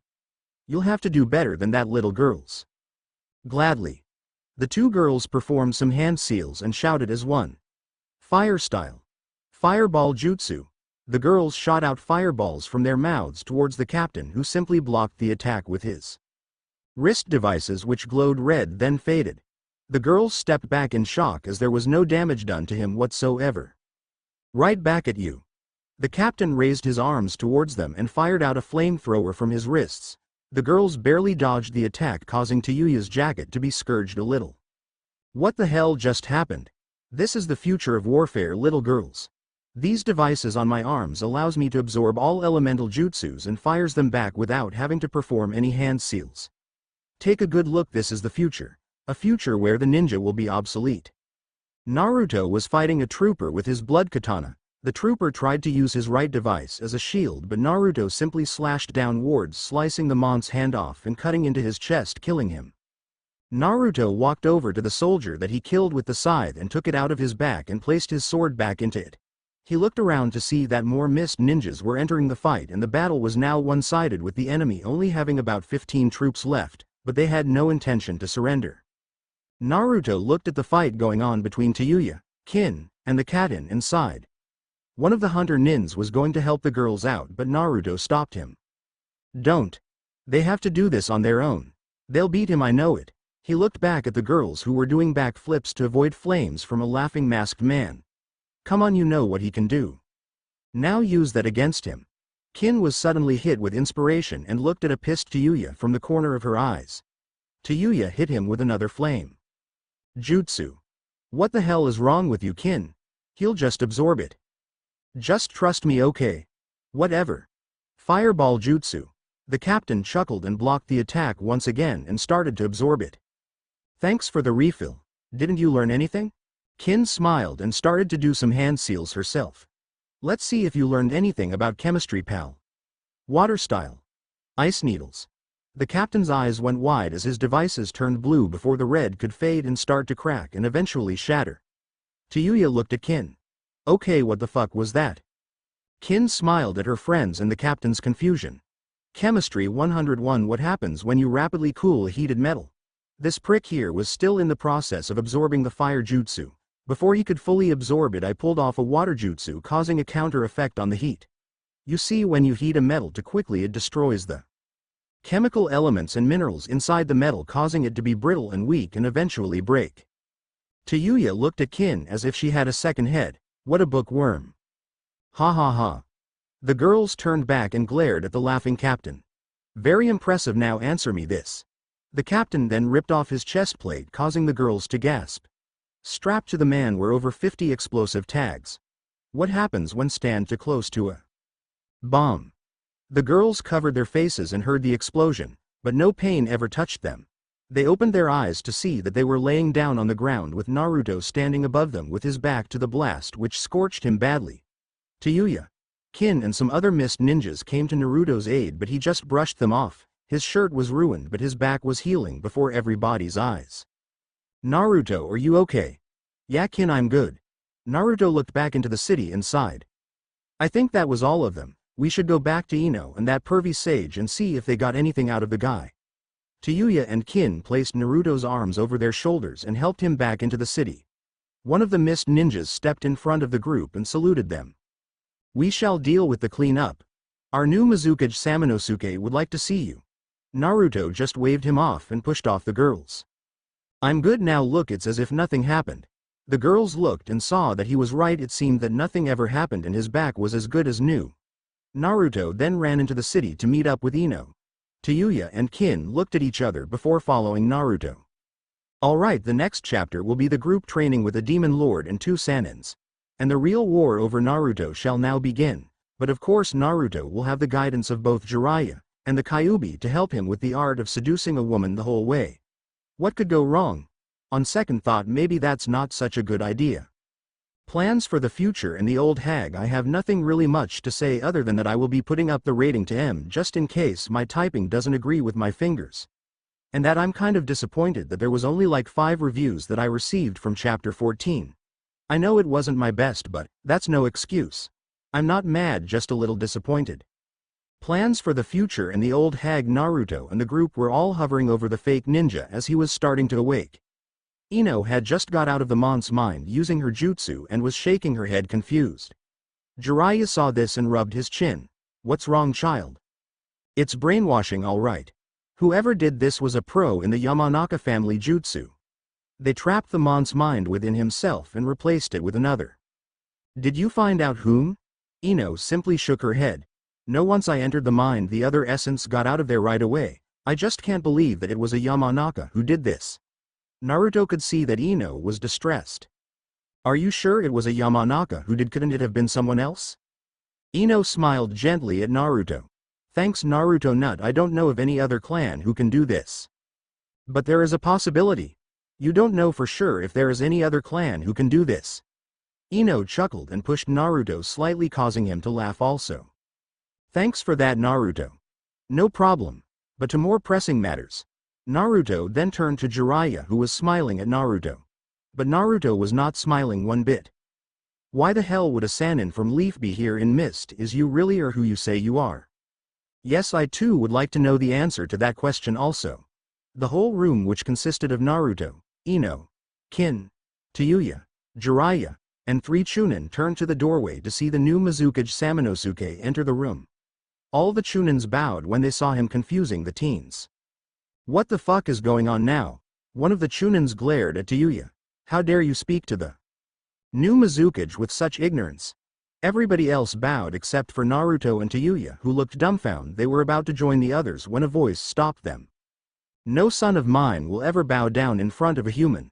A flame shot up from the ground in the middle of the room, and there stood the almighty Kyuubi in his true form in front of everybody. Demon royalty only gets bowed to. Everyone's eyes shot out of their heads. Here stood the greatest of all demons, and he seemed pissed. All the humans except for the Naruto group got to their hands and knees in respect to him. Samanosuke was the one who spoke to Kyuubi before anybody else. "Oh Lord Kyuubi, please forgive me, I had no intention of making your son bow down to me." Naruto looked at his father, pissed as the Kyuubi was holding in his laughter. He turned to Jiraiya, who was also bowing but not as extreme as the others, and winked at him. The Toad Sannin could do nothing but shake his head. "I shall forgive you and not destroy this village if you give my son 50 virgin women to mate with and bear his children." Naruto choked on his own saliva and started to cough, while the three girls were stunned at first but then glared at the demon lord. Samanosuke was shocked at first but then answered, "It will be difficult, but it shall me down." Naruto stepped in front of Samanosuke and waved his hands frantically. No, nobody is getting me 50 virgins, and I'm not mating with anybody." He turned to Kyuubi, who was laughing, confusing the mist ninjas. "And I mean anybody, Dad." "Oh, I get it. You just want to mate with those three, right? That's totally fine with me. Just name one of your children after me." The four teens were blushing like mad, causing Kyuubi and Jiraiya to laugh out loud. "Dad, that's not funny." Jiraiya wiped the tear from his eye and patted the Kyuubi on the back. "Oh, that was hilarious. It's good to see you back." This is Jiraiya, the Toad Sannin of the village hidden in the leaf and the personal sensei to the fourth Hokage. He may seem like an old fart, but he's pretty strong for a human and loyal, also something hard to find in humans, but he does have his faults. The mist members stood up but still kept their distance from the demon lord. Naruto was still a little uptight from the comment from his father and was still blushing along with the girls. "So what is he doing here?" Jiraiya coughed and got everybody's attention. "I was originally here to do some research." "And what kind of research requires you to spy on women in the bathhouse?" Jiraiya grinned like an idiot and pulled out one of his ICHA books while giving a thumbs up. "The reading materials research, my boy." Naruto looked at the book closely before gasping and pointing a finger at the book. "That's the book you wrote? That's the same dirty pervert book that Kakashi reads?" Samanosuke walked up to Jiraiya and took the novel and coughed. "I'll have to confiscate this book, just to see if who you say you are is true." Samanosuke started to read it as he went back to his position in the room. "Anyways, after that little meeting I had with you, kid, I met the Kyuubi here and he's told me everything that has happened." "How do you know my father?" Jiraiya looked at the Kyuubi worried, and the Kyuubi decided to answer the question himself. "He trained the fourth, as he said, because I and the fourth were on good terms and met each other often.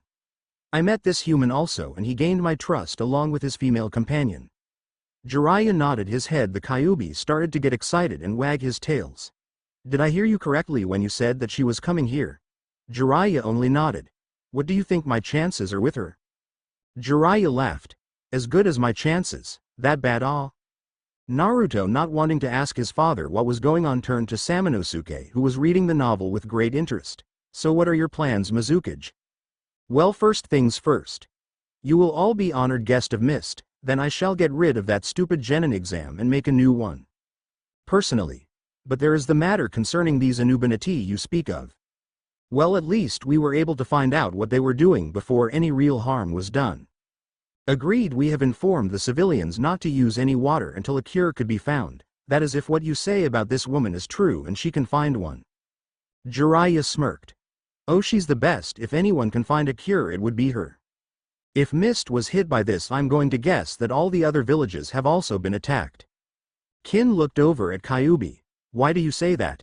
"Because this is what they're really planning on doing, getting all of you humans to fight each other. The Anubanati know that they can't fight all you humans because they lost so much of their forces in the Great War.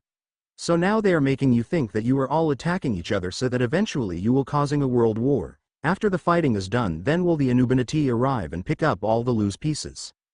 Naruto clenched his fists. "We can't let that happen. We need to warn everybody." Tayuya chuckled. "I'm with you, Naruto, but there's one problem. Sound is in on this and they're already planning an attack against Leaf." Jiraiya was shocked at this information, seeing as he heard nothing like this. "What? When?" "In 4.5 months during the Chunin exam, when all the villages are gathered in one spot." Ino was shocked. We have to warn them. We can't. Everyone once again turned to Tayuya, who was looking with a mixture of anger and sorrow towards the floor. Sound is allied with 3 other villages and are watching the border for any spies. Even if you were able to tell Leaf of the attack, they still wouldn't be able to hold off against 4 villages. Naruto grinned. Then we'll just have to get some villages to help us then. Samanosuke put the book away and turned his full attention into the conversation. We of the Mist will come to Leaf's aid. 4 months should be enough time to prepare our forces, but I suggest we ask for others for aid. Who are the villages allied with Sound? Tayuya placed her finger under her chin and thought about it.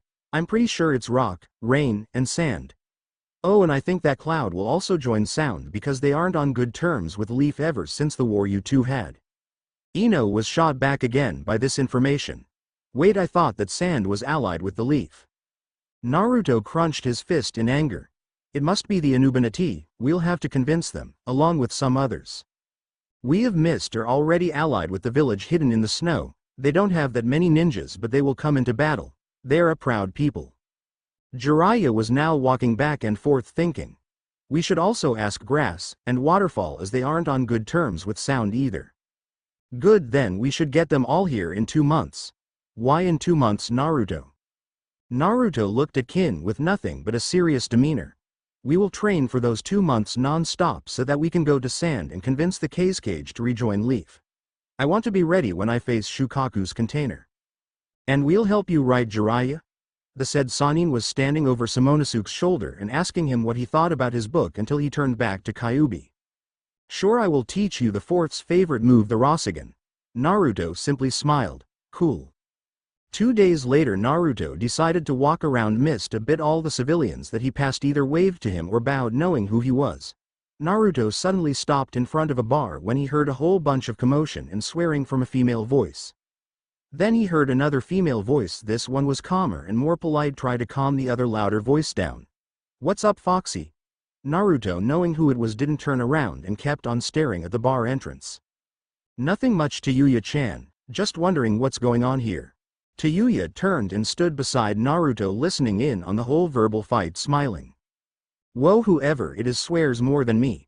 Naruto looked at her and gave her a questionable look. Okay, not as much as me. Not even close.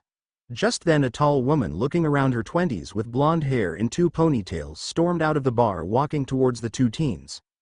Naruto saw what she was wearing and his eyes almost bulged out of his head. The size of the woman's chest was unheard of. Tayuya saw Naruto's gaze and looked a little hurt at the sight and crossed her arms and huffed. So you like those types of girls? Naruto looked at Tayuya and saw that she looked hurt. He gave her an assuring, foxing smile. Not in a lifetime, that's way too big for me. Plus I like my woman real, thank you. Just then another woman with black hair and a matching dress holding a small pig ran out of the bar and tried to calm the other woman down again. Tayuya ignored the conversation that they were having and turned back to Naruto. What do you mean? This lady's a fake. She's using a very, and I mean very, powerful genjutsu on herself. And believe me, she's really like 50 years old. Naruto started to laugh. She could be my grandmother. Tayuya tried to hold in her laughter but couldn't, as the two were now laughing out loud with an angry blonde woman walking towards them. This is bullshit. I had the perfect hand and I lost it all. What a shitty day, Shizune. Please, Tsunade-sama, you must calm down. Tsunade grumbled and pushed Tayuya and Naruto out of the way. Move it, you brats. To say the least, they were pretty pissed that this old lady called them brats. Naruto turned towards her back and shouted. Who are you calling brats, you old bat? Tsunade stopped in her tracks and slowly turned to face them, glaring with a scared Shizune beside her. What did you just say? Right then Tsunade saw who she was talking to and stopped. This must be Naruto, who Jiraiya told me about, and it seems he was right about what he said. Little Naruto's now a demon. She was about to let it go until Naruto made another comment. That's right, I said, an old bat. I can see through that cheap genjutsu, and let me tell you, it's a bad picture. You better respect us or I and Tayuya-chan here will have to put you in the old folks' home. Tsunade was shocked and again anger and rage took over. Tayuya and Naruto were again laughing and the two were about to high-five each other when, whack! Naruto was sent flying into a wall and knocked out.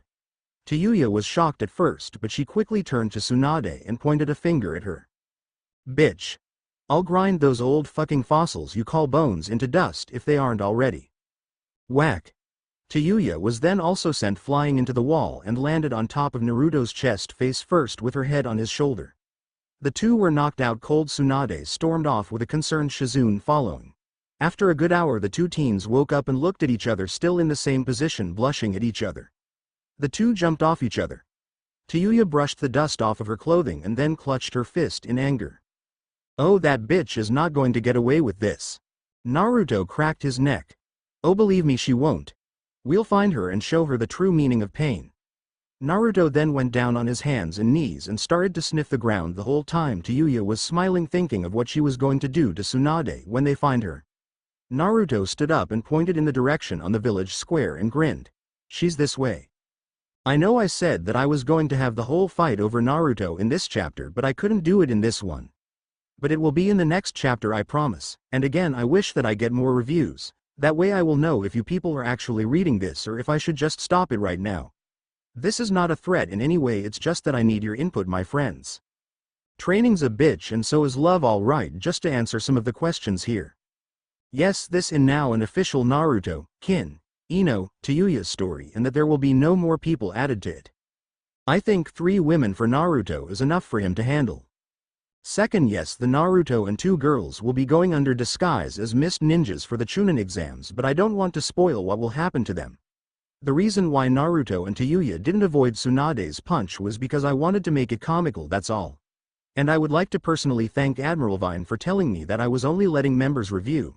I didn't even think about it until he said something. So now anyone can review. Now on with the story. Training's a bitch and so is love. Marriage is the only war where you sleep with the enemy. Gary Busey. Naruto and Tayuya were running to the location in where Shizune and Tsunade were, and according to Naruto they were both no longer moving. While Naruto was sniffing the air again to get a second opinion on where they were, a voice got their attention. Hey Naruto, Tayuya, what are two doing? Kin and Ino saw the two and immediately they were pissed because it seemed that their first guess was correct. Flashback: Kin and Ino were shopping for new gear and food and talking about Naruto while doing it all. I'm telling you, Ino, Naruto was amazing. He was all over those enemy troops like it was nothing. Ino smiled.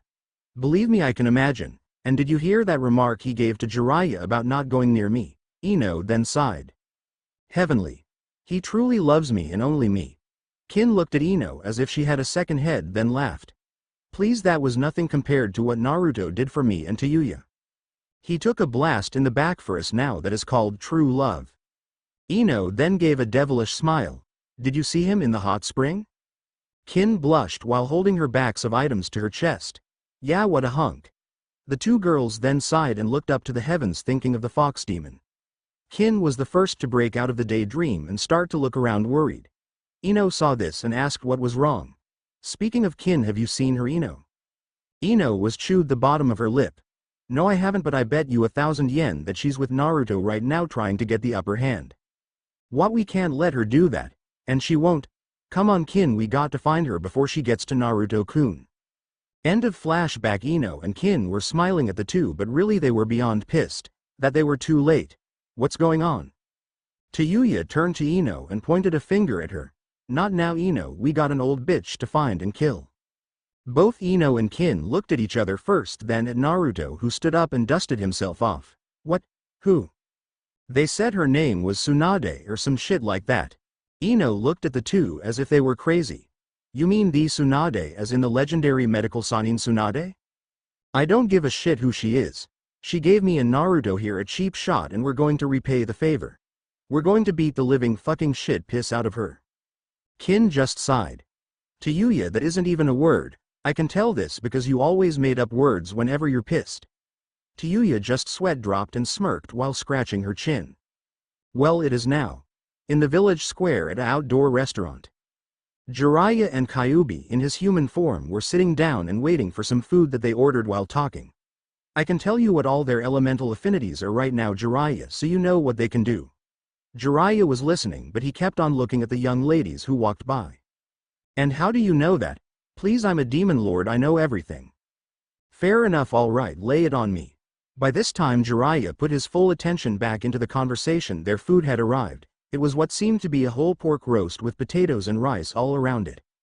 The young waitress placed the food on the table as carefully as possible, all the time bowing to the Kyuubi. "Excuse me, human?" The young woman looked up in fear, trying to think what she did wrong. "Why, yes, my lord. I'm going to need 4 more of these platters. So when you see me go halfway on this one, bring out the other." The woman smiled brightly, thanking the heaven that it was only that. Kyuubi looked at Jiraiya, who seemed to be confused. "Oh, I'm sorry, I forgot to ask if you wanted something." Jiraiya looked at the woman and smiled. "I'll have a beef ramen, extra beef." He then gave her a perverted smile. "And if you want an extra tip, you can join me in the hot springs later and we could." Jiraiya never got to finish his sentence as a large rock hit him square in the back of the head, knocking him to the ground. The waitress looked at Kyuubi for an answer and he just simply waved her off. "That is all, you may go." The girl was off in a second and the Kyuubi looked towards the direction in where the rock came from to see a pissed Tsunade walking towards them. Kyuubi started to dig into his feast and finished it in a matter of minutes, all the while watching Tsunade kicking the crap out of Jiraiya. Shizune then came into the picture, trying to pry off Tsunade from a crippled Jiraiya. "Your temper has always lit my fire, Tsunade." Tsunade looked at Kyuubi and suddenly all her anger was gone. Shizune was stunned at how easily she was calmed down. "You know the offer to be my wife is always on the table, ready for you whenever you are." Tsunade laughed and sat down beside Kyuubi in the seat beside him. Now Shizune was speechless. "Thanks, but I can't accept that. What would everyone think?" "Oh, to hell with everyone else." By this time Jiraiya sat back in his seat with cuts and bruises all over him.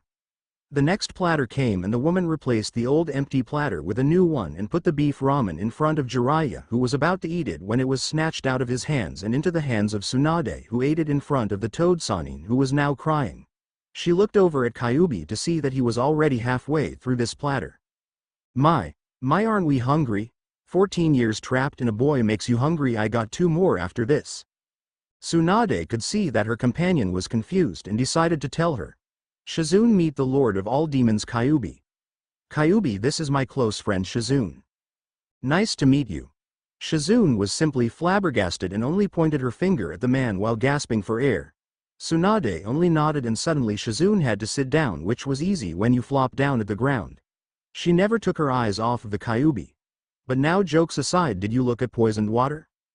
Tsunade turned from carefree into serious. "Yes, and I have to say it wasn't that hard at all to find a cure." Jiraiya's tears disappeared and were replaced with wonder. "You found the cure in one day? That's amazing." "No, she did it yesterday. When she came then she blew all her money gambling. So what did you find?" "It was a basic poison, like I said to the normal eye. It would cause minor headaches, nausea, and severe stomach aches, middle-aged men and women. But to minors and the elderly it destroys the immune system completely, causing a minor cold to kill them. Luckily that didn't happen to this village though." "Indeed, but it might have happened to others. That's why it would be a good idea to produce the cure on a larger scale so we can treat it to the other villages. Plus that would give us the perfect opportunity to ask the village cages to come here for a meeting." Tsunade chugged down Kyuubi's glass of sake and burped. "Well, I better tell the Mizukage then. Oh, by the way, I met Naruto and one of his girlfriends already. Have you not taught him any respect?" Kyuubi laughed. "I taught my son respect and he certainly respects me." Tsunade dropped the glass on the ground, breaking it and staring at the demon lord with anger. "He is not your son. He had a great father and now because of you he is the one thing that everyone said he was." Jiraiya looked at Kyuubi to see that he was getting pissed at that comment and could feel the rise in his demonic chakra. "Tsunade, watch what you say." "No, I need to say this. What would the fourth think if he found out that his son is now a demon?" Kyuubi stood up and smashed the table with his fist. "How dare you say that? Naruto may not be my blood son, but he is indeed my son. For 14 years I watched him as he was picked on, bullied, and stoned. I raised him the best I could, training him and teaching him how to read and write. For 14 years I tried to comfort a broken boy's heart with only words because I couldn't hold him and let him cry on a shoulder. And where were you?" He pointed to Tsunade, who was taken back by this anger. "Off drinking and throwing all your money away." He then pointed to Jiraiya. "And you went and spied on women to write a book. In 14 years I watched as Naruto turned from a boy into a man, and a damn good, strong-hearted man. And now that he is a proud demon I now see that he is actually happy and smiling. He has 3 women who love him dearly and don't give a damn that he is a demon. Because he may be a demon, but he is Naruto Uzumaki, my son. So fuck you both straight up the ass. Both Sanins were feeling terrible right now. Kyuubi just sighed and flopped right back down in his seat. So should we tell him then? No, he already knows. Both Sanins looked in the direction that Kyuubi was looking at to see him staring at a now shocked Naruto. And three pissed off teenage girls. I'm sorry I didn't tell you sooner, Naruto. Naruto chuckled. What? That my real father never actually loved me and used me as a human demon trap? Tsunade looked at Naruto with sorrow. You must understand that what your father did had to be done. Oh, I understand, a Hokage first and a father second. I'm glad I now know where I stood, but you know what, I don't care because, in the long run, I now know who my real father is, Kyuubi, the nine-tailed fox demon lord. Kyuubi simply smiled. So what are you going to do now? Naruto smiled. I'm going to train my ass off, beat the shit out of Shukaku. Then I will crush and kill all of the Anuban and Orochimaru. Then I will become the best damn Hokage this world has ever seen. That's the answer I was looking for. Now here's what's going to happen. He pointed at Kin, who stood up straight. Kin, your elemental affinity is wind. Ino did the same as Kin and stood up straight. Yours is water. Tayuya? Tayuya just stood there and pushed her hair away from her eyes. Yours is fire. And Naruto, yours is also wind. Naruto just nodded his head, but Ino and Tayuya glared at a very happy Kin who had the same element as Naruto. Now here's what's going to happen. Monday and Tuesdays Kin and Ino will train with Tsunade. And Tayuya and Naruto will train with Jiraiya. Tayuya gave a peace sign to Ino and Kin and stuck out her tongue. Then on Wednesday and Thursdays you will switch senseis. Friday and Saturdays you will all train with me, and Sundays you will all have off. Is that clear? The teens saluted and they were off to get prepared for the training, which went for 1.5 months. The schedule went by pretty simply. Tayuya and Naruto would get hit by Tsunade for calling her old, and Ino and Kin would hit Jiraiya during their training because he would try and peek at women. The training with Kyuubi was the hardest for all of them, for the Kyuubi was training them to do the most powerful jutsu ever. The main problem with the attack was that it needed to be done with 4 people, and the attack had to be done precisely, meaning that all 4 people had to do the proper hand seals all at the same time and speed. If one screwed up, then the jutsu would fail and suck out more than 3/4 of the group's chakra. The attack could defeat anybody, and they knew who they were going to use it on. Sundays were always a blast, seeing as the group would spend the day together walking around or just having fun. But then there was the main problem that Jiraiya, Kyuubi, and even the girls kept reminding him of. Who out of the 3 was he going to choose? When this conversation came up, Naruto tried his best to change the subject. That was until the last Sunday before they were going to leave for Sand. Tsunade decided to take the girls out to do some shopping and have a girls' time, while Kyuubi and Jiraiya took Naruto to have a guy's time out. Naruto and the human Kyuubi along with Jiraiya were walking down a pretty run-down part of Mist. So Dad, what are we doing here? Again. Kyuubi only responded with a smirk and a remark of you'll see. The 3 men came to a building and Naruto looked at the sign on top of the building with a sweat drop. You have got to be kidding me? The sign read Sensual Mist. You're bringing me to a strip club? Jiraiya smiled. What better way then to make you a man than to come to a strip club and have lovely sexy women dance for you? Kyuubi then placed a hand on his son's shoulder. Think of it as a gift for all those birthdays I missed. But it thought that's why you gave me that scythe. Yeah, but this is going to be way better than any weapon. After a little bribe to the bouncer, they were in the club. And right from the beginning Naruto's face was bright red while looking at all the topless women walking around. Naruto looked up at his father and tried to speak over the music. I don't feel really comfortable here, Dad. Oh, don't worry, you'll get used to it. Now here's the big surprise.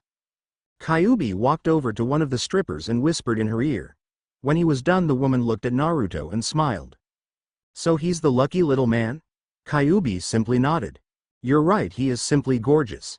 2 other strippers walked up beside the first one and all grinned at Naruto while tugging him towards a private room. The face of his son was priceless. Both adults laughed at Naruto, who was now alone with 3 beautiful women ready to please him. Both Kyuubi and Jiraiya grabbed a bottle of sake each and sat down at a table and watched another dancer on stage. Jiraiya took a swig and looked at the room Naruto was in. He deserves it. I just wish I traded places with him. He then sweat dropped. And that Tsunade doesn't find out about this or we're dead. Correction, you're dead, not me. Right. Tsunade and the girls were just walking out of a store and were about to hit the next store when Tsunade turned to Shizune. So Shizune, where did those two guys take Naruto again? Shizune put on a smile and answered without hesitation. They said they were going to take him to a club. Tsunade and the girls all dropped their bags on the ground and were scared. What kind of club? Oh, they said it was a club only for gentlemen.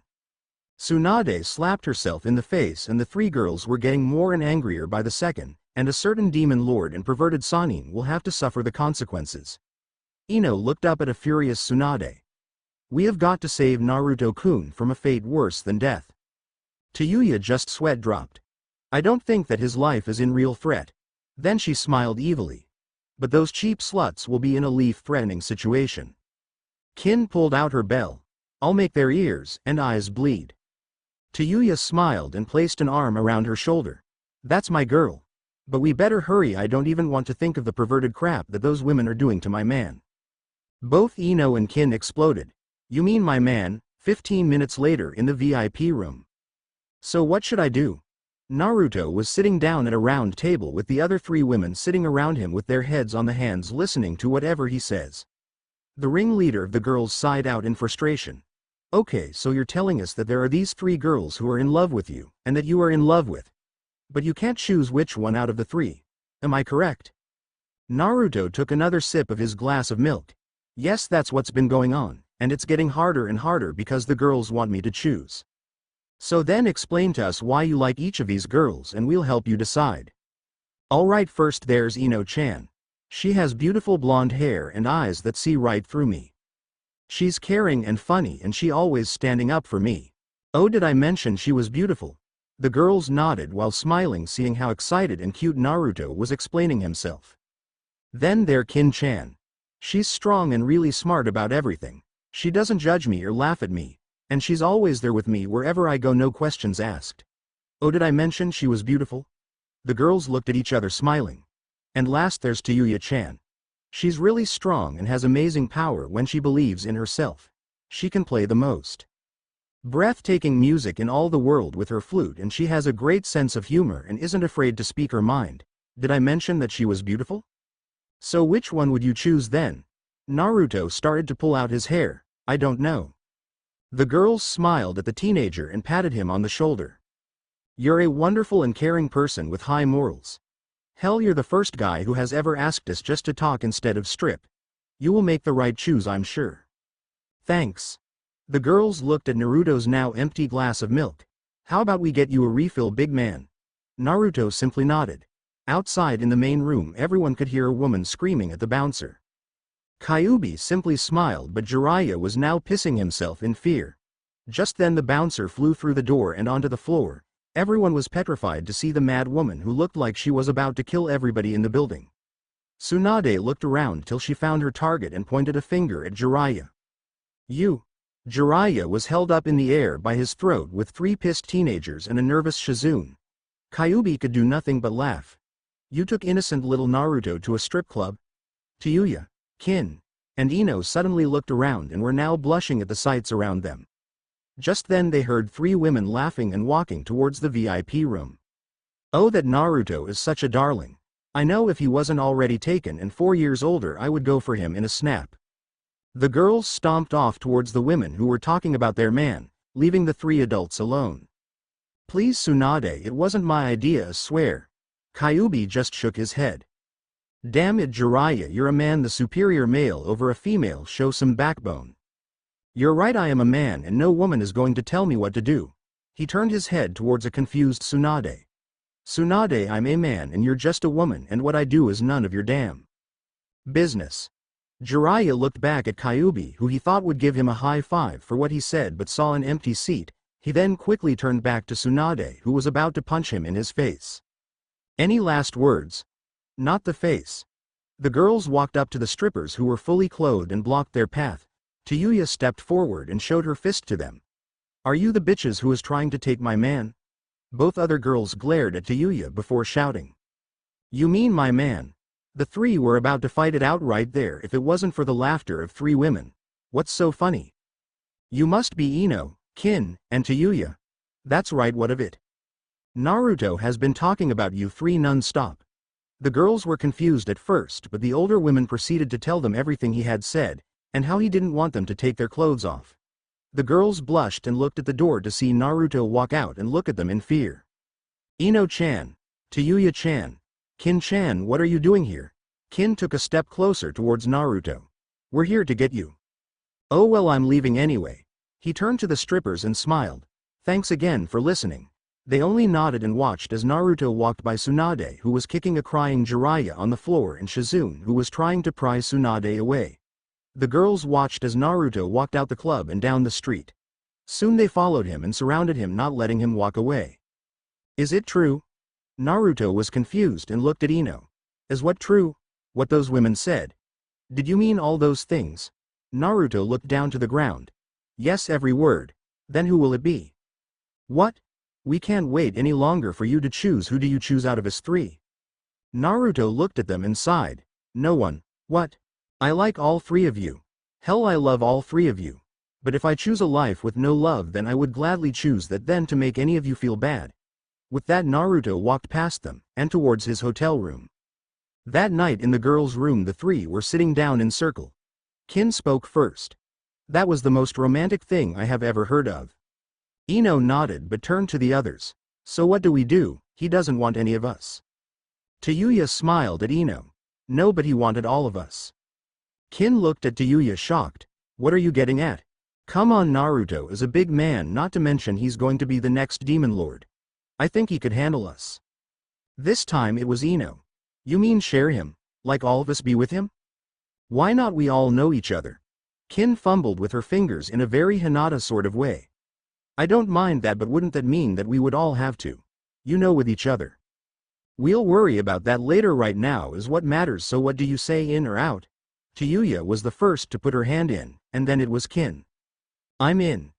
Ino looked at the two who were now smiling, waiting for her answer. Ino then threw her hand on top of the others, smiling. Why the hell not? Now he's our man. And nobody will take him away from us. They all shouted in victory. Damn right. Naruto left his room and was going to get some ice. He was slouched over and still feeling crappy about this afternoon. He dumped his bucket into the huge icebox and yawned. Hey Naruto-kun? Yeah? Naruto turned around to be face first to three gorgeous girls in nightgowns. It's Ino, Kin, and Tayuya. Tayuya was wearing a red one while Kin was wearing a dark blue and Ino in a purple. What's up, girls? I haven't changed my mind. Ino walked up to Naruto and placed her right hand on his chest and whispered in a very seductive voice. No, but we have. Next, Kin came over and hugged Naruto from behind around his waist. We were talking, Naruto, and we decided that it was pointless to fight over you. Tayuya then moved to his left on the other side of Ino and kissed his cheek. That if you can't have one of us, why not all of us? Naruto looked up to the sky with watery eyes. Thank you, Kami. He looked at the girls who were waiting for an answer. You know that I won't love one of you more than the other, right? Ino then kissed Naruto on the cheek. That's the way we like it. Kin then moved in front of Naruto and did what she wanted to do when she was in prison, read Kin's bad day, and full out kissed him on the lips. At first Naruto was stunned, but he then deepened the kiss, not wanting Kin to be on top of things. Kin backed away blushing. Ino smiled at her friend. How was it? Kin's only response was, whoa. Then it was Ino's turn, and after that Tayuya's, each one having the same reaction. Ino broke out of the daze and smiled at her. Naruto-kun. You know that this now means that you can't look at any other girls, right? Naruto only smiled. Who needs to? Oh yeah, tomorrow was going to be a great day for Naruto, he could taste it. Holy sweet hell, that was a long chapter. Well, what do you think? I didn't rush the whole harem thing, did I? If I did, I'm sorry, but what is done is done. Now just because they all decided to share him doesn't mean that they are going to hit the sack in the next chapter. The Four's love life will still continue to develop in the story. And next chapter the group is off to the village hidden in the sand to try and convince the Kazekage and to fight the one-tailed demon and save Gaara from a life of hate and sleepless nights. Your reviews keep me typing. Shukaku's demise. I'm still doing the story, but the updates won't be as fast for I have to go to school, so it might be once a week. Please don't hate me. I'll try, but the workload I get will be hell. Shukaku's demise. In Orlox's boat out in sea. Orlox was sitting in his private room in front of chessboard, sitting down looking at the board. He moved a knight to take out a white bishop. Now that Cloud has joined Sound, another piece of the game has fallen into place. The person across of Orlox, who was number 1, chuckled and took out Orlox's knight with his queen. Mist was saved by Naruto. A minor setback in our plans. Orlox moved a piece, but it didn't take out one's pieces. I beg to differ. Naruto is doing exactly what I wanted. One took out his opponent's rook. How so? Orlox took out another pawn. We cannot have a world war without all the villages. Naruto and his father are gathering the other villages to help them stop the big bad Sound invasion. One took out another piece. Orlox took a hold of his king and smiled. And with the king of it all, a leaf as the bait, all the villages will have their war right on top of Leaf, destroying it. With the major village out of the way, the rest of the ninja world will fight each other, ultimately destroy themselves, and having the Anubanity taking over. Orlox then knocked over his own king, ending the match. But then again, that isn't the real plan now, is it? One simply chuckled. If only you were born a demon and not called one, maybe you would have been spared your fate. Orlox simply got up from the chair and brought over a tea tray where he started to pour number 1 a glass of tea. Do the others know? Of course not, they're too busy dealing with making the war start to see the real plan. But then there's... Orlox finished his sentence. 3. 1 just nodded and drank his tea. Yes, he has become the real bother not killing the demon prince. I wonder why. It does not matter, he will have to do it sooner or later. And then there is our good friend Orochimaru. When will you kill him, I wonder? We can't touch him because of the pact we made. But knowing his lust for power, I'm sure he'll break the pact, ending his life. And those demon hunters, what were they called again? Akatsuki. Yes, I have personally dealt with them all except for one, Itachi. We'll worry about him later, but the question is if everything is ready? The body is almost complete with some missing components. All that is needed is the brain. And for the attack I will have my men stationed to lay cannon fire on the village. Plus my pet project is finally done. You mean Hades? Yes, a masterpiece, mechanical and biological technology. It will smash any summon beast, even the snake. Then I believe we shall let it out on the attack to see just how much damage it can do. It will be quite a show. Good, nothing will stop this war now, not even Uzumaki. One got up and started to walk away but turned back to Orlox one last time. I can save you, you know? Orlox chuckled. I know, but as you said, I cannot escape my fate. I now embrace it and take as many people with me. Hidden village of the Leaf. Sasuke and Sakura were at the training ground 7 training. Sakura was practicing chakra control while Sasuke was trying out his Taijutsu on a nearby practice dummy. Suddenly Kakashi puffed out of nowhere, surprising his 2 students, but not because he scared them. It was because he was actually on time and by the looks of it serious. Okay, you two, I have something important to tell you both, so listen up. Sakura quickly stopped what she was doing and ran in front of Kakashi to see what he wanted. Sasuke just grumbled like his normal self and walked up beside Sakura. The Chunin exams will be starting in 2 months and I signed up Team 7. Sakura looked at Sasuke, then at Kakashi. But Kakashi-sensei, there is only 2 of us, don't we need 3 people? Yes, Sakura, a 3rd member will be joining our team before the exam starts, so I want you both to train really hard. The 2 nodded and were going back to do what they were doing until Kakashi stopped Sasuke. Sasuke, I need to talk to you for a second. Sasuke just stood in front of his teacher and waited for what he was going to say. The council believes that a certain someone we all know will be at this exam and they want you to kill him.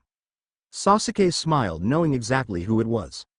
From this moment on I will be teaching you a rank assassination jutsu. Sasuke's evil smile seemed to get brighter and Kakashi sighed, disgusted with himself. Please forgive me, Naruto, I had no choice. Orochimaru's lair. Orochimaru sat in his throne, resting his head on his hand. Sighing, he looked before him to see the remaining Sound 4 and his leaf spy Kabuto kneeling before him. So is that all? Saken looked up. Yes, my lord, it seems that we ran into some trouble with the Mist Ninjas and had to engage them in combat. We lost all our men and sadly Tayuya was also killed. Orochimaru could see that his bodyguards were smiling at the fact, knowing that they all hated Tayuya. Even himself hated that loud-mouthed girl and saw her more as a problem than a solution. She was expendable, but I have now found a new replacement for her. The last Uchiha will make a great addition to our little group. And now that Kimimaro is out of the hospital, we will have a full force when the Chunin exams are upon us. Everyone then left the room except for Orochimaru and Kabuto, who was now in front of his master. Do you think that it is wise to work with these demons? I will get what I need from them, then I will destroy them with the same gift that they will give me. Those fools will never see it coming. Kabuto simply smiled. No, they won't, will they? Out in the deserts a couple of miles away from the village, hidden within the sand, Naruto's group with 3 new comrades, well, 4 if you add a pig, were now walking towards the village in the blistering heat. Naruto was walking while reading one of the 3 books he made in Wave, with his now 3 new girlfriends looking over his shoulder trying to understand what he was reading. But to them it was just some sort of ancient text. Hey Dad, I got a couple of quick questions here. The Kyuubi simply looked back at his son. I wrote these books while I was still getting used to my body. I can read it, but I don't understand it. The Kyuubi looked at the book his son was holding and nodded his head, causing everyone to listen in. Simple, these 3 books are books on demonology. Each book is leveled from low, medium, and large level demons, giving the reader knowledge of the demon and its weak points. All us demon lords need this knowledge in case some smart-ass demon wants try and overthrow us. The demon realm is full of punk-ass demons who think they are tough but are just weak fowls when it comes to us lords. Naruto simply nodded his head. You'll have to know all those books by memory if you want to become a demon lord. Kyuubi smiled when he saw that his son was now nodding his head quickly while smiling. I won't let you down, Dad. I'll make the best and strongest damn demon lord there is. I know you will. And my second question is, how old are you? Kyuubi was a little taken back by this question, and Tsunade was a little pissed, hating that question even if it wasn't directed at her. It's not nice asking your elders for their age, but I guess it's alright. I think I'm 10,000 years old last time I checked. Naruto's jaw dropped, and so did his book. You mean I'm going to live that long? Well, actually probably longer. Why? Why? Because I'm going to live on and watch all my friends and loved ones around me die while I live. The 3 girls looked at each other sadly. I don't want to leave Kin-chan, Tayuya-chan, and Ino-chan behind. Don't worry, once I gain more of my power back I will also turn your mates into demons, giving you all the same lifespan. Though I guess you will find it kind of strange that you will all stop aging once you hit 20. Don't worry about it and go along with it. Kyuubi saw his son and his new girlfriends all blushing and decided to go in for the kill. Plus I want grandkids. Lots of them. The 4 teens looked at each other and then quickly turned away, trying to hide their faces, while the adults just laughed. Sand was now in their sights and they had to do everything in their power to try and convince the Kazakage to not go along with Sound and help Leaf. Thou inside of the village of Sand, a dispute were going on between a local genin team. I don't understand. We just fought a war so that we can make this alliance, and now we're just going to throw it out the window to start another war? A blonde girl with 4 ponytails and a large fan strapped to her back complained to her Junin instructor, who had half of his face covered by a cloth. The man looked around the room to see a child wearing face paint and a full-body black jumpsuit sitting beside the girl, and across the room leaning against the wall another teen was staring at his sensei. This one had red hair with a large gourd on his back and a red tattoo on the right side of his head. Baki, the kid's sensei, sighed and looked at Gaara. What do you think, Gaara? Gaara didn't even look at his sensei. I don't care what you do. As long as I get to spill blood I will be happy. Everyone winced in the room, knowing full well that he meant every word of it. Suddenly Gaara's head snapped towards the window and he started to growl.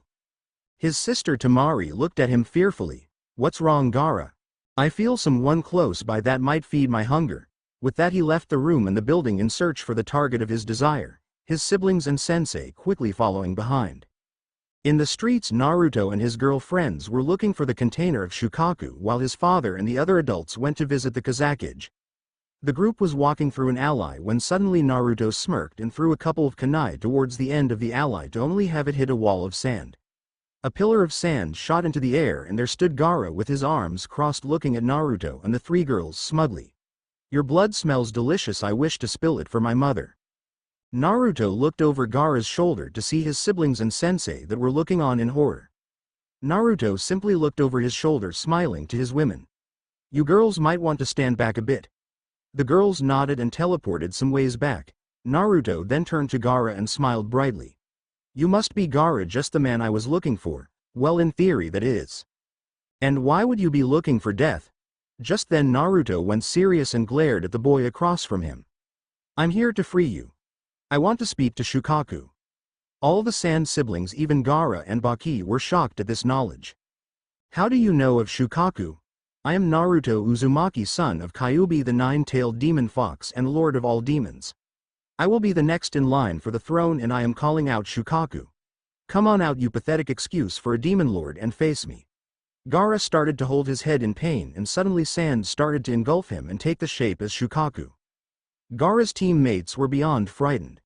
Shukaku raised his head and glared at Naruto, who was just returning to same dish. You may smell like the Kyuubi, but I know for a fact that he has no son anymore. Anymore? That word kept repeating. You know full well that I am his son, and believe me, I know everything about you, coward. You little demon bastard, how dare you insult me? No, how dare you insult me, Shukaku? Everyone turned to see the Kyuubi walking towards the two. Naruto grinned at his father while Shukaku was on his hands and knees. He's still in control of Gaara's body. You dare insult my family line? Lord Kyuubi, I didn't know that he was your son. He told you, didn't he? He has the same demonic chakra as me, doesn't he? Then why did you not believe him? All the sand ninjas were now beyond scared. Two very powerful demons right in front of them about to fight it out, and they couldn't do a thing about it. What would you have me do, my lord? Kyuubi looked at Shukaku, then at his son. Your fate was sealed the moment that you did not enter the Great War with the rest of us and ran away like the coward you are. If you did enter the war, things would have been different, and we would not have to be dealing with the Anuban right now. Shukaku rose to his feet, stunned. The Anuban are back. Please, Lord Kyuubi, allow me to redeem myself and let me fight by your side. Kyuubi looked at Shukaku with disgust. You will not fight by my side, but the side of my son, who will decide your fate. I will serve him with my life, O Lord Kyuubi. He turned to Naruto, who seemed to be surprised to say the least, but that soon turned into a grin.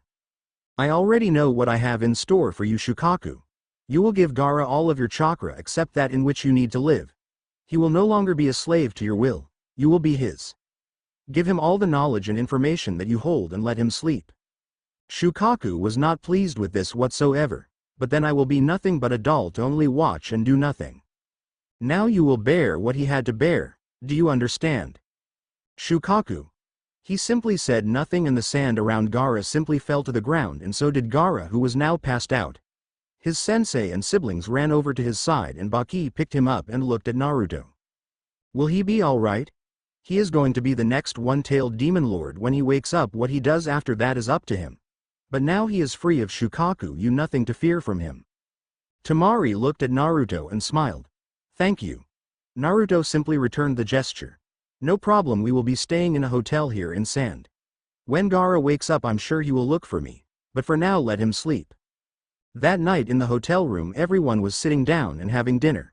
Of course it was ramen, because it was his job to get the dinner. Sure, the guy had 3 beautiful women in love with him, but those women get very pissed off when Naruto does stupid things like this. So Naruto did the smartest thing he could and stayed the hell away from them and sat at the other end of the room and listened in on the conversation that the others were having. So now we have to wait till tomorrow to meet the Kazakage and speak to him. How did it go with Shukaku? Kyuubi looked up at Tsunade and then over to his son, who was now looking out the window sneering. Naruto made sure that he won't be a problem. Kin looked over towards Naruto and huffed, sensing that he was sulking because the girls wouldn't let him eat with them. Are you angry that we won't let you eat with us, Naruto-kun? Naruto didn't answer and continued to stare out the window, squinting his eyes. Tayuya looked at Naruto, pissed. Hey, just because we wouldn't let you eat with us doesn't mean that you have to be a prick and ignore us. Naruto quickly turned his head towards them, still angry. Be quiet. The girls were taken back by this and soon turned to anger and were walking towards him, but stopped when they heard him sigh. You sensed it too? Everyone in the room except for Naruto and Kyuubi were looking around and trying to figure out where the voice was coming from. Naruto looked back out of the window. Yeah, it was weak, but it was definitely the chakra of a Anuban member. Just then the wall behind Naruto started to ripple and Gaara slowly walked out from the wall. Once he was standing behind Naruto with his arms crossed, the wall went back to normal. Ino pointed her finger at the new and approved Gaara, whose eyes were like Naruto's with a slit in the middle, but his eyes were yellow, not red. His hands, ears, teeth, and muscles were the same as Naruto's also. How did you do that? Gaara looked up at Ino and cocked his head to the side. Thanks to the fusion of Shukaku and me, I have perfect control of sand in every way. These walls are made of sand, my element. He then turned to Naruto, who was now standing in front of Gaara. I have come to thank you, my lord. Gaara then bowed towards Naruto. Gaara's eyes went wide as he felt a hand on his shoulder and looked up to see that it belonged to Naruto, who was giving his foxy grin. I'm not your lord yet, but I do want to be your friend if that's all right with you. Gaara was confused by this. Friend. Two or more people who care for each other and protect each other while without thinking. People who won't judge you for who you are and will be by your side till the end. Gaara smiled at Naruto and shook his hand. I would like that, friend Naruto. Gaara then sat down with the group and they all talked about their past. Jiraiya looked at Gaara, who seemed to be between sleep and awake. One thing is bothering me. Kyuubi told me that it took Naruto 1 week to adjust to the demon transformation. But it only took you half a day. Kyuubi lifted up his head from the ground.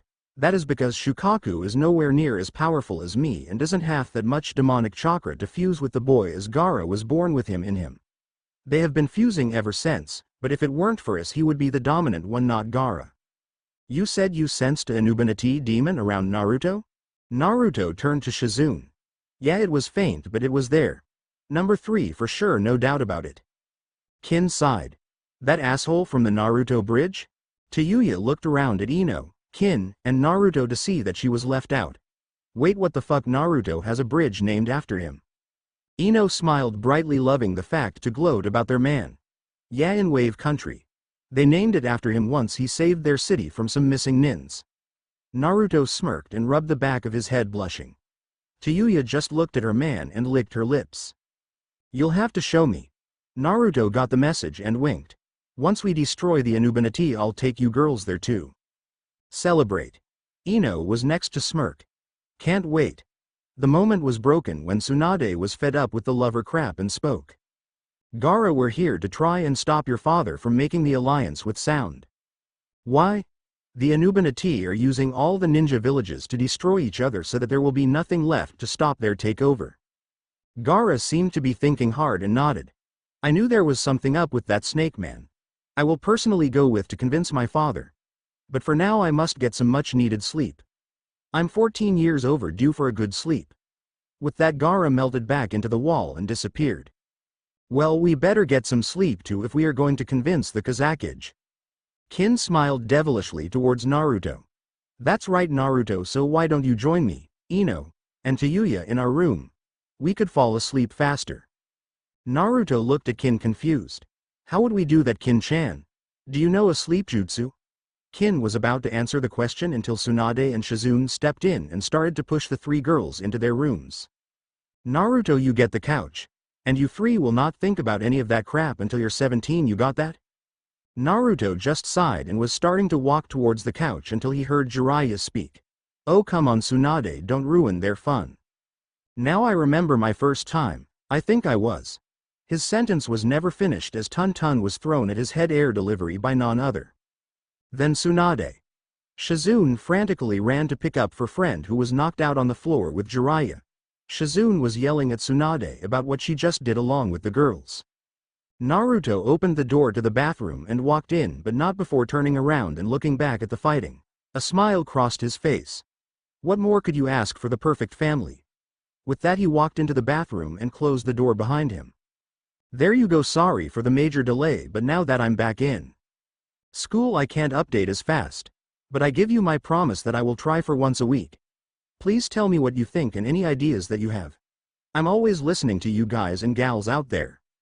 The exam entrance, all right, here we go again. In this chapter the Chunin exams are upon us and Orlocks and the Anuban are going to send their own genin teams into the exam. Plus Naruto needs to keep a low profile so not to get caught. After much thought, since I made this M-rated story, I have decided to return it to a T-rated story. I first made it M because I was planning on putting 2 lemons in it, but I have decided to make those lemons into one-shot stories, for when the time comes in the main story. I find it safer this way because I don't want to ruin the whole story in itself. I hope you understand and continue to read. I am sorry to those who do not agree with this method, but let me remind you that there will be 2, maybe 3 one-shot lemon stories to this main story. Again, I apologize. The exam entrance the next day, Naruto and his group met up with Gaara and his siblings before heading towards the Kazakuge's building. Naruto and Gaara shook hands, smiling at each other. After that, he went to shake the others' hands. Naruto shook the blonde girl's hand first. "You must be Temari, it's nice to meet you. Gaara told me all about you." Temari looked at her brother confused. "Really? What did he say?" "He said that you were strong and determined, using wind-based attacks." Temari blushed at the compliment. "Thank you, Naruto-san." Naruto then walked up to Kankuro and also shook his hand. "And you must be Kankuro the doll user, quite impressive." Baki was the last who didn't really say anything, just shook his hand, and that was it. Kankuro walked up to Kin and shook her hand while smiling. "So are you impressed also?" Kin looked at him disgusted. "Sorry pal, but I'm taken." He then looked at Ino. "Don't even think about it." And then at Tayuya, who just flipped him off. Kankuro just faltered. "You're all taken." He then got a surge of power and stood up straight. "I bet I could kick your boyfriend's ass." Tayuya just snorted. "Go ahead and try, he's right behind you." Kankuro quickly turned around to face a grinning Naruto.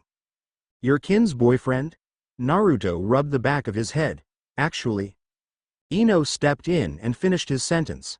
"All 3 of us are his girlfriends." Kankuro looked back from Naruto to the 3 girls and suddenly got on his hands and knees, kissing Naruto's feet. "I'm not worthy for you or a god."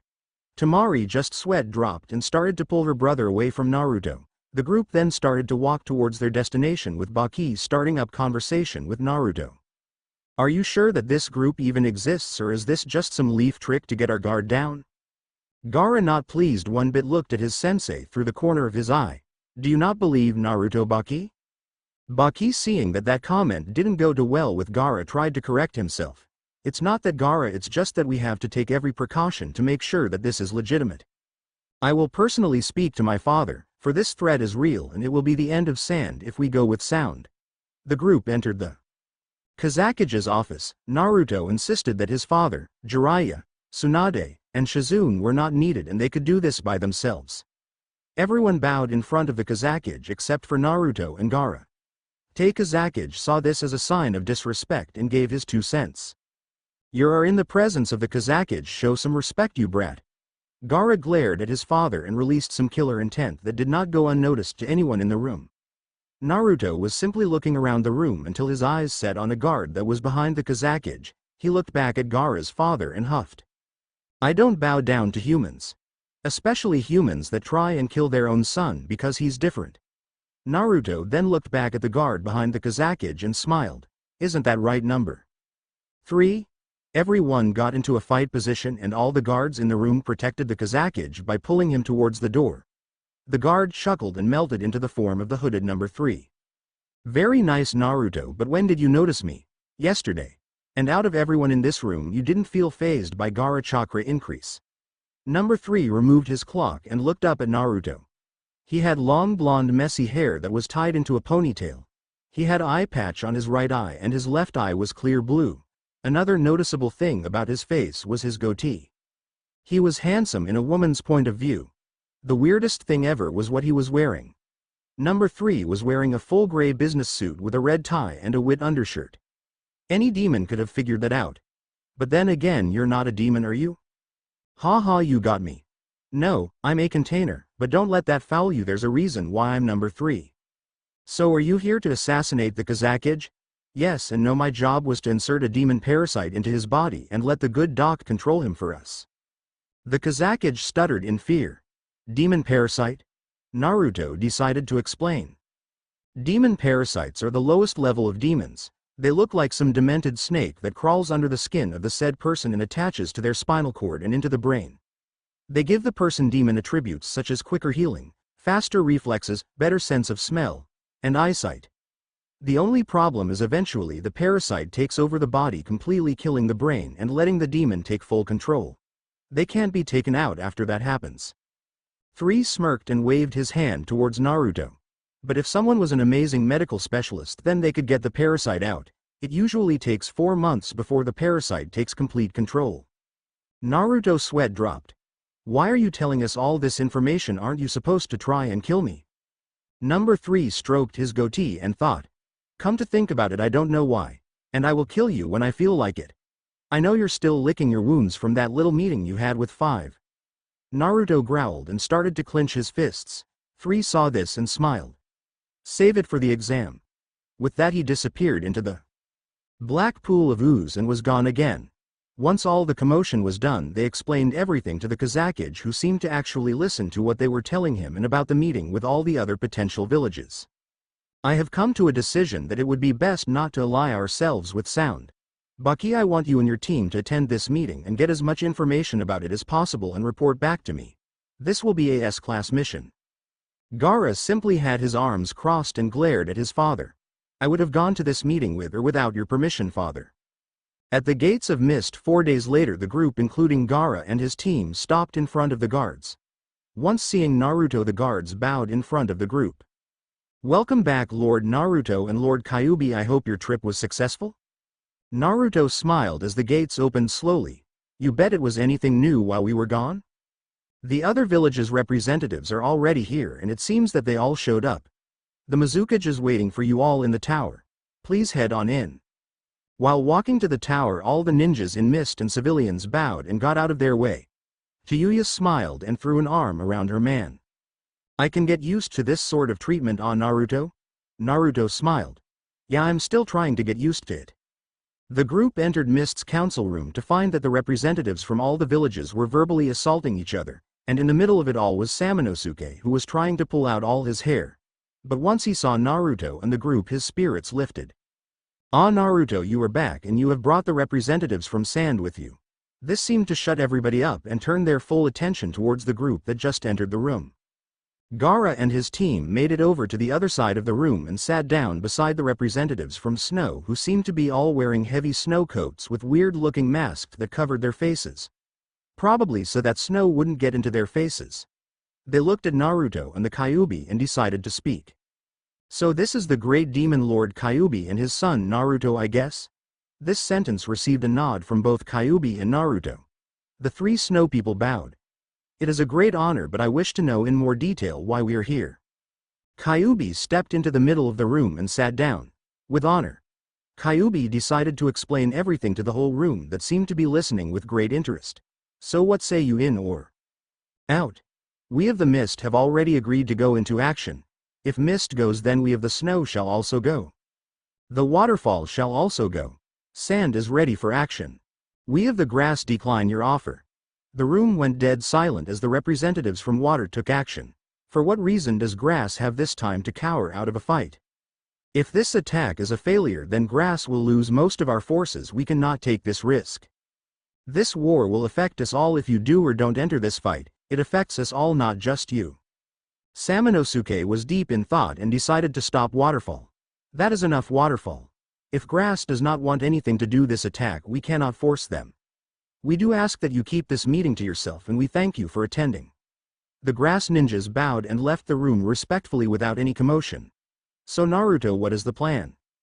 Well, Ino here will return to Leaf for the exam, and I, Kin, and Kyuuya will also be entering the exam. Ino looked at Naruto worried.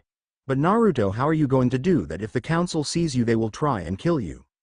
Easy, Samanosuke, sing us 3 up to be Mist Genins, please. Samanosuke smiled. You'll need a Junin instructor. I guess I could volunteer myself, seeing as I'm bored to hell with all that shitty paperwork. There, it's settled. You will go back in 2 weeks with Tsunade, Shizune, and the pervert back to Leaf, saying that you were trained by them and never found me. That is if that bastard Kakashi didn't rat on me. Which I'm pretty sure he did. Jiraiya, not liking being called a pervert, huffed at Naruto. I hope you got a disguise, because they will surely find you out. Don't worry about us, I got a great plan, don't I, Gaara? Gaara simply nodded his head as him and Naruto started to growl and slowly take shape. Gaara went back into his human form, but Naruto was way different. His ears and teeth went back to human, while his eyes turned a human green. His hair grew longer, shoulder length and black. A scare appeared just under his left cheek and his whisker marks were now gone. So how'd I look? If the facial change wasn't enough, Naruto also changed his voice. It was older and heavier. Tsunade simply smiled and yelled, "Kia!" When nothing happened, Naruto smirked. It's no jutsu. Demons can change appearances to blend in with humans. But it doesn't last that long, as it's my first time trying to change into a completely different person. Unlike Gaara, who can stay in his form for up to a week, I can only stay in this form for 4 days. Kin poked Naruto a couple of times to make sure it was him. That's great for you, but what Umi and Tayuya? All you two need to do is stay next to me at all times, and I'll cast a demonic illusion around us. Nobody will be able to sense it or see your true forms. Both Kin and Tayuya smiled and walked up beside Naruto on each side and slinked an arm around his. That sounds good to us. 2 months later, Ino was sitting with her teammates that were on the ground. All were huffing and puffing because they just got off training. Ino looked to her right to see Choji and Shikamaru catching their breaths. She then looked to her left at her sensei Asuma and mentally sighed. God fucking damn it. I hate this pretending to be weak bullshit. I never had to do this crap around Naruto-kun and the others. Fuck, but Naruto asked me to keep a low profile, and I know Asuma knows something is up with me. She then looked back at her teammates and sighed. Bunch of fucking weaklings wouldn't stand a chance against a baby fox, let alone a deadly sin. Ino then mental went back and reheard everything she said and sweat dropped. Man, I'm picking up a lot of stuff from Tayuya, mostly her anger and swearing. Ino then looked up to the sky to see a hawk flying above them. She looked back at her sensei that was eyeing the bird and smirked. Showtime. When Ino first got back, she was sent to the Hokage's office with the Sanins in tow and told the third everything that has happened and what was going to happen. The Hokage called in a squad of his most loyal Anbus, which happened to be 15, and told them what to look for. Only those at that office know what was happening, and that would be all according to the Hokage. Jiraiya, Shizune, and Tsunade went low till the time came, but not before telling Ino's team and parents that she was with them training in wave, nothing else. Of course, Ino's father was more than happy that his daughter was out training with 2 legendary Sanins and not in the company of the demon filth, as he liked to put it. On the other side of the village, Kankuro and his sister Tamari were walking down one of the allies of Leaf. This is stupid. What are we even doing here? Tamari just sighed. Gaara asked us to look around and to see if anything is out of the ordinary. How the hell are we supposed to do that? I've never been here before, so I don't know what could be out of place. Just as they turned a corner, Kankuro was smacked into by a small child with goggles on his head and a large green scarf around his neck. Kankuro picked Konohamaru up by his shirt and lifted him into the air. You bumped into me, you brat. By this time 2 other smaller children, one a boy with glasses and a small girl, all had goggles on top of their heads. Tamari glared at her brother. Kankuro dropped the kid. We don't want to draw a crowd. Don't worry, this won't last long. Just then 2 more people came. A girl wearing a pink dress and matching hair with green eyes. The other was a boy with brown hair and matching eyes. He wore a dark blue vest and black baggy pants with blue ninja sandals. The pink-haired girl moved forward and smiled. I'm sorry, it was my fault he ran into you. Kankuro smiled. No, now it's going to be him who's going to be sorry. Konohamaru snarled at the puppet master. If Naruto-sensei was here, you would be sorry. Sakura felt awful hearing her friend's name, not having him around. But both Kankuro and Tamari paled. Kankuro placed the boy down on the ground gently and smiled. Hey kid, it's all right. After all, it was me who bumped into you. Sakura was extremely confused. Just a minute ago this guy was being a prick, but now he was kissing Konohamaru's ass. Kankuro, you bring nothing but shame to our village. Just as the sentence was said, Gaara formed from the dirt on the ground and was glaring at his brother. Be thankful he didn't catch you. Gaara, I didn't know. What are sand ninjas doing in Leaf? They all looked up to see Sasuke jump from a nearby tree and land in front of them. Gaara looked at the boy carefully and glared. This must be Naruto's teammate Sasuke. Naruto asked me watch over him and that I will. Tamari spoke for her brothers. We're here for the Chunin exams. The group began to walk away, but not before Sasuke got one more shout out. What's your name? Gaara simply stopped and looked over his shoulder. I don't give my name to weaklings. And with that they were all gone in a tornado of sand. Time skipped to the first exam room, and after Sasuke got his ass handed to him by Lee, Team 7 walked into the room and looked around. Sakura spotted who she wanted and ran over to her. Ino was in the corner of the room looking around, spotting out the competition. The first group she saw that she didn't like was 3 men all in their late 20s wearing the same attire. Black ninja sandals, black baggy pants, and brown hard leather vests with wrist bangles and metal right shoulder guards. All their face was covered by black single nozzle gas masks. Around their belts were the symbols of rain, but Ino knew better. The next group of 3 was hooded so you couldn't see their faces or read their chakra. There we go. Ino was broken out of her thoughts when she heard her name. What is it, Sakura? Ino never took her eyes off of the group. Her voice was cold while speaking to Sakura, who was looking sheepishly at her friend. How is Na? Ino quickly covered Sakura's mouth and shook her head. Sakura, getting the message, simply nodded. How is he? In plain words, wonderful. Ino saw Sakura deflate and decided to make the final strike. I should thank you. This surprised Sakura. What? Why? Because you showed him how much of a bitch you really are. He gave up on you and now I, Kin, and Tayuya couldn't be happier. Sakura thought about it and looked wide-eyed at Ino. He's dating 3 girls? Ino simply nodded and Sakura walked up and whispered in Ino's ear so only she could hear. So that makes you a bi? Ino smiled. Not yet. The door to the room slammed open and 3 new ninjas from the Mist Village entered the room. The first one was female and Ino knew by the new clothing that it was Tayuya, but her face was different and her hair was neater and brown. The other was also female and wore a similar outfit as the first and had green eyes with short blonde hair. Ino went on a wild guess and thought that must be Kin. The last was male with green eyes and shoulder-length hair that was in a ponytail, with a scar on his left cheek. He wore gray boots, with green baggy pants and a dark green ripped parka over his body. Both his hands were equipped with metal claws and his mouth was covered by an air mask. Demon Brothers. Ino saw the 3 and smiled. Naruto simply looked around the room at all the ninjas and smirked. Showtime. Okay, there you go. Next chapter, Naruto and friends will have to try and survive the Forest of Death. But they won't have to just go up against the Snake Sanin. They will have to face off Kin's old group, Psychotic Brothers, Anubanity demons, parasite-infected humans, and the living dead. It's not called the Forest of Death for nothing. Samanosuke will make a new friend and we will find out where Kakashi's loyalty really lies. Next chapter. The pain in the forest. What do you people think? Please give me some ideas for future chapters. I'm always listening and putting them in. The Pain in the Forest PT1. I just like to give out a personal thank you to all my loyal readers and just let me answer some of your questions right now. Mad Max. Naruto already forgave Sakura in earlier chapters, but that doesn't leave Kakashi and Sasuke out of the blue.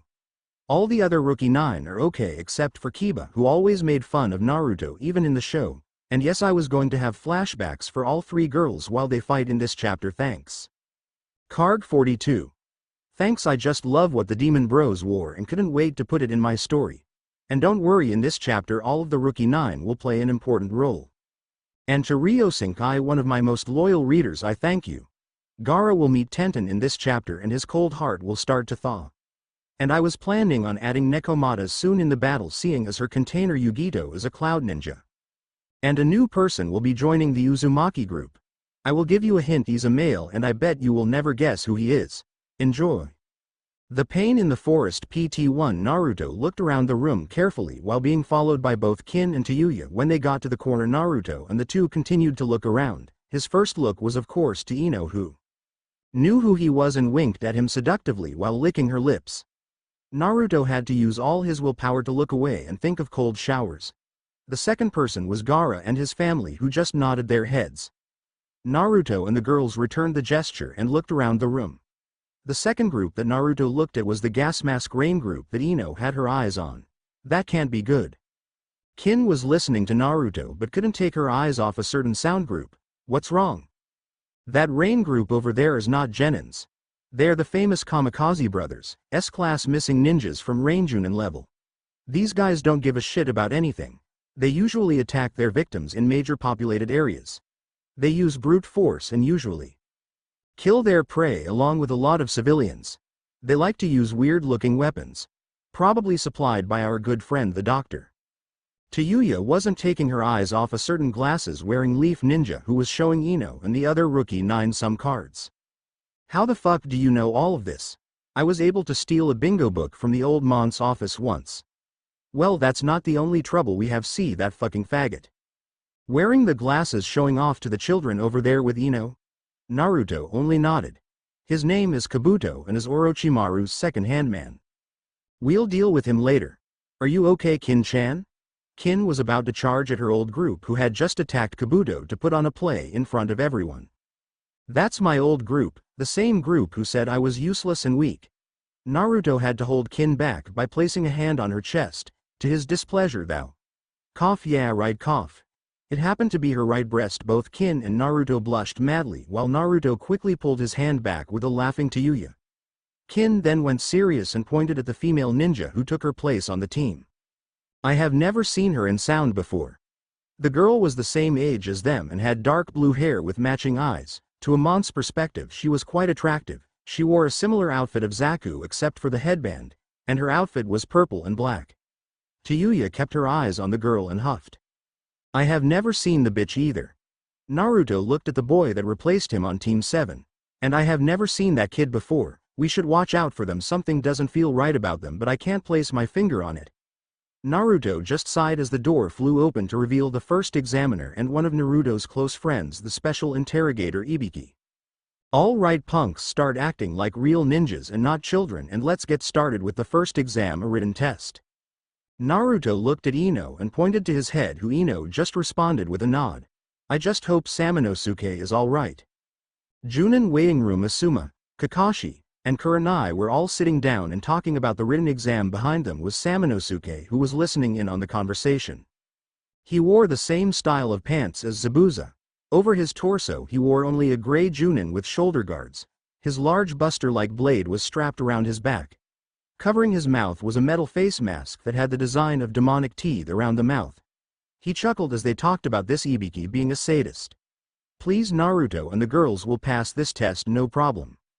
It's the final outcome that I'm worried about. Asuma broke him out of his thoughts. So Kakashi, you must be happy now. And why would I be happy, Asuma? You don't have that annoying dead last demon brat Naruto on your team anymore. Your team will surely be one of the top teams. Samanosuke and Kakashi's eyes almost bulged out their heads at the insult. Samanosuke was inches away from getting up and slicing them all down if it weren't for Kurenai, who spoke. Asuma, is that how you feel about Naruto as a dead last demon? Her voice was quickly letting her anger through. Asuma simply chuckled. Well, he couldn't do anything and only caused trouble. You saw what he did to the Hokage mountain, didn't you? At least it wasn't as bad as throwing stones at a child like others did to him. Asuma was taken back. I never did such a thing. Kurenai chuckled. Not physically, but you just proved verbally. I thought I knew you. What would your father say? Kakashi just looked at the ground in sorrow. I'm glad someone in this village actually has good things to say about their ninjas and children. Everyone looked behind them to see Samanosuke walking up to the group and stopping in front of them. I wonder, is the same Naruto you were talking about is the same Naruto that has the largest and most important bridge in Wave named after him? If you ask me, if someone was important enough to have a bridge named after him, he couldn't be a dead last. Kakashi looked at him closely while Kurenai was in shock and Asuma was plain pissed that this guy was eavesdropping on their conversation. Who are you, Mist Ninja? I will only give my name to the only one who deserves to know it. Samanosuke then walked up to Kurenai, who was still sitting down, and got down on his right knee and took her right hand into his while bowing his head towards her. Samanosuke Haritomi, it is a pleasure to meet you, my lady. To say the least, Kurenai was stunned and blushing. Nobody has ever done something like this to her before. Everyone always called her the Ice Queen of Konoha and wouldn't dare try. Kurenai Yuhi. A pleasure. Samanosuke Haritomi, son of the Kazakage and master of the silent killing technique. Sword skills are said to be above those of the 7 swordsmen of Mist. Second most powerful ninja in Mist besides your father. Samanosuke just looked at Kakashi and smirked. Kakashi Hatake, the copycat ninja of Leaf, or as I like to call it, the great jutsu thief of Leaf. I feel sick by the company here and I wish to take my leave. Until we meet again, Kurenai. With that, Samanosuke walked out of the building and back to his hotel, leaving one blushing woman and two pissed males.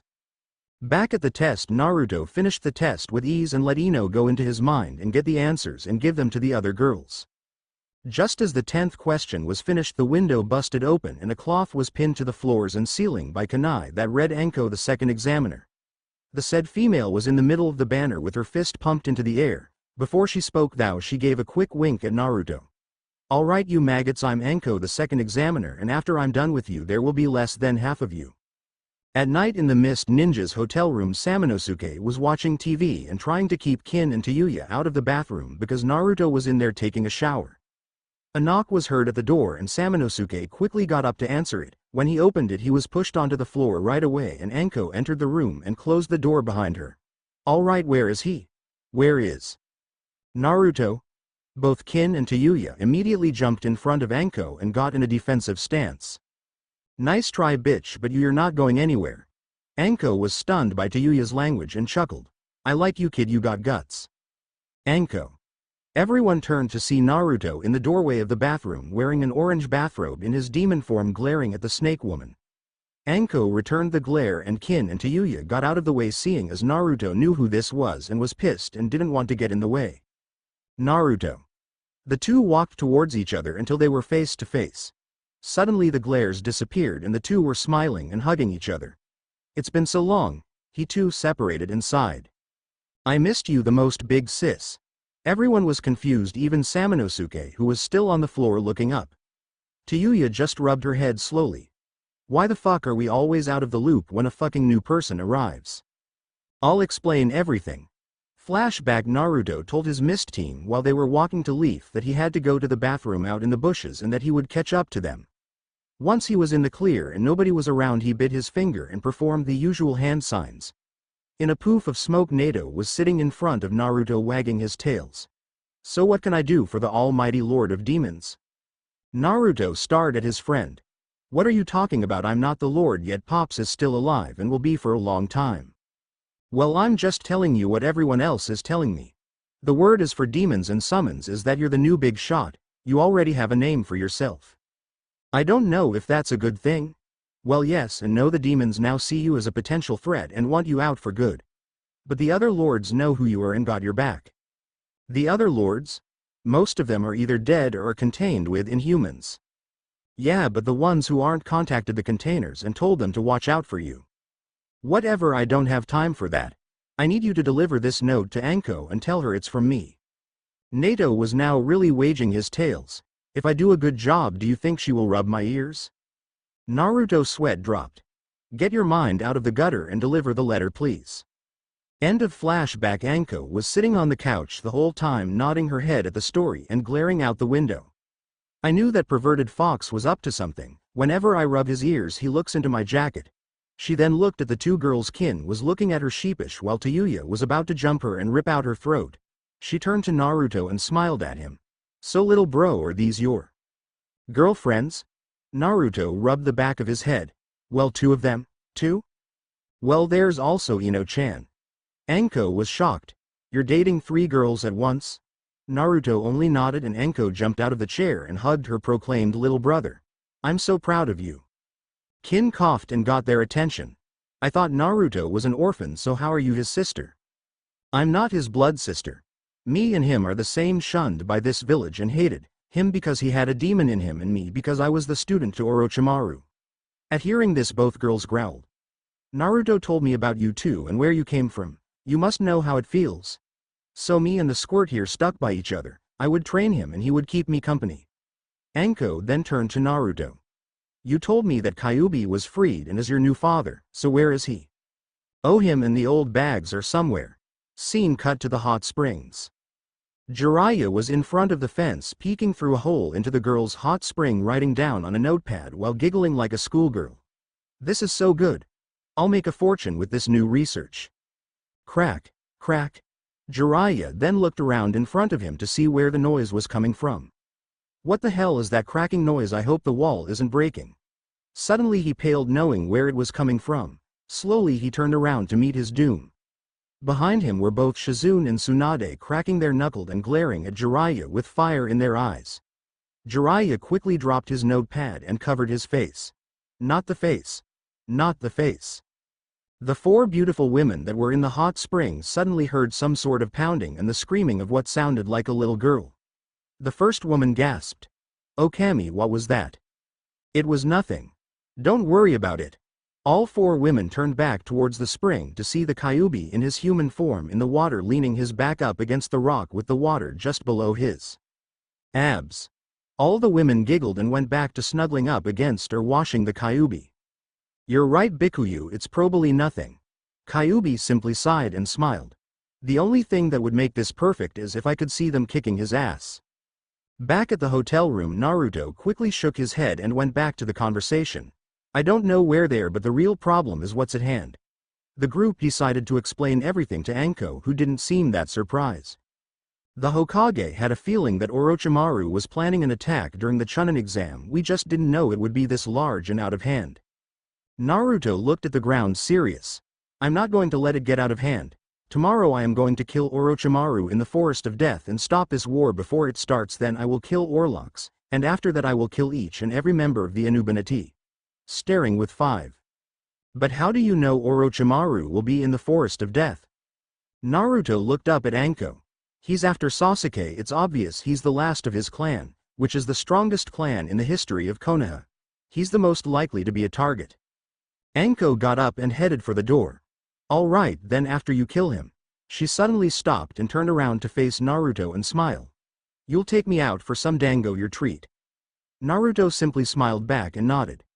The next morning everyone was in front of the Forest of Death waiting for the gates to open and the exam to start. Naruto glanced at a grass group that wore straw hats and looked at the female member of the group while sniffing the air. His eyes squinted as he was smiling. "There you go, gotcha." The gates flung open and they started to let groups go in 2 at a time. Naruto and the girls were cursing themselves as Orochimaru went before them and was probably already after Team 7 as they were one of the first groups in. When it was their turn in Naruto and the girls got to a deserted part of the forest and let go of the illusion, Naruto then got down on his knees and started to sniff around and sighed when he picked up the scent. "Shit, I found them, but he has already with Team 7. Sakura was on a tree branch holding her side and looking up on another branch that had the snake Sanin on top of a massive snake biting into Sasuke's shoulder. Orochimaru dropped Sasuke on the branch that was now out cold and smirked. "Now you will come to me for power and I will grant it to you." Suddenly an object came into view out of the corner of Orochimaru's sight and quickly jumped off the snake's head and onto another branch just as the object went straight through the head of the snake, killing it and causing it to fall to the ground in a large crash. When the smoke cleared, everyone looked to see what caused this to happen. When they all looked at the corpse of the snake, they could see a strange spear. "That's the same speech you gave me, you fucking faggot." Everyone looked up a couple of branches to see Tayuya standing there smiling down at the group. At first Orochimaru was surprised, but that was soon replaced by a smile. "Ah Tayuya-chan, I thought you were dead. I was so worried about you." "Like shit, fuck, you were worried about me. I was so worried that I almost lost myself." Right when he finished his sentence, he threw a kunai towards Tayuya only to have it deflected by another kunai that intercepted it. "Oh, we all know you would shed tears for us all, don't we?" Orochimaru. Kin then appeared beside Tayuya with her arms crossed over her chest. "Kin, you're alive also? Someone has a lot of explaining to do." Sakura. Sakura and Orochimaru both looked at the direction in which the voice came from, which happened to be right behind Sakura. Sakura looked up to see Naruto glaring at the snake man. "Naruto? Sakura, where is your other team member?" "I don't know, he said that he had to go to the bathroom and disappeared, then he showed up." Sakura, get Sasuke out of here and find a place to hide. I will deal with him and then find you. Do I make myself clear? "But Naruto, he's a Sanin. Do I make myself clear?" "Hi." Sora then went to grab Sasuke, who was on the ground at the feet of Orochimaru, who let Sakura take him away, not keeping his eyes off of Naruto. He looked at Sakura right when she was about to leave and smiled at her. "Keep my pet safe for me, child, and I might let you live long enough to see him wake." Sakura quickly dashed off into the woods. "She won't get too far, I have Kin's team going after them." Naruto simply chuckled. "That's your cue, ladies." Both girls nodded their heads and teleported out of the area. That just leaves you and me, Snake. Naruto suddenly moved his head to the right to avoid spiked objects that impaled the tree behind him. Upon further inspection, they seemed to be bones. And me. Naruto looked to his left to see a teenager wearing the same outfit as Orochimaru, with white hair and 2 red dots above his eyes. This is getting interesting. Streets of Konoha. Samanosuke was walking down an empty marketplace. It was the weirdest thing, nobody was around but the markets were full with items to sell. Samanosuke? Samanosuke turned around to see Kurenai walking up to him looking worried. Lady Kurenai, what are you doing here? I was coming to shop for some supplies but when I entered the market nobody was around. Do you know what's going on? I have just arrived also and have seen nobody. Just then the two were surrounded by the 3 fox mask wearing Anbus with their blades drawn. Kurenai glared at the 3. I demand to know why you are here. There is nothing going on. The first Anbu swung his blade at Kurenai, who stepped back to avoid getting slashed. Just as she moved back, Samanosuke punched the Anbu in the face, breaking his mask.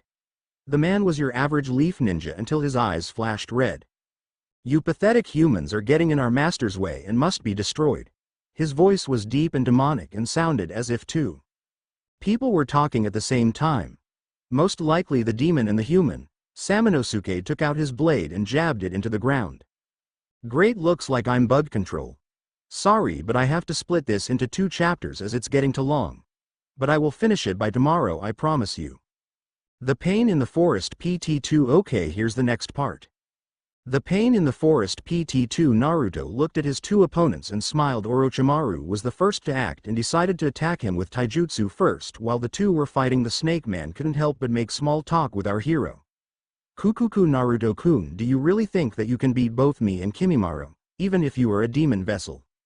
Naruto ducked under one of the Sanin's attacks and sliced into his chest with his clawed hand. Just as he performed this, he had to jump back as a pillar of sharp bones dug up from under the ground and tried to impale him. I'm not a demon vessel anymore, Snake. Orochimaru looked at his blood-soaked hand and sneered, as nobody has ever been able to do this. Didn't your demon defects tell you? I'm the real deal, a real demon next in line for the throne. You have no chance against me. Orochimaru looked at his trump card that seemed to be breathing heavily. Shit, not now, I need Kimimaro for the plans to work. But then again, if I die here then the plan will be a failure anyways. I must leave and find Kabuto to heal me. Orochimaru looked over at his trump card and smiled. Kimimaro, hold him off while I get the others to help you out. I must go and prepare for the upcoming plans. With that he disappeared back into the darkness of the forest. Naruto was about to go after him until he was stopped by a bone spear cutting his right arm. He stopped in his tracks and looked down at his arm to see that it was already healing. He then looked back up at Kimimaro and glared.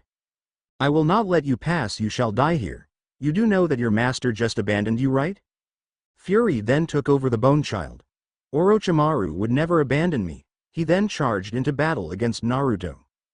Back in the Konoha streets, Samanosuke and Kurenai were now resting their backs against each other as 3 Anbus lay dead around them. Okay, what the hell is going on? Samanosuke didn't keep his eyes off of the dead ninjas as one of them was starting to get up. Quick to act, Samanosuke sliced off his head with his sword and watched as the body fell back down. I told you to remove the heads. Kurenai was shocked but frowned. I put 12 kunai into that guy, how am I supposed to know that wouldn't kill him? They have been affected by demon parasites. If you don't remove the head they will keep coming back. This is crazy, I just killed a fellow leaf and you're trying to tell me he was a demon? Well, you just said that you put 12 kunai in one of them and he didn't go down. Yeah, but this all seems so unreal. Oh, it's oh so real, little lady. They both turned to look down the road to see a figure walking towards them. He wore complete white monk's robes with wooden sandals and 2 large samurai swords strapped to his back. His face was covered by his massive straw hat. So you better start believing in them. When he looked up he had a strip of white cloth that covered his eyes completely. Kurenai stepped in front of Samanosuke and performed a set of hand seals, causing a genjutsu. The man simply smiled. A genjutsu has no effect against those who have no sight. The man removed the cloth around his eyes to show that he had no eyes, just empty sockets. But just to make sure, he then ripped open his robes to show that his entire chest was a red demonic eye. The eye widened and Kurenai's genjutsu was shattered in a second. I am the vassal of number 6. Surrender your lives to me now and save yourself the trouble. Back in the forest, Sakura was being held to the ground by Zaku, watching helplessly as Rock Lee was screaming his head off, holding his ears in pain as the bandaged sound ninja was doing something with his arm. Just then a small bell on a needle and thread hit Dosu's chest. It didn't hurt him, he was just surprised the bell started to dangle and cause ringing. Rock Lee stood up straight, not feeling the effects of the melody arm anymore. What the hell? Dosu's question was answered by Kin's foot, which suddenly contacted with his head. Sound waves, you moron. The sound waves from your melody arm and my bell bounced off each other, causing the sound to go back to where it came from. Kin. Zaku let go of Sakura and was about to charge at Kin when suddenly he was kicked in the back of the head. Tayuya simply smiled at the scene. Let's make this fair, shall we? Kin was glaring at her old teammates, how just so happened to be missing the female member of the team. I want to finish them by myself, Tayuya. Tayuya chuckled and waved off her hand. Go ahead and have some fun. Zaku was getting up and pushed both his hands out towards Kin to attack her with his air tunnels. I'll make sure you die this time, Kin. I've learned a lot while I was gone, Zaku. Give up now and I will let you live. Die. Kin started to gather chakra in her right hand and started to concentrate. I'm no longer a loser and weak. With this move I will defeat you, Zaku. Flashback: Kin and Ino were both on the ground huffing and puffing while Jiraiya was laughing out loud. You girls are so hilarious that it's pathetic. Maybe I should just go and do some research. Kin jumped up and tried to punch the perverted man in the back. Jiraiya, knowing that she would do something like this, simply caught her arm and twisted it behind her back. You have the same element as Naruto. He asked me to teach you the move that I taught him, and seeing as it's his original father's move, he has say in who can use it. Kin was stunned and looked up at Jiraiya with determination in her eyes. Naruto wants me to learn his move. Jiraiya only responded with a nod. What's it called? The Rasengan. Ino stood up and was pissed. Hey, what about me? I haven't forgotten about you. Have you ever heard of ice prison? End of flashback. Kin slowly formed a small Rasengan the size of a tennis ball in her hand and ran towards Zaku with the ball in front of her. Zaku DS parody pushed more wind at Kin, but all it seemed to do is make the Rasengan larger. What the hell is going on? Kin smiled as she was mere feet away from him. That's right, just keep feeding me. Rasengan. Kin collided her attack at Zaku and all that was heard was a massive explosion. Back with Naruto, both him and Kimimaro felt the force of the attack and looked in the direction it came from. Kimimaro then went back to attacking Naruto, who was watching the Bone Boy carefully, seeing as he was slowly down. Orochimaru would never leave me, he cares about me. No, he doesn't, he is just using you like he did to Kin and Tayuya. Once he's done with you, he will get rid of you. Liar.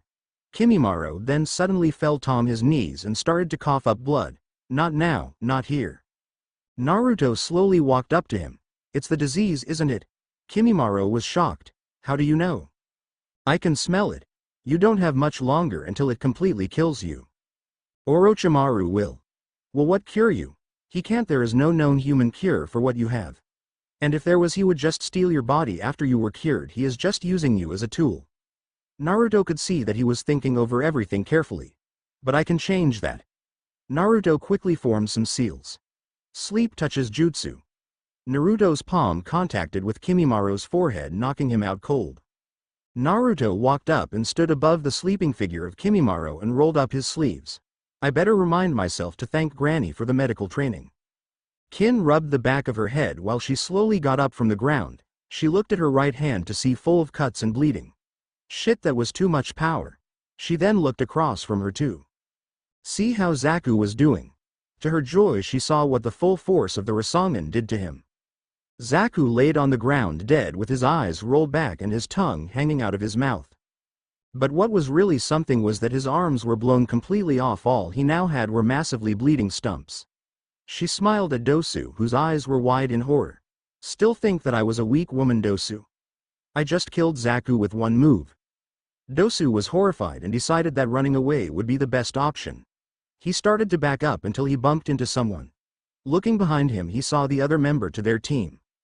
Weak human scum. The girl picked Dosu up by the throat and crushed his windpipe, killing him. She threw the body to the floor and spat. Pathetic. Kin and Tayuya glared at the girl, but Sakura and Lee were scared. In the bushes Choji and Shikamaru were equally stunned. They looked at Ino to see what her reaction was. Ino just glared at the girl. Ino, what are we going to do? Should we help? Ino was completely ignoring them and in her own world. That chakra, I know it. Anubanati. Shikamaru was about to ask again, but Ino jumped out of the bush and threw 10 kunai at the girl. She landed in front of Sakura and started to unload all the kunai she had into the girl. The sound girl slowly flew to the ground with over 25 kunai in her. Shikamaru and Choji joined in. My Ino-chan, aren't you the little hellfire? You sure know how to light my fire. The sound girl suddenly exploded into smoke and revealed herself as none other than number 5. Care to take another shot? Everyone except for the 3 girls were in shock and petrified with the demonic chakra that was seeping out of this woman. Tayuya cut out her flute while Ino went over to Kin to check her injuries. Glad to have you back, Ino. Ino looked at Tayuya. Where is he? Sakura knew who she was talking about and answered the question. He's fighting the snake Sanin. Tayuya started to play her flute and summoned the 3 dokis. The largest one stepped forward and was about to hit 5 when all of a sudden everyone heard a whistling noise, and then it happened. An object flew towards the doki and was going to hit it, but not before it exploded to reveal smaller balls, each one exploding when it came into contact. The explosion was massive, destroying all the doki and causing the whole forest to rumble. Elsewhere, Hinata's team suddenly stopped and looked around to try and find out where the noise came from. Kiba sniffed the air and came up with nothing. Hinata, can you see anything? Hinata activated her Byakugan and looked around. Her eyes suddenly shot open to what she saw. T2 of our T teams are fighting an S single woman and L losing. We must help. Kiba growled and looked in the direction. We already have our scrolls and we don't need to get involved. But Kiba, they need us. Kiba didn't even look at his teammates. Let's go. I know this was shorter, but I'm getting tired and I still have homework to do. Oh man, alright, the next chapter will finish all the fighting in the forest and the first round of the tournament. It should be up by Wednesday, hopefully. The pain in the forest PT3. Alright, let's finish this up, shall we? This chapter is going to be a little more violent. The pain in the forest PT3. Naruto was sitting on the ground out of breath, looking at the passed out form of Kimimaro, hoping that what he did worked. Why do you waste your time on these insects? Naruto looked up to see Team 7's other teammate walking towards him with a stern look. They are nothing but filthy dogs meant for us to feed on and crush beneath our feet. The boy stopped in front of Naruto, who was now glaring at him. Why don't you drop the costume? The sight of one of you guys pretending to be a human makes me sick. The child then exploded into a cloud of dark aura. When the cloud disappeared, the massive cloaked figure of number 6 stood. He was about 7'9" and all muscle. Naruto could do nothing but laugh weakly. That looked like it would have been a tight fit for you, buddy. Number 6 removed his leather cloak and showed his true form. He wore black steel-toed boots with the metal piece showing on the outside, and brown worn-out baggy pants. He wore no shirt, only bandages that wrapped around his massive biceps, and hands, and forearms. His hair was gray and messy. His right one was closed and his left eye was black with a red slit in the middle. It seemed that his nose was broken a lot because of the way it stood out. He had no expression whatsoever on his face. I am number 6. Naruto, son of Kyuubi, you shall surrender yourself to me now. Naruto slowly got to his feet and tried to stand straight. Sorry pal, I don't swing that way, I like girls. Naruto could see that this pissed the demon off as his face scrunched up. Naruto threw his right hand to the side and started to form the Rasengan. Number 6 saw this and smirked. The Rasengan? Do you really think such a move can defeat me? Your third Hokage couldn't defeat me with that move. What makes you think you can? Naruto smirked. I added my own little twist to it. Naruto waited until the sphere was complete and then pumped in the rest of his demonic chakra into it, causing it to turn red. This caused 6 to gasp as Naruto now ran at him. Rasengan demonic blast. 6 quickly opened his right eye to show the world that it was a green robotic eye that seemed to be making some noise. Right before Naruto could make contact to 6's chest, he grabbed Naruto's demonic Rasengan and crushed it in his right hand, causing a small explosion in a startled Naruto. 6 looked at his right hand to see no damage done. Very close, you might have been able to hit me if it weren't for you using all your demon chakra to help that human. Naruto looked at the green eye with awe and fear. 6 saw this and smiled. You like my new eye? I have your father to thank for this. Naruto, at the mercy of number 6, who was still grabbing hold of his right hand, smiled up at the beast. Too bad he didn't finish the job. 6 snarled and grabbed Naruto's face with his left hand and lifted him up into the air. Remember, 6 is huge and his massive hand is now covering all of Naruto's face. Naruto was helpless and out of chakra and could do nothing but hang there in the air. Laugh all you want, but you are now helpless. Thou. 6 dropped Naruto to the ground, but before he hit it, 6 punched him in the chest, causing him to fly to a tree and smash his back against it. Naruto let out a scream of pain as his right arm shattered under the pressure of the impact.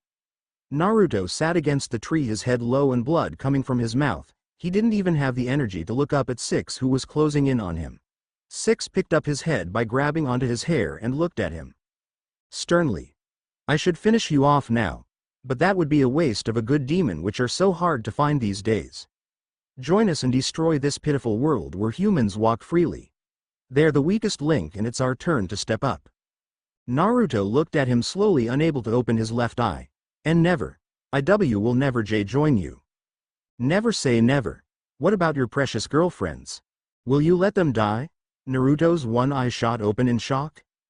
You can keep them as pets if you like, we have no problem with that. You'll just have to share them. Naruto started to snarl and try to conjure up any chakra that he might have to kill this bastard. 6 dropped his head back to let it hang and started to walk away. Think about it before you answer. As he walked away, he slowly started to evaporate into dark aura that blew away into the wind. We'll keep in touch. With that, he was gone. Naruto sighed and looked up to see Kimimaro standing in front of him with a bone sword pointed towards his head. Naruto gave a weak chuckle. So this is how it ends. Konoha Street's Samanosuke and Kurenai were both dodging 6 demon vassals' attacks, which just didn't seem to stop. The vassal had both his swords out and was in a charge towards Kurenai, who was in a defending stance. Right when the demon was about to stab the Genjutsu mistress, she leapt into the air, revealing Samanosuke behind her. Samanosuke tried to attack the demon head-on, who simply blocked the attack and held him at a deadlock. Kurenai, still in the air, decided that they put their plan into action, seeing as he was preoccupied with Samanosuke. She threw 8 kunai at the back of his head. The demon tilted his head to the side and heard the air being cut by the weapons. He quickly took one of his swords from the deadlock and blocked all the kunai and then stabbed Kurenai in the chest, as she didn't have any time to react when landed. Samanosuke saw this and lost his concentration, which the demon could feel on his blade. He smacked down his sword and plunged his sword into Samanosuke's gut. The demon stood there with one sword in each of his enemies' bodies and smiled. Both Samanosuke and Kurenai closed their eyes and welcomed death.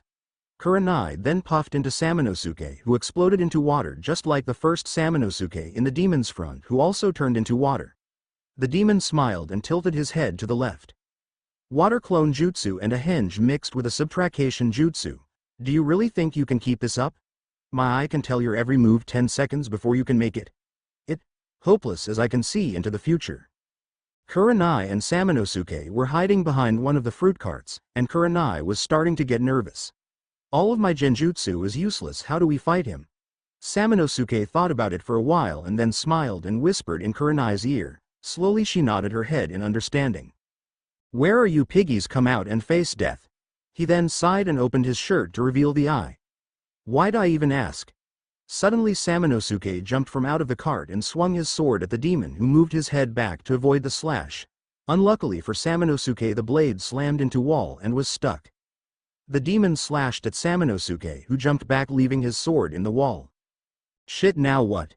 In the forest, Tayuya, Kin, and the rest of the Konoha ninjas looked around to see what could have caused the attack. When the smoke settled, they all heard muffled laughing. Looking to the distance on top of a tree, one of the gas mask wearing kamikaze bothers was hunched over, wearing some sort of large metal backpack strapped on him. 5 looked up at him and smiled. Finally, I thought you morons would never show up. Sorry boss lady, but we wanted to play with some of the children that we found along the way. Whatever, just get the job done and kill them. Except for the girls, I want them alive so that I can play with them. The brother laughed and dug into his backpack and threw 4 smoke bombs on the ground. Nobody could see into the cloud of smoke, but they could hear some sort of machine of blades quickly moving together, and then the screaming. The first brother to come out was wielding 2 swords, while he had 2 others strapped to his side and 2 others on his back. The next out had the weird device that made those noises on both his arms. They were some sort of device that had lots of small blades attached to a chain that moved them in a circular motion. Chainsaws. And the last brother was the same one who threw the bombs, and while he was running out he threw another 2 bombs at the ninjas who dodged the explosion. Tayuya ran at the sword-wielding brother with her spear and the two clashed. Kin and Ino dodged the chainsaw-wielding madman, while Sakura and Lee tried to fight off the bomber so he wouldn't go near Sasuke, who was out cold and under a tree. The bomber was then hit by a couple kunai and fell back on his butt. Above, Tenten and Neji jumped down and stood in front of their teammate, who seemed to be still not at full strength thanks to his fight with Dosu. The brother slowly got up and pulled the metal objects out of his legs and chest. Seems like we got ourselves some more toys, brothers. The chainsaw brother took his eyes off of the 2 girls to respond to his other brother, but suddenly a huge gust of wind picked him up and threw him up against a tree. Everyone looked up to see Gaara in his demon form with his 2 siblings on each side of him. Tamari just folded up her fan and smiled at the group. Gaara looked at Kin, Ino, and Tayuya. We should help or he will get angry that we didn't help his mates. The 3 jumped down beside Tayuya, Choji, and Shikamaru. Tayuya was able to push back her enemy and sneer at the 3. It's about time you fuckers showed up. The brothers regrouped and saw that they were really outnumbered and turned to 5. We're outnumbered here. Where's back up? Right here. Out of the trees, the 3 hooded figures that Ino saw during the first part of the exam jumped down and landed beside the brothers. They all removed their cloaks to show that 2 of them were the same Anubanati demons that Ino fought on the Naruto bridge, and the other was a demon that looked humanoid wearing black and blue samurai armor and a long red Oni mask that had the mouth open, showing the demon's real razor-sharp teeth but not his eyes. His weapon of choice was a black scythe that wasn't as near as graceful as Naruto's. The demo smiled at all the teens. Just remember, I want the girls alive, and mostly unharmed. The demon looked at 5 questionably. I want to put some desirable hurt onto them. The demon turned back to his opponents. I don't give a shit what you do, lady, all I want is my money. Back with Naruto, Kimimaro stood above a bleeding and broken Naruto, his bone sword pointed at his head. What did you do? Naruto smirked. Well, by the way I looked at it, I think I got my ass kicked. Kimimaro looked sternly at him. Not that. What did you do to me? I can no longer feel pain. You're cured. Kimimaro almost dropped his sword but held onto it tightly and pushed the blade closer to Naruto's throat. What do you mean? I thought you said there was no cure. Naruto tried to get up but fell back down from the pain. I said there was no human cure, and there isn't. I used some medical jutsu to locate the source of the disease. Then, using most of my demonic chakra, I was able to destroy the source of it. You're not completely cured, but give yourself a day or 2 and the chakra will cure the rest of your body. Naruto then chuckled. That move nearly cost me all my chakra. No wonder that Big Ox was able to beat me so easily. Why? Naruto looked up at Kimimaro. Why did you do this for me? Because you deserve another chance. Now that you have a new and full life, don't throw it away to Orochimaru. Kimimaro sneered and stabbed his sword right beside Naruto's broken arm. He then took a hold of the arm and snapped it into place, causing Naruto to scream in pain. Kimimaro ripped off a piece of his shirt and used the bone sword as a splint for the broken arm and tightened it with the cloth. After he was done, he moved back in front of Naruto and got on his hands and knees, bowing towards Naruto. From this moment on, I shall no longer serve Orochimaru but you, Lord Naruto. I shall guard you and follow you to the ends of the earth, my lord. Naruto was stunned at first, but then he smiled.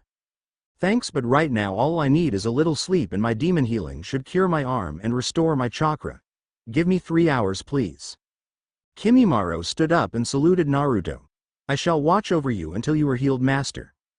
Naruto hated being called lord or master, but he was too tired to complain and drifted off to sleep, smiling at the fact that he made another powerful comrade and friend.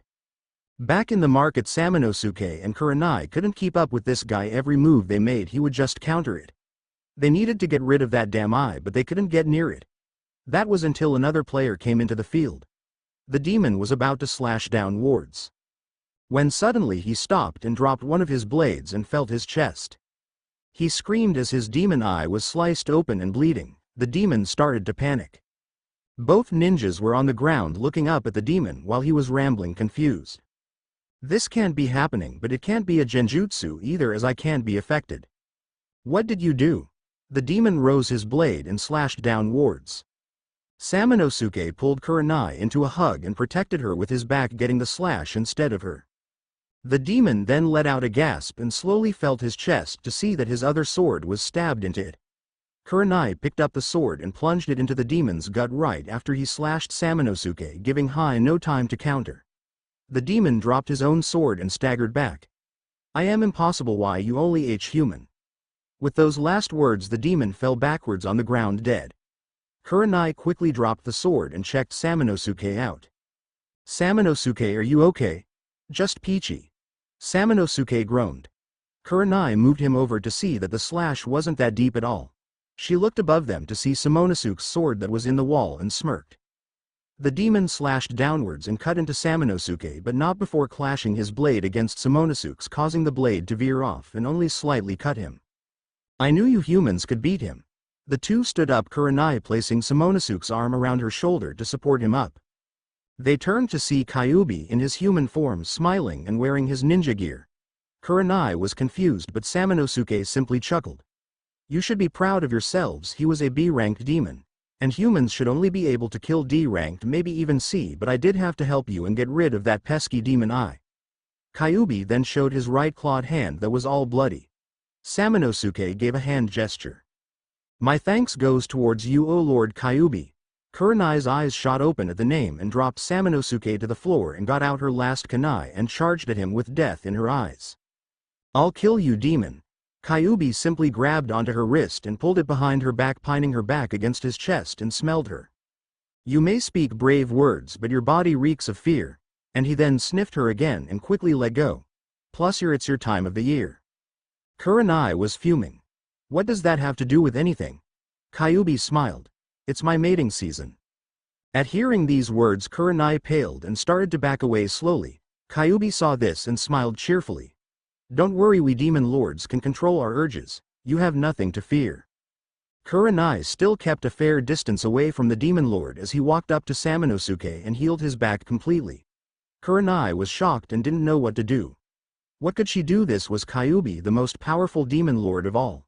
He then picked Samanosuke up off the ground and placed him on his feet. Where's my son? Back in the forest, meat tank. Choji came charging towards the explosives brother, who in the last minute of the charge threw down a flash bomb to blind Choji and cause him to smash into a tree. The brother chuckled as he was walking towards a stuck Choji juggling 3 bombs. Nice try, fatty, but now it's time for barbecue. Shadow bind jutsu. After hearing those words the brother paled and knew he should have paid attention, and now it cost him his life.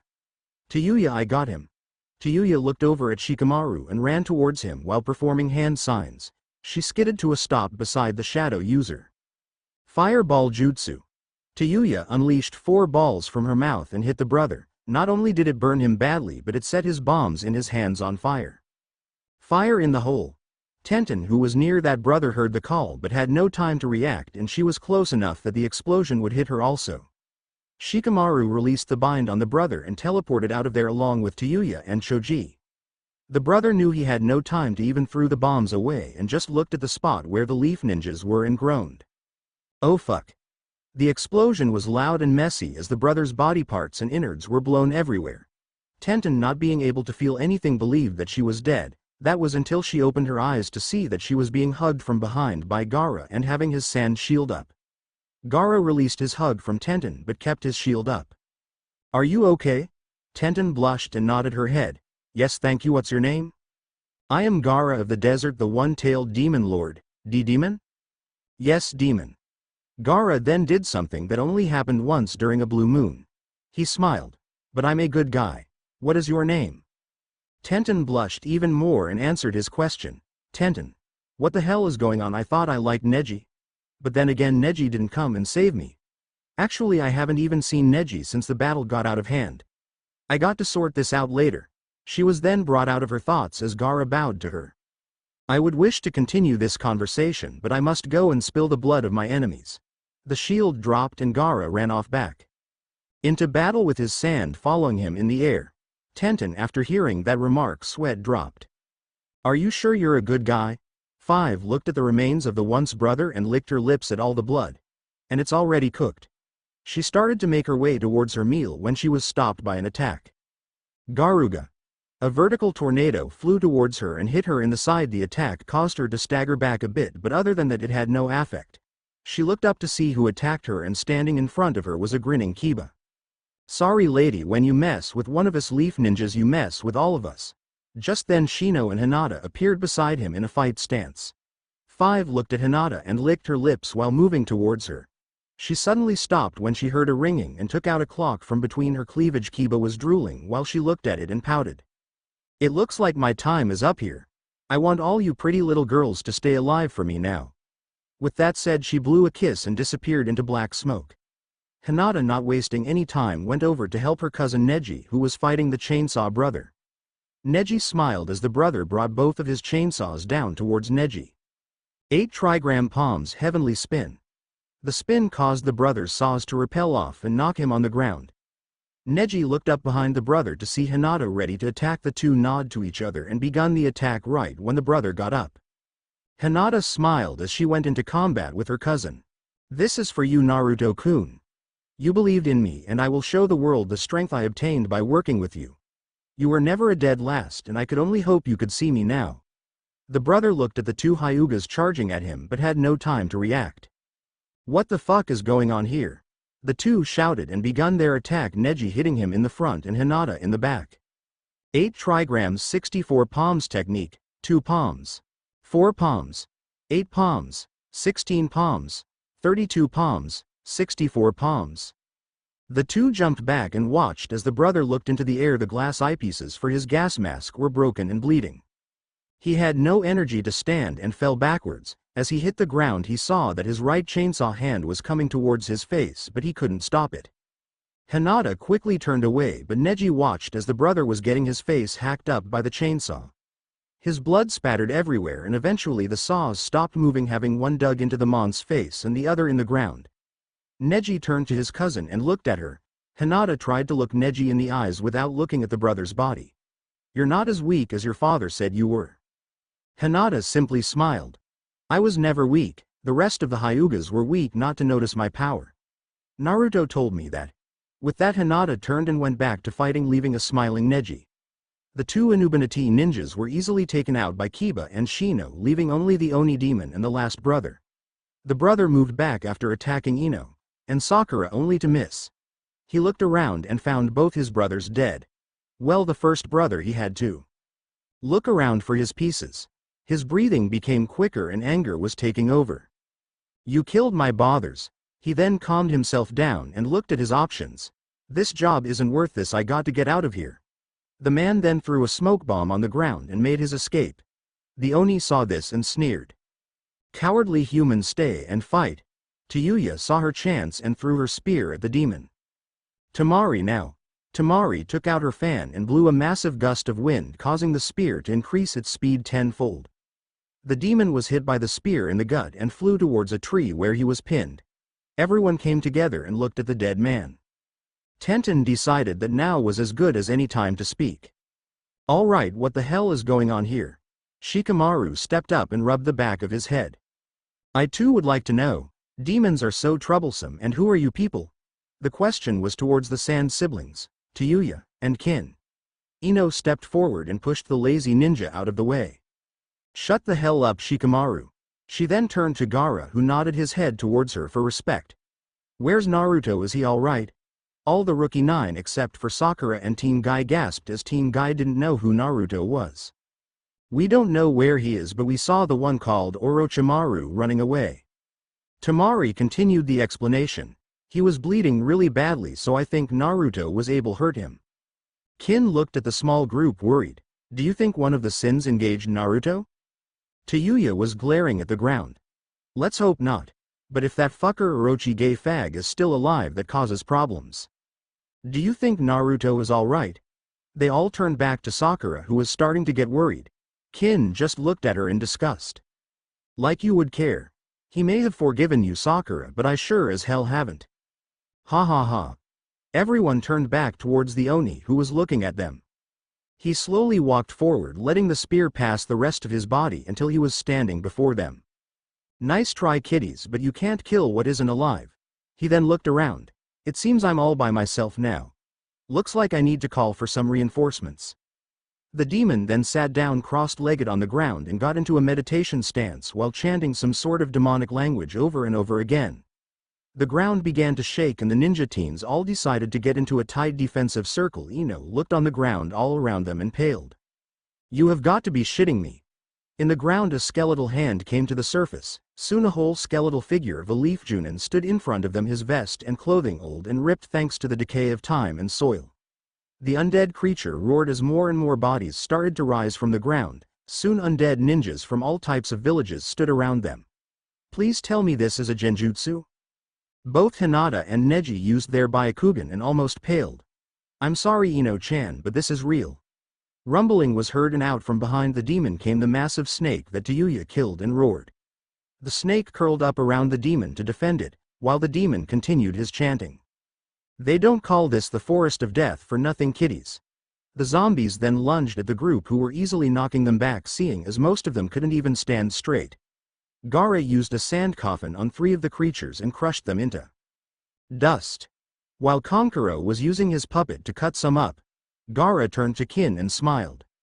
He's here. Right when that was said, 2 figures ran from behind the trees, slicing away at the undead creatures that stood in their way. Naruto turned his head towards Kimimaro. Sword me.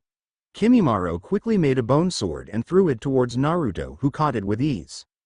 The Oni, even in meditation, felt them approaching and was frightened when he found out one of them was the son of the Kyuubi. The snake saw them running at his master and, feeling his master's fear, attacked the two. Dance of the Seedling Fern.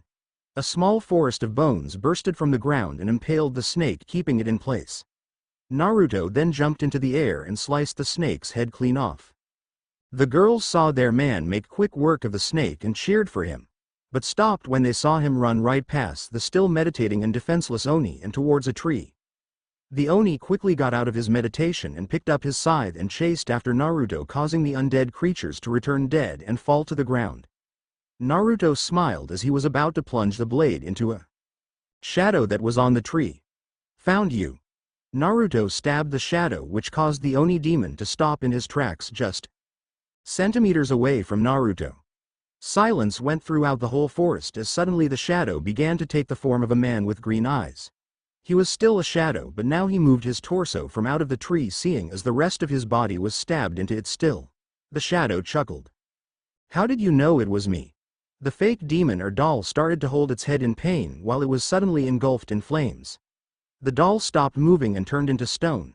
Kimimaro walked over and smashed the statue into small pieces. It was a guess at first, but then when you were fighting them I noticed that your shadow kept going from tree to tree but the body wouldn't move. Good thing I did my homework. Shadow Wrath. Demons. A class only because of the demons they can take over, but D-class demons on their own. You took hold of A-class death demon who are able to raise the dead for a short period of time. You're up there with the parasite demons. You can't do anything on your own. So whose vassal are you? The shadow demon chuckled. I'm no one's vassal. I work for myself. This job was going to be the big one, but I made the first and most important mistake when I took this job. And what was that? I didn't know other demons would be helping the humans. Naruto had enough and formed a small Rasengan in his right palm and slammed it into the shadow demon's head. This caused a bright light that surrounded the demon's body, then he shattered into a million small glass pieces that evaporated before they hit the ground. The battle was done and Naruto was the winner, who let out a LNG sigh. Hinata slowly moved forward with her hands on her chest, almost in tears at seeing their savior. Only one name could escape her lips. Naruto-kun. Naruto turned around towards the large group of ninjas and placed on his trademark grin. The one and only. Oh man, that was a long chapter. When I started I just couldn't stop until it was done, so here's a little sneak peek of what to come next. Will the Konoha ninjas accept Naruto for who he now is, or will they shun him for leaving Leaf? Will Orochimaru make it to Kabuto in time? And if he does, what will he now think of 2 of his Sound 5 betraying him? With the tournament just around the corner, who will fight who? And will Sasuke continue with his mission to try and kill Naruto, or will his heart stop him? Actually no, Sasuke is an asshole. And now I must ask my readers to partake in yet another poll. Who will Hinata be paired up with?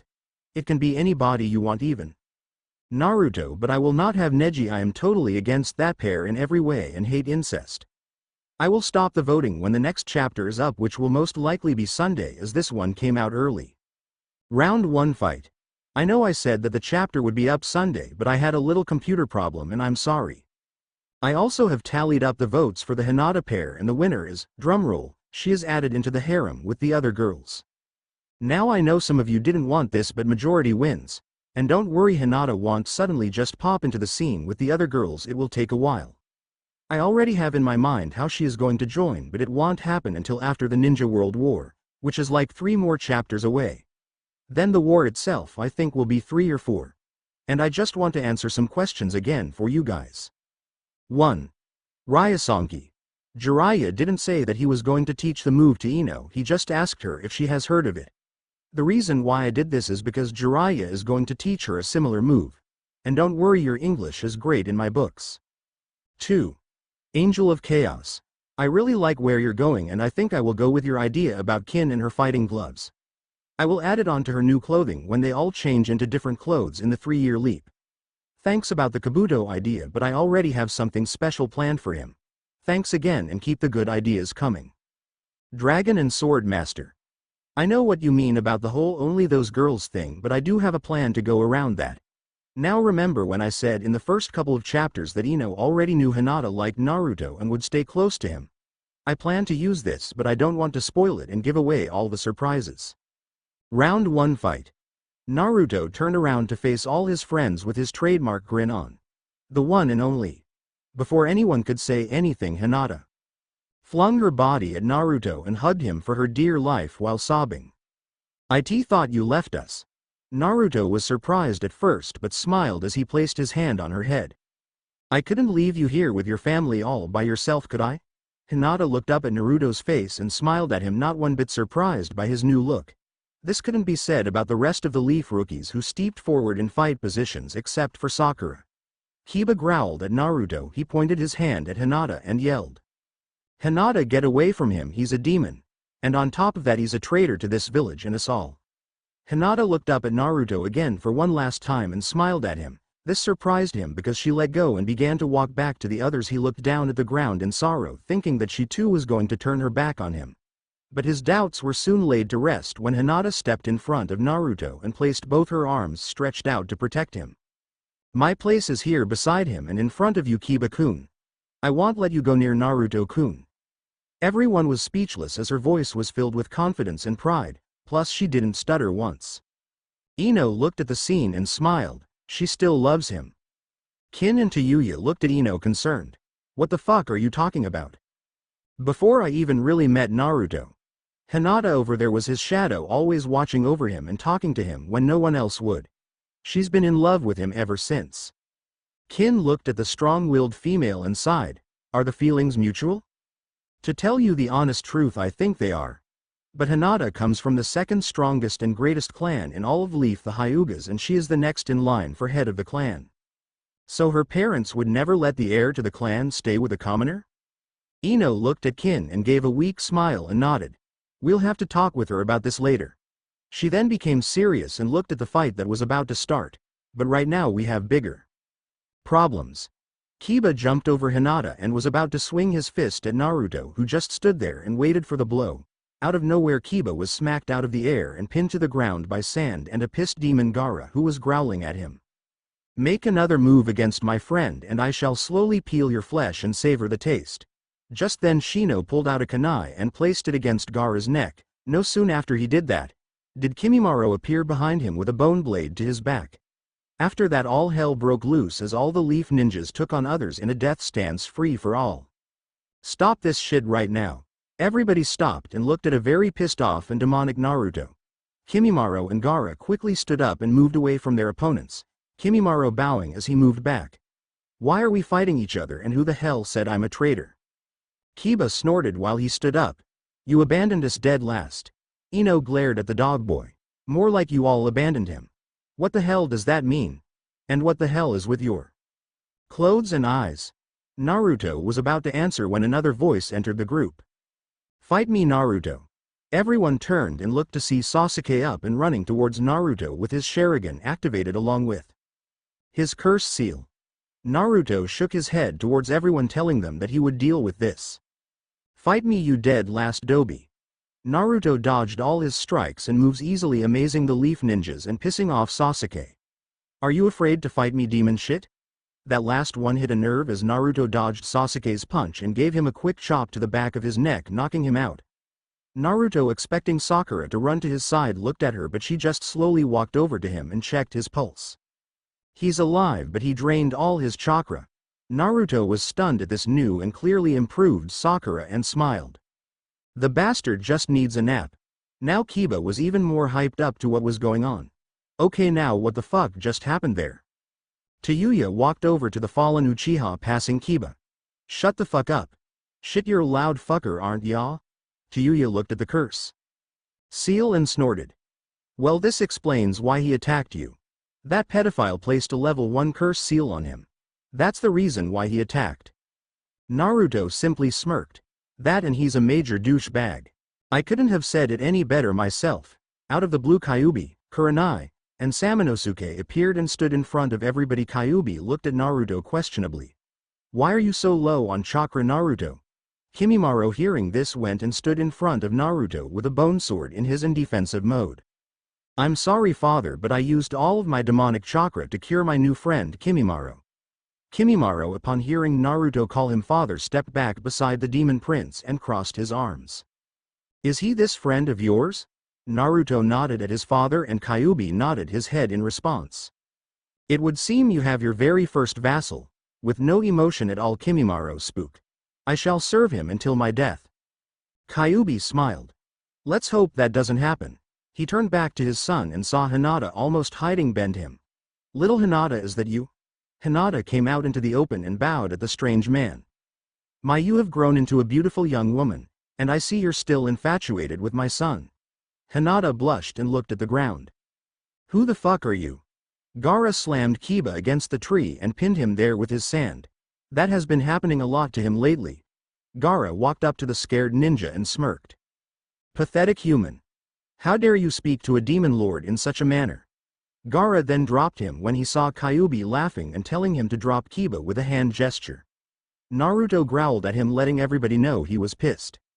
You're lucky Gaara got to you before I did, Kiba. Oh, and why is that?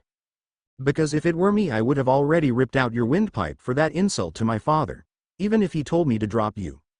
Kiba and everybody else started to shake in fear as Naruto released his killer intent. Except for the girls, Gaara, and even Hinata, who knew Naruto would never hurt her. Kimimaro was in fear, but not as much as the others. My lord, it was a good thing I joined him. With that much energy I would have died for sure. Even the Sand siblings were terrified. Kyuubi smiled and shook his head playfully. To let you all know I am. With that he burst into fire and morphed into his true form. The master of the demon realm. Lord Kyuubi, the nine-tailed fox demon lord. And that is my son Naruto Uzumaki, prince of the demon realm. Everyone was shocked and scared except for the adults. So what's going on here? Everyone turned to see Anko jump from the trees and land on the ground in front of the group. She looked at Kyuubi and smiled. So I finally get to meet the almighty Kyuubi. She then winked at the demon lord. You're kind of cute if you know what I mean. Everyone's sweat dropped at this response. Kurenai blushed at her friend's speech. Anko, he's a demon lord, for crying out loud. Anko shrugged and licked her lips. Amon's a man even if he's a demon lord. Kyuubi was stunned at first but then smiled and walked up to her slowly. I could take you and do you in places only your dreams could imagine. All the girls and guys were now blushing, even Gaara and Kimimaro. Naruto just shook his head and decided enough was enough. Okay, that's it you guys. We're right here in front of you. Kyuubi looked at Anko and winked at her, causing her to smirk. Oh, I'm sorry son, I guess now would be a great time to talk to you about the birds and the bees. When a man and a woman, or in your case women, love each other. Kyuubi didn't get to finish as Naruto stuck his fingers in high ears and started to walk around the forest singing loudly. Good, now that is out of the way, I have a story to tell you all. Kyuubi told everyone what was going on and what was going to happen, leaving everyone shocked and scared. Anko walked up to Naruto and patted him on the shoulder. Are you okay, Naruto? I'm sorry, but it seems I won't be taking you out for dango after all, Anko. I failed to kill Orochimaru. Kimimaro stepped up beside his friend. But you wounded him greatly, Lord Naruto. Tayuya, having enough of waiting to find out, blurred out. What the fuck are you even doing here, Kimimaro? I thought you were that fag's most loyal ninja along with Kabuto? I was, until Lord Naruto cured me completely of my disease, and showed me what Orochimaru was really like. Kyuubi walked up to everyone and sat down looking serious. I wouldn't worry about Orochimaru. Kurenai stepped forward, almost losing her cool. Are you serious? Orochimaru is one of the great and powerful Sanins, and not to mention holds the contract to Mata. Kyuubi looked at the woman with no emotion. I do know that. And I also know that the Anubanati have no more use for him, it's only a matter of time. He then smiled at the Genjutsu mistress. He's a dead man. Deep within the forest, Orochimaru was panting and trying to hold in his blood that was pouring out of his chest.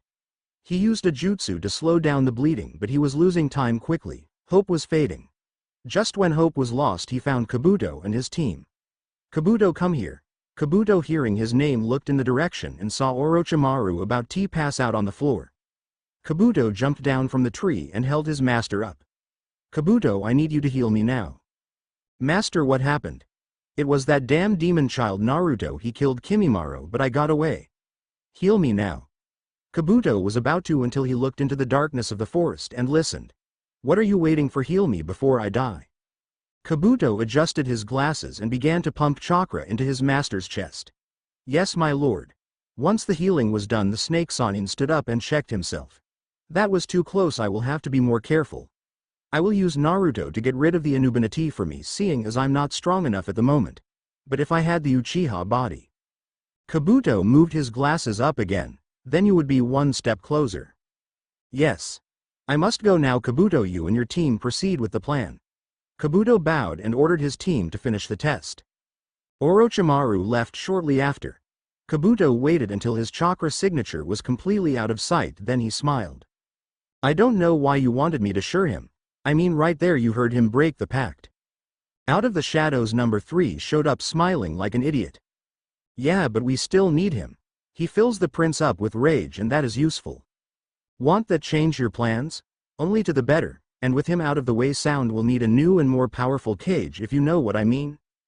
Kabuto smiled and adjusted his glasses yet again. Is it me, or does he do that a lot? I do. You will be greatly awarded for your loyalty over all these years. Kabuto bowed and watched as 3 disappeared back into the shadows. On Orlox's ship, Orlox was once again in his room sipping on his tea with Yaoi standing behind him. In the halls, the captain was once again walking towards his room. Along the way he was passing troopers who were guarding steel doors that had the voice of men, women and children screaming for help and to release them. It took all the captain's willpower to continue towards his destination. He opened Orlox's doors and shut them behind him, the classical music blocking out their screams. Speak, Captain. Sir, the first subject is complete and ready for a field test. Orlox placed his tea on the table and gave the captain his full attention. Wonderful, send it to Leaf right away. Sir, do you think that is wise with the Anubanati in Lee? Do you think it is wise to question my orders? The captain bowed his head and cowered at Orlox's rise in voice and his metal hand slamming the table.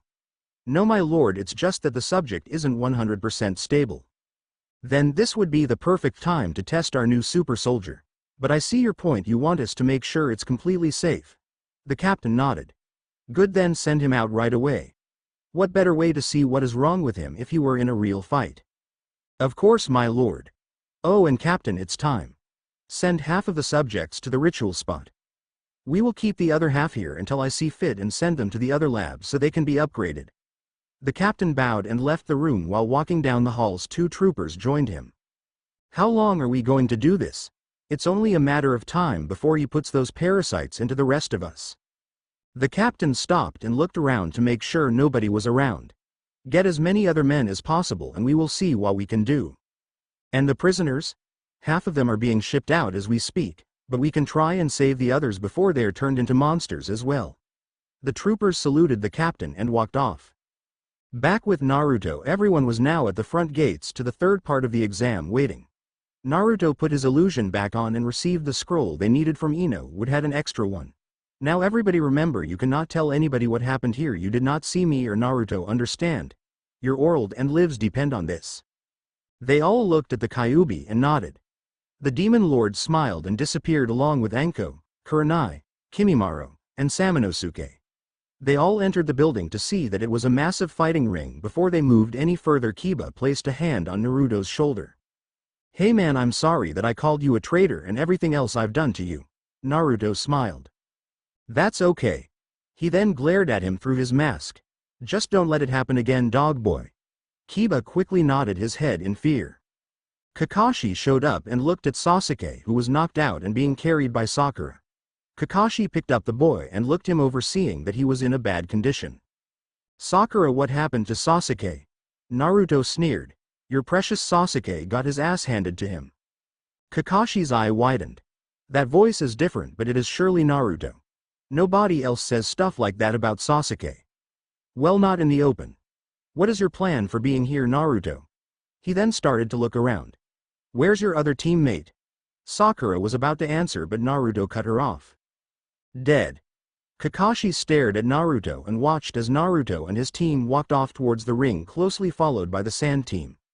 Kakashi studied Naruto and shook off his confusion and woke up Sasuke, but not before checking his neck. He heard Orochimaru was around and feared the worst. Thankfully nothing was on the boy's neck and he gave out a sigh of relief. Come on, let's get you two ready for the third exam. Naruto looked at the scene from the corner of his eye and almost laughed out loud. He still hasn't changed a bit. Both Kin and Tayuya looked at him questionably.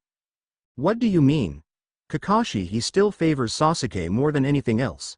Pathetic. He should thank my father for getting rid of that seal and saving his prized position. Sasuke was standing next to Sakura, looking around confused. Sakura, what's going on? What happened? You mean you don't remember? All I remember was fighting that snake ninja, then blacking out. Sakura was stunned at first. He doesn't remember a thing. Not even Naruto. Good, this gives Naruto a chance not to have his cover blown. Don't you remember, Sasuke, you defeated that ninja right before you blacked out? Sasuke thought about it for a second and then gave a shit-eating grin. Yeah, now I remember, I spared his life. Nobody can go up against the power of the Uchiha. Sakura's sweat dropped while looking at him. Yeah, you're right. What did I ever see in this guy? He's so full of crap, I can smell it. Naruto was looking around and saw the Hokage in front of everyone. Beside him was a man who was coughing, and Anko. Behind the Hokage was the whole village council. What the fuck are they doing here? The Hokage stepped forward and smiled at the crowd. The third exam shall consist of a one-on-one tournament. The winners of each round will move on to the semi-finals, which will be held in 1 month's time. At the end of the tournament we shall decide who is deserving of the title Chunin. Any questions? Kabuto raised his hand and the old man picked him out. Yes, if one member of the team quits, will the others suffer? No, at this time it is everyone for themselves, as team members might have to fight each other. Very well, then I quit. The Hokage nodded his head. Very well, is there anybody else that wishes to quit? Naruto glared at Kabuto and slowly started to raise his hand. Tayuya and Ino saw this as they were standing on each side of him. Before he could even lift his hand in the air, the two girls elbowed him in the stomach at the same time, causing him to fall to his knees. Hinata and Kin, who were behind him, saw what happened and helped him back up. Naruto whispered to the two girls. What the hell was that for? I should go after Kabuto. Fuck this stupid tournament. Tayuya smirked. Oh no, you don't, chicken fuck, now is not the time. Hinata smiled at Naruto. Naruto-kun, you can now show everybody how great you are. Like that makes a difference, they don't even know who I am. Ino smirked devilishly at her boyfriend. Oh, I get it, you're afraid you're going to lose. Naruto was pissed at this comment. What? It's okay, I understand, I mean it's alright to be afraid of competition like Kiba. Her speech seemed to work as Naruto was beyond pissed. Yeah right, I'll show you. Nobody will be able to defeat me. The first match shall be Sakura Haruno versus Kantra Mizukana, Kintsuchi. Kin was in shock at first, but soon it was replaced with the joy of 1,000 Christmases. She looked up into the sky and prayed. Oh, thank you, Kami, for this gift. I shall build 100 temples in your honor. Tayuya's sweat dropped and looked at her friend. Kin, who the fuck are you talking to? Well, there you go again, another chapter fresh out of the oven and served on your reading plate. I hope you enjoyed it and wish to hear your reviews and suggestions. Next chapter. The first round is over with the victors moving on to the second round in 1 month's time. Kakashi has a one-on-one talk with Naruto to try and clear the past, and Orlox's super weapon is coming closer and closer to Leaf. And it seems that it's hard for Kimimaro to stay hidden. Find out why. Next chapter. Forgiveness is a ramen bowl best served hot. Forgiveness is a ramen bowl served hot. I'm so sorry for the really late update, but my schoolwork has to come first. Though I did make this chapter long, and I mean long. I don't know what to say to you all, but thank you for your support and ideas. Like I said, your ideas and support keep me typing. I'm sorry, but for the tournament I will only be doing the important battles. Forgiveness is a ramen bowl served hot. Naruto looked at Kin worried and whispered in her ear. Kin-chan, please don't kill Sakura. Kin smiled warmly at Naruto and kissed him on the forehead. Oh, isn't that so merciful of you? Naruto thought that got to Kin, but sweat dropped when she continued to talk and give off an evil smile. No promises. Everybody went up into the stands and stood in front of their senseis while watching the two girls stand in the middle of the ring glaring at each other. Tayuya turned to Naruto, who was looking worried. So do you think Kin will win? I know Kin will win. But the real question is, will Sakura be alive after the match? Kin took out her bell and started to twist the string around. Oh little Sakura, you don't know how long I waited for this moment. Sakura smirked and got into a battle position. I just feel I should warn you, I have been training a lot. Up in the stands, Temari turned to her brother Gaara, who was once again in human form. Do you think Kin will win, Gaara? Gaara, not even turning to his sister, answered the question. The maid of the prince shall crush her soul. How poetic. The sand team turned to see Tenten smiling at Gaara, who was trying not to make eye contact. Gaara, right? I just want to say thank you again for saving my life. Tenten reached out her hand to shake it with Gaara's. Gaara knew what to do because he would shake Naruto's hand often. But shaking this girl's hand was different. Her skin was softer and smoother than his, and it felt weird as his cheeks started to heat up. I'm sorry, I must leave. With that he teleported away in a swirl of sand. Temari almost laughed out loud but thought best not to if he were to hear her. She turned to a confused Tenten and smiled. He likes you. Tenten blushed and placed her hands behind her back and smiled. You think so? Yeah, he hasn't killed you yet. Well, he seems like a nice guy to me. This stunned all the sand ninjas, even Baki. You like him? Well, kind of. He's better than my other teammates. They all looked over to see Jia and Lee hugging each other and crying while Neji was looking at everybody around him glaring. This caused Tenten to sigh out loud. If you look real closely you can see the stick up his ass. She turned back to Temari and gave her a slip of paper. Here, give this to your brother and tell him it's my address and I'll be waiting for him. That is if he wants to get to know me better? Kankuro smiled and yanked the paper slip out of a stunned Temari and smiled brightly. Don't worry, Gaara will be there for sure. Tenten smiled and ran back to her team. Just as she left, Gaara returned and was looking around frightened. Is she gone? Kin smiled as Sakura made some clones and they all ran at her at full speed. Kin simply flicked her bell, causing it to ring. All of Sakura's clones started to fade and eventually disappear. Sakura was confused and caught off guard as Kin performed a backflip kick into her jaw, sending her into the air. Sakura slowly opened her eyes, fighting the pain as she was now falling back onto the ground, but not before Kin reappeared above her and punched her in the face back down to the ground where she was trying to get up. How did you do that? Your clones were noting but an illusion. The sound waves from my bell destroyed your move with ease. Kin was about to walk away, until she turned back to Sakura and smiled. Now we're even. With that, Sakura fell back and was out cold. Winner Kantra Mizukana. Next up, Kankuro against Ino Yamanaka. Kankuro was now sweating bullets looking at Naruto, who was staring at him. Holly sweet shit. If I fight Naruto's girl he will kill me slowly. Then looked at his brother, who at the time was reading the small note he received from Tenten and was blushing. But if I don't fight then Gaara will surely kill me slowly. Oh man, what the hell am I going to do? Then it hit him as Kankuro was walking towards the ring. He saw his chance and took it.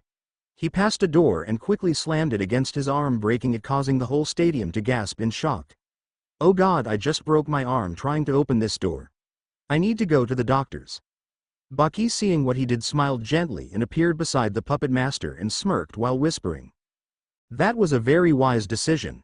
Now you won't have to face 2 demon lords. Tell me about it.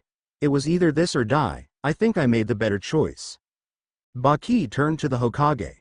I wish to accompany my student to the infirmary, Lord Hokage. The old man nodded and they were all gone. Ino, back in the ring, was pissed as she wasn't able to show off her moves. The next match was called Tenten vs Tamari, but Naruto didn't care and watched the spot where Kankuro once was and broke his arm. If I break my arm like Kankuro, then I would be able to get out of here. Yeah, that's not a bad idea. Tayuya, hearing this, glanced from the corner of her eyes and smirked at Naruto.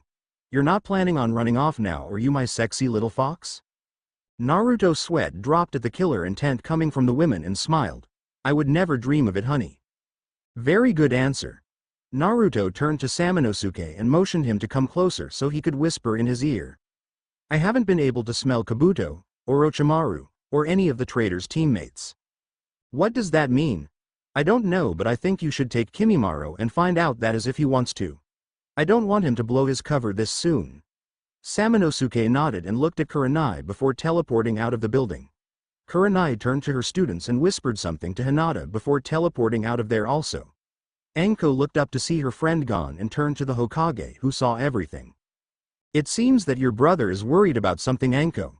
I want you to follow them and give me a full report of the situation after you are done. Yes, Lord Hokage. Anko then joined the others. Kakashi was watching what had transpired. What's going on? I must get to the bottom of this. He then turned to Sasuke and smirked. I just remembered that I had to do something. Could you please watch over Sakura for me? Sasuke just huffed and looked back to the fight that just ended with Tamari as the winner. Whatever. If Sakura wasn't so weak, then I wouldn't have to babysit her. Kakashi smiled, but inside he was pissed with his answer. That's the spirit. You arrogant child. Next match shall be Choji vs Neji.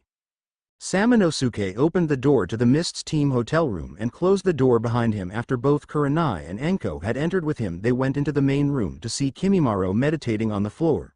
What's going on, Samanosuke? The said Mizukage turned to Kurenai. Naruto thinks something is up and wants me and Kimimaro to hunt down Kabuto and find out what's going on, as he couldn't smell him anymore. Kimimaro stood up and stretched out his arms. My lord wishes for my help? We need to track down Kabuto and his team, but you are to try and not to be seen, as it will jeopardize us in the future. I understand. Well, I don't. Just then Kakashi entered the room through the window and had his arms crossed. Why is Naruto back in Leaf? I thought he said he would never return. Anko, not wanting to waste any time talking, just went over to Kimimaro and asked him if he could track down Kabuto, which he responded to with a nod. Why would you want to track down a Leaf medical genius? Samanosuke looked around the room and sighed. I guess I should tell you. I am really the new Mizukage of Mist. Kabuto is a traitor and working for Orochimaru, who Naruto found out almost 6 months ago that he was planning a massive ninja world war. Sound, Rock, Cloud, and even Rain are planning on attacking Leaf by the end of the exam. Mist, Waterfall, Snow, and Sand are currently allied with Leaf and are ready to come in and help. We have also been going around and asking small ninja villages for help, but are still waiting for answers. What about Grass? They want nothing to do with this fight and are staying neutral. But enough of this talk, we need to find Kabuto and his team quickly, and take them down. In the outskirts of Konoha, deep in the woods, Kabuto along with his 2 teammates and 8 other figures were searching the forest thoroughly. The 8 other figures were Anubanati demonic samurai warriors.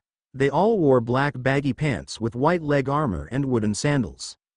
Their torso was equipped with a black long sleeve shirt accompanied with white chest plate, shoulder pads that went down the forearm, and white gloves.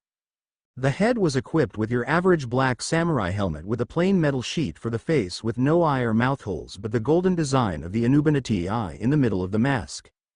Each warrior wore a long black open cape and their large swords were strapped to their backs. 4 of the demons were traveling in front of Kabuto while the other 4 kept up the rear. The party soon stopped in front of an old dying willow tree. Kabuto could not help but smirk. We have finally found it. The Anubanati will be pleased that I was able to find the fort's hidden stash so easily. Kia. Kabuto shattered the illusion and a large stone door appeared in the middle of the tree. Slowly the door opened by itself to reveal a long flight of steps going down the tree. Kabuto smiled again and pushed up his glasses. You too. Watch over the door and don't let anybody else enter. The rest of you will follow me.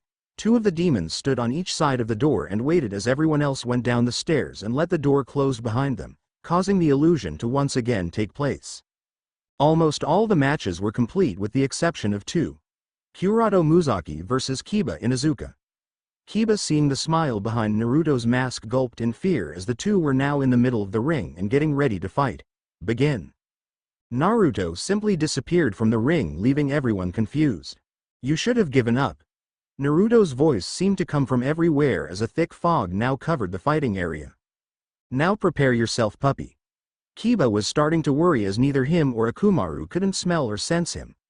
Kiba threw down some smoke bombs and jumped above the fog to try and see where he was.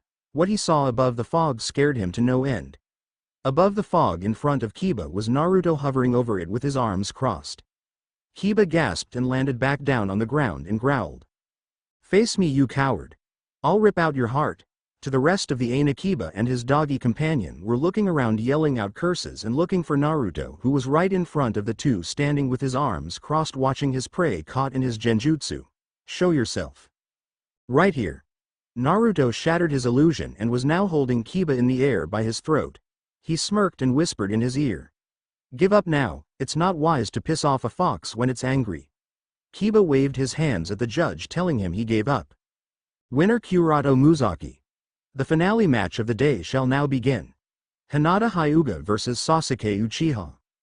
In the forest, the two demon samurais were still guarding the tree, not moving 1 inch. Suddenly the two drew their swords and moved forward.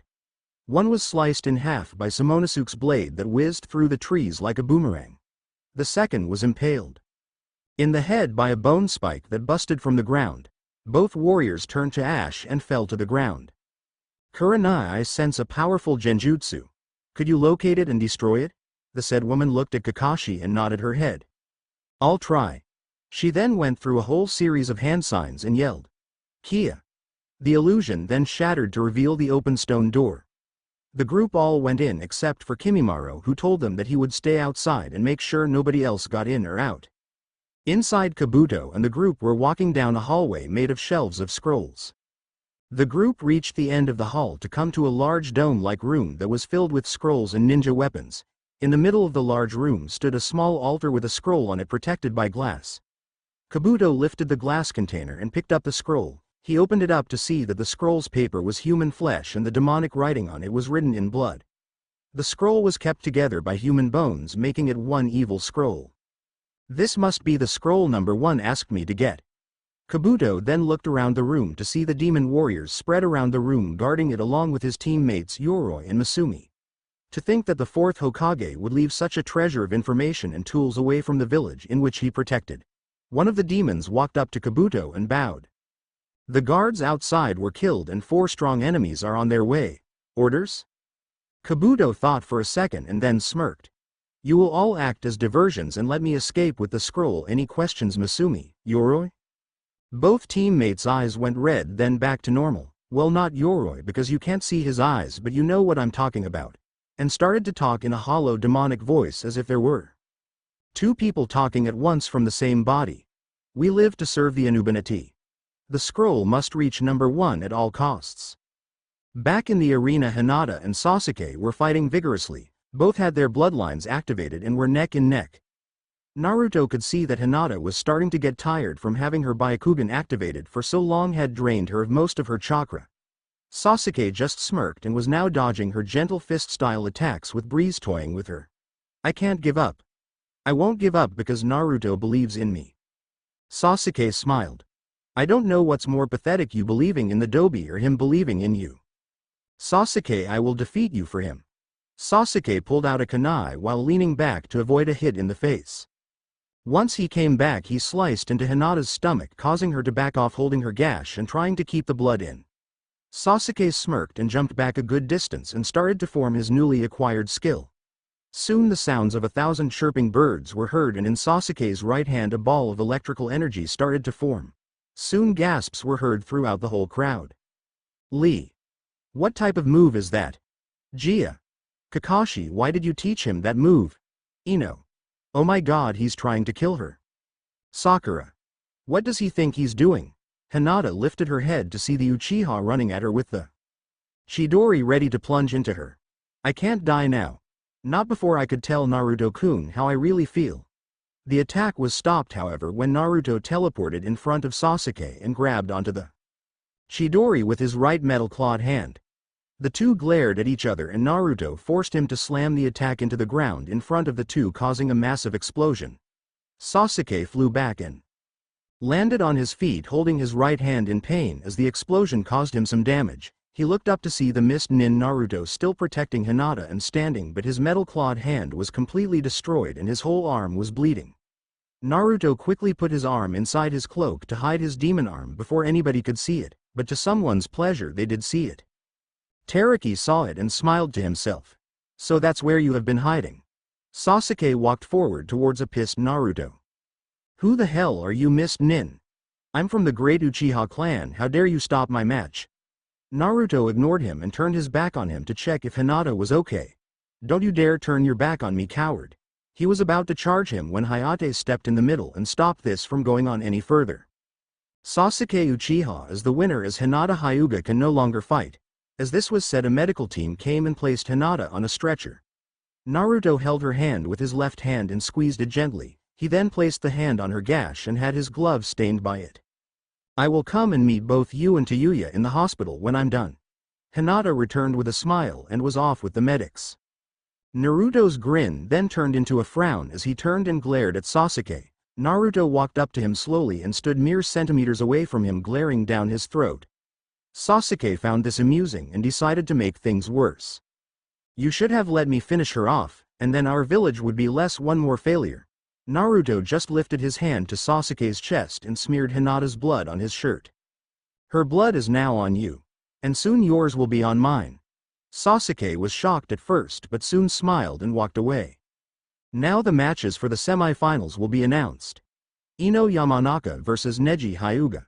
Shikamaru Nara vs Tamari. Kantra Mizukana vs Shino Aburame. Due to the unexpected number of fighters, the winner of the match between Kurato Muzaki vs Sasuke Uchiha will go on and fight Gaara right after.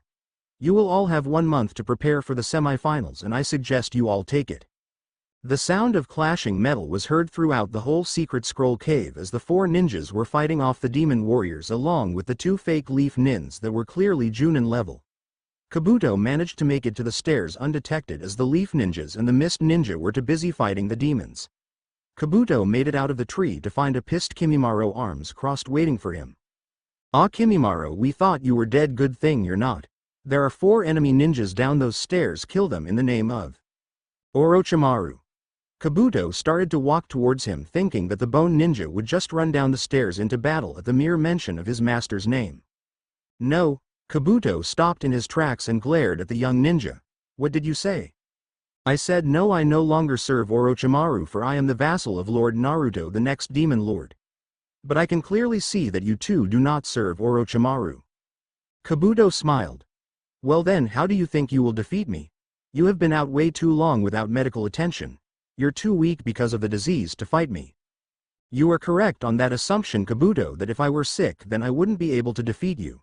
But my lord has cured me completely. Too bad for you. Kabuto was stressed out now. He knew that if he were to fight Kimimaro at full strength it would be tough and he didn't have the time. Suddenly Kabuto smiled, confusing Kimimaro at this sudden change in demeanor. Too bad for you is more like it. Whistling was heard in the eye as Kimimaro was stabbed by 7 ninja stars in the back. 4 Anubanati ninjas and 3 more samurais appeared around the fallen boy, only to have him puff into a log. Kabuto tried to make a run for it but was punched in the gut by the human form of the Kyuubi. The demons saw who attacked and slowly backed off. The Kyuubi then picked Kabuto up by the throat and sneered at him. Kimimaro, deal with these pests while I give our friend here a little chat. Kimirat then jumped from the trees above and engaged the enemy in a taijutsu match. Who are you? Kyuubi smiled at the question Kabuto asked. I am the Kyuubi lord and master of the demon realm. He saw Kabuto's eyes widen in fear. You have 2 choices. 1, you give me that scroll and run along. Or 2, I take the scroll and feast on your flesh. Kyuubi dropped Kabuto on the ground, who then tossed the scroll into the air. Kyuubi took his eyes off of the traitor to catch the scroll. This was all the time Kabuto needed as he threw down a smoke bomb and disappeared. Kimimaro walked over to the Demon Lord having defeated all his enemies. Why did you let him escape? He will surely tell Orochimaru about me. I doubt that, seeing as if he did that, the snake would ask questions as to why he wasn't in the location he was supposed to be. I see. Plus this scroll seems to be really important to the Anubanati. The two entered the catacombs to hear fighting still going on. Yoroi was holding Kakashi up in the air by his throat, draining all his chakra slowly. Pathetic human, you think you can fight demons? Samanosuke quickly sliced off Yoroi's hand, dropping the copycat ninja and having his face covered in the possessed ninja's blood. Yoroi acted as if he didn't even feel it and turned his head towards his attacker to see the massive blade coming at him again, this time successfully slicing off his head. Yoroi's head fell on Kakashi's lap, who was still on the ground, and quickly tossed it off, seeing as his uniform was now ruined. Thanks a lot. The Mizukage smiled and helped Kakashi up. No problem. The two female ninjas had Masumi pinned to the ground with his stretched arms stabbed into the ground with several kunai. Anko smirked and was about to sever his head when a voice stopped her. Not yet, my vicious little cobra. They all turned to see Kyuubi still in his human form and Kimimaro enter the main room. Anko smiled and moved away with Kurenai as Kyuubi moved Masumi's head to the side and ripped out the demonic parasite from the back of his neck, killing the human instantly but keeping the parasite alive. The parasite itself was like a long purple snake-like creature with 4 eyes and 2 large fins by its head. The demon's mouth opened to show that it had 3 separate jaws that moved in 3 different directions, showing off its small sharp teeth. What the hell are you doing here? The demon spoke, but only in a language that Kyuubi could understand. To right what is wrong and cleanse this planet of all humans, something you wouldn't understand. Kyuubi raised his demonic chakra as he was truly pissed with the answer this creature gave him, causing the rest of the humans in the room to back off. How dare you speak to me in such a tone? I am your lord. We serve he who rules hell, god of death and destruction. We serve our one true lord, Lord Anubis. Kyuubi's eyes widened in fear as that name brought back so many terrifying memories. Even he, the ruler and strongest demon of all, feared that one word. Tell me what's so important about this scroll that the 7 sins would send a human to get. I don't know what you mean. I know for a fact that the 4th made sure that no demon could enter this room except for me. So why did they get a human to destroy that lock and take that scroll? When the demon simply hissed at him and showed his teeth, Kyuubi had enough. Fine if you won't tell me. He then went through some hand signs and stomped his foot on the ground, causing a blue wave to emit the whole room. You should know what happens when a demon steps foot on this floor. Go meet your god and tell him I sent you. With that, Kyuubi dropped the snake demon on the floor and watched with amusement that it burst into flames and turned to ash. He then threw the creepy scroll to Kurenai, who caught it. Give this to your Hokage and tell him not to open it until I see him. Kurenai nodded and was about to leave when Kakashi caught her attention. Look at all these scrolls, thinks of all the jutsus and knowledge we could obtain. Forget it. Everyone turned back to the Kyuubi to see that he was pissed. Those don't belong to you, and only one person has the right to look through all of these. The only remaining blood relative to the 4th. Kakashi looked at the demon lord smugly. Arashi doesn't have any relatives that are alive, and he never had a son or daughter. I'm surprised you never noticed. What are you talking about? Blonde hair, eager attitude, blue eyes, and let's not forget a splitting image of his younger years. Naruto Uzumaki is the 4th son and rightful owner of this cave and everything in it. Kakashi, along with everybody else, was shocked, but unlike everybody else, Kakashi fell to his knees. Are you telling me that I treated my sensei's son like garbage? Kyuubi only nodded. I have to make things right. Could you tell Naruto to meet me at his favorite place? I will think about it. But right now I want what was said done. Do I make myself clear? Everyone nodded. Anko, I wish for you to stay here alone, please. Kimimaro, I want you to tell Naruto what Kakashi told me. And tell him I told him to go, no questions asked. When everyone left and it was only Anko and the Kyuubi there, the fox demon turned into his fox form and smirked at Anko. Now take off your jacket. Anko smirked and slowly started to take off her jacket as seductively as possible while licking her lips. Straight to the point. I love that in a demon. Later that night in the hospital, Hinata and Tayuya were sharing a room, and seeing as Naruto wasn't around, Tayuya's henge was off, but the Hokage informed the special doctor that was looking after them what was going on and had no problem. The said doctor was now looking over Hinata's gash that was stitched up and healing. Hinata was nervous and uneasy because the doctor had to lift up her shirt a little to check and seeing if it was okay. Of course the doctor couldn't see her chest and wouldn't dream of it, but it still bothered her. "Can't you see you're pissing her off?" The doctor looked at Tayuya and huffed before going back and looking at the cut. "Don't you fucking ignore me, you asshole. Get your fucking pedophile hands off of her, you sick bitch." The doctor stood up and smiled at Hinata, ignoring Tayuya, who was mumbling something about losing to some kid whose head is a pineapple. "There you go, my dear, you should be out of here by tomorrow afternoon." He then turned to the loud-mouthed redhead and sneered. "Same goes to you, thank Cammy." Tayuya just flipped the doctor off, and while he was walking out the room, closing it behind him. "Yeah, you better run, fuckhole." "Thank you, Tayuya-chan." Tayuya turned to Hinata, surprised, but then smiled.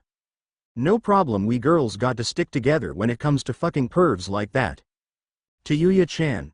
"Yeah, what? Do you love Naruto-kun?" Tayuya sighed as Ino told her this was going to come up sooner or later. "To tell you the truth, Hinata, me, Ino, and Kin are sharing him." Hinata was stunned at this news. "That's right, Hinata." They both turned to see Ino and Kin enter the room and close the door.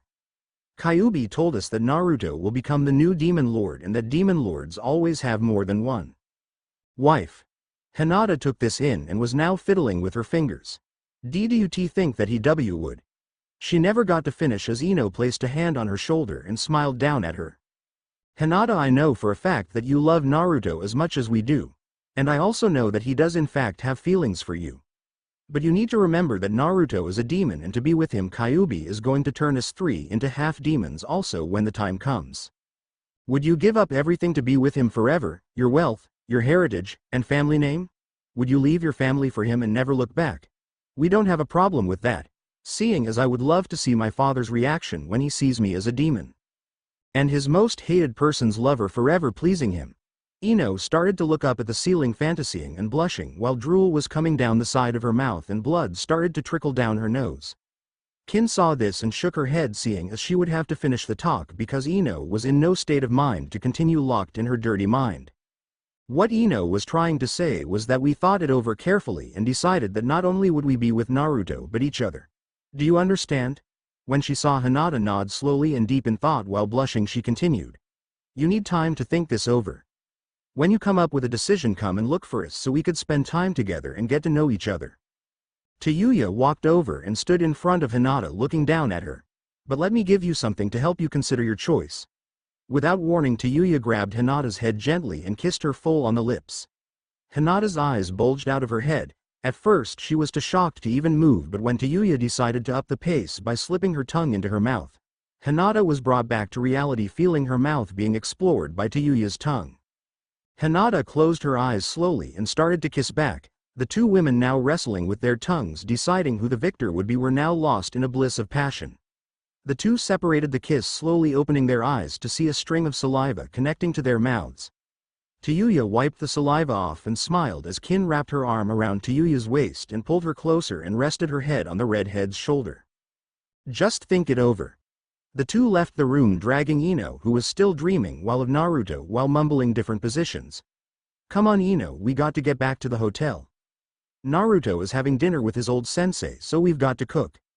When the door closed, Hinata simply touched her lips, blushing while deep in thought.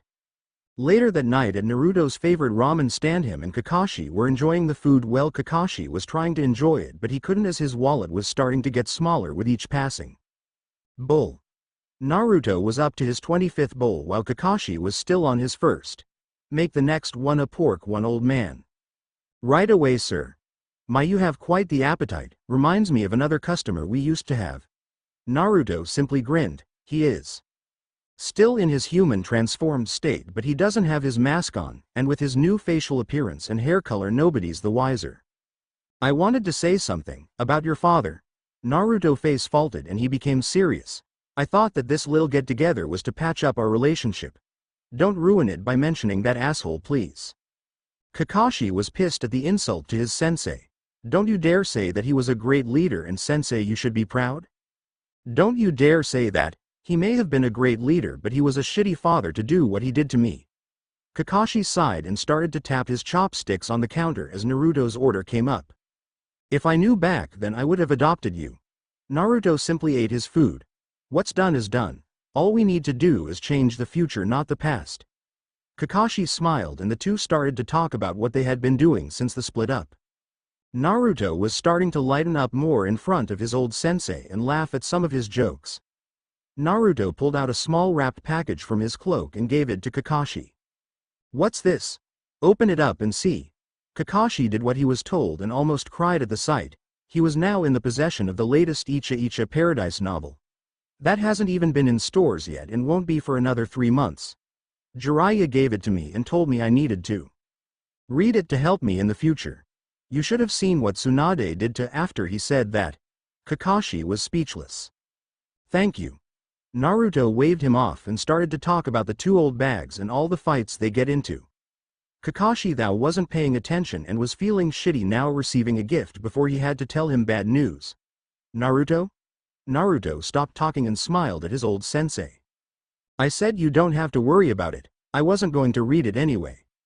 Naruto, I told the council all about you.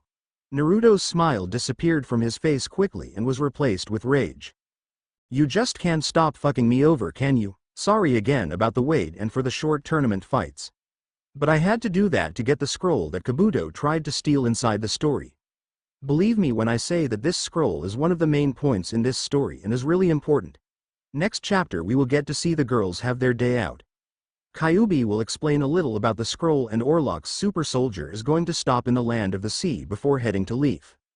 Wolf in sheep's clothing. Okay, let's start things off with a couple of viewer responses, shall we? Ryasanki.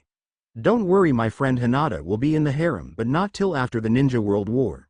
And I'm sorry to tell you that Anko and the Kyuubi will not be together, as you will read on later in other chapters why. VFSNAKE. Thank you, another SG1 fan. Yes, I took some things out of the show such as Anubis and the Goa'uld plus some other small things that you might notice when I go deeper into the story. Hint. Hint, this chapter has one of them. Hint.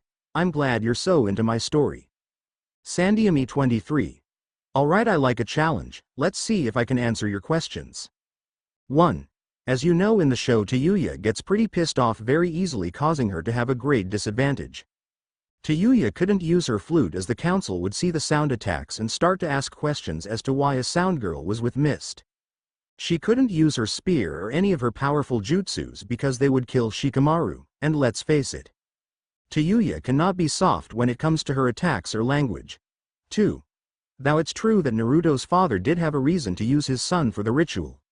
But Naruto does not see it that way. He was left alone all his life without parents or friends and full of hatred, and later finds out that it was all because of what his father did to him. I don't know about you, but I would be pissed beyond all belief even if he did have a good reason. 3. Kakashi broke a promise to Naruto, and we all know how Naruto feels about promises. And only 2 people know why Naruto was used for the sealing. His father and another person who I don't want to ruin the surprise. Was I able to answer all your questions? Randomite. Does that mean Isaribi is going to make an appearance? It's like you're in my mind. Now on with the chapter. Wolf in sheep's clothing. Naruto was beyond pissed as he was walking back and forth in front of Kakashi. I can't believe you told them. I trusted you, goddammit. Kakashi sighed. He knew this was coming and he deserved it. Naruto, I had no choice. The council member Teraki was going to kill Sasuke and Sakura if I didn't. Naruto stopped and huffed in anger. Don't give me that bullshit. If he did threaten those 2, then that would be treason against fellow ninjas. You could have killed him for that. I tried, but these red Anbu with fox masks stopped me. This bit of news caught Naruto's interest as all anger seemed to disappear and was replaced with worry as he sat back down beside his old sensei. Kakashi saw this and started to get worried. What's wrong? Samanosuke and Kurenai told me that they were attacked by red Anbus who wore fox masks, and they all had demonic parasites in them. So that means? Naruto's eyes shot open. The Hokage is in danger. In the Hokage's office, the 4th was currently at his desk finishing up his paperwork while enjoying a cup of tea and a soak from his pipe. Suddenly a knock from his door caused him to break his rhythm. The old man slowly rubbed his eyes. Yes, who is there? It is I, council member Teraki, my lord. I have pressing matters that need your assistance. Can't this wait till tomorrow? I'm sorry, but it can't, for this information is based on a certain mist ninja who is in the Chunin exams. Sarutobi was shocked by this news and decided it was best to deal with it as soon as possible. Very well, you may enter. The large doors opened and Teraki entered the room smiling. This better be good. Teraki turned around to close the doors behind him while talking. Oh, believe me, Lord Hokage, this information is quite important. Indeed. Right when the doors were about to close, his eyes flashed red and his grin grew bigger. In the Uzumaki cave, Anko was on her hands and knees sweating while trying to catch her breath. Behind her the Kyuubi was sitting down still in his fox form, also panting and trying to catch his breath. That was the most amazing thing I have ever felt. Such power. Kyuubi smirked. You need to give yourself some credit also. You held in there and gave it your all. Anko sat down and turned to the Fox Lord, the two now sitting across from each other. She then moved her hand to her shoulder and felt her neck. I can't thank you enough for getting that curse seal off. Me. It was the least I could do. After all, you were the one who looked after my son for me. He then huffed and caught his breath.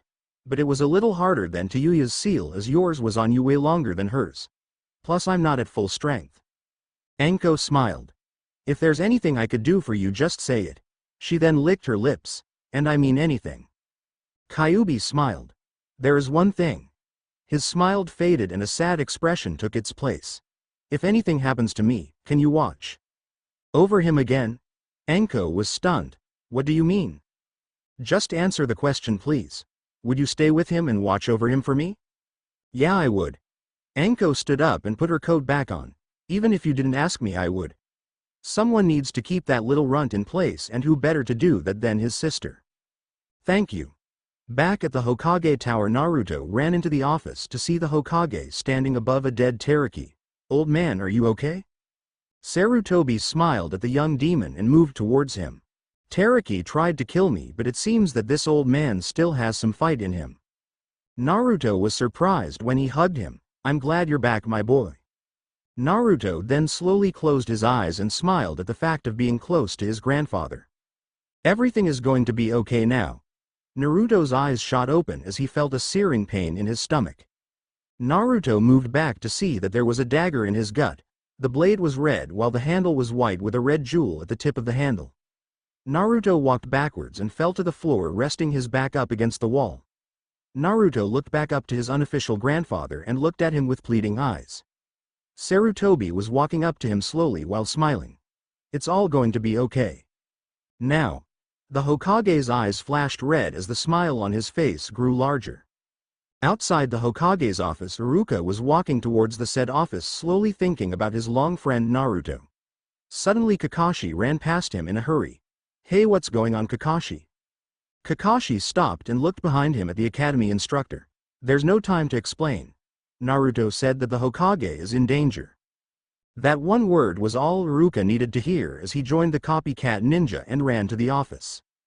Naruto tried to pull the dagger out, but every time he tried his hand started to burn.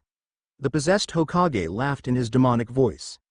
There is no use in trying to pull that dagger out, Prince. For that is an angelic weapon. Its pure design is to kill demons. Naruto looked up, unable to talk as the pain was too much. Yes, do you feel it, Prince? The weapon is slowly draining all your energy, then it will kill you. Got to hand it to those angels, they sure know how to kill. While causing so much pain. And they call us demons. Suddenly the doors flew open and Iruka and Kakashi stepped into the room in battle stance while looking around the room. Iruka's eyes laid upon a boy lying against the wall with a dagger in his gut. The boy slowly lifted his right hand and tried to reach the Chunin, then it hit him. Oh my Kami. Naruto, that's you? At this time the possessed Hokage decided to turn back to his human voice to hide his true form. Thank you for coming here, Iruka and Kakashi. Naruto ran in here and killed Teraki and then tried to kill me. I was able to stop him but hurt myself in the process. He is a traitor and I order you both to kill him now. Kakashi quickly turned towards Naruto and drew his kunai. Iruka, seeing this, did the only thing that came to mind. He too pulled out a kunai but jumped in and stood between Naruto and Kakashi.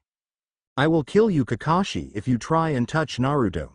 Kakashi just squinted his eye. You do know, Iruka, that I can kill you easily? I do, but I will still stand here between you and Naruto until I draw my last breath. I won't fail him again. Kakashi closed his eye and quickly looked behind him to see that the Hokage was smiling. Kakashi looked at Iruka and smiled before puffing into a cloud and appearing behind the Hokage, kicking him in the back to the floor. Iruka was stunned and watched as Kakashi pinned the villagers' leader's hands behind his back and placed his kunai to the old man's throat. Now let's get some things straight, shall we? The Hokage would never tell anyone to kill Naruto and smile while watching. And I would never be able to take down the Hokage so easily with just one kick and pin him to the ground. And let's not forget what Naruto told me before coming here. What was it? Oh yeah, that demon parasites have to get used to the body they infect before they can fully use their skills and power. Isn't that right, Demon Snake? The parasite gave out a demonic scream and the old man's voice went back to Demon. You stupid foolish humans think you're better than us? Your time is up, it's our time to rule. A needle flew across the room and struck the Hokage's neck, paralyzing him. Kakashi got up and dusted himself off while looking at the balcony to see Shizune holding other needles in her hand with Tsunade and Jiraiya walking into the room behind her. Jiraiya walked up to Naruto, who now had Iruka kneeling beside him. The old pervert pulled out the dagger and placed it in his robes while Tsunade walked up to the demon prince and started to heal the damage. Kyuubi is going to be straight out pissed when he finds out what happened here. Tsunade cringed as she too knew there was going to be hell to pay. That's why you're going to tell him, not us. Jiraiya's sweat dropped while fearing his death. Iruka looked around the room and once heard Kyuubi's name had enough. What the hell is going on here? In the land of the sea. The moonlight bathed the land as it was the only light to be seen. The dark sky was clear and the songs of frogs filled the air along with screams of anger that seemed to be coming from the docks. Demon child.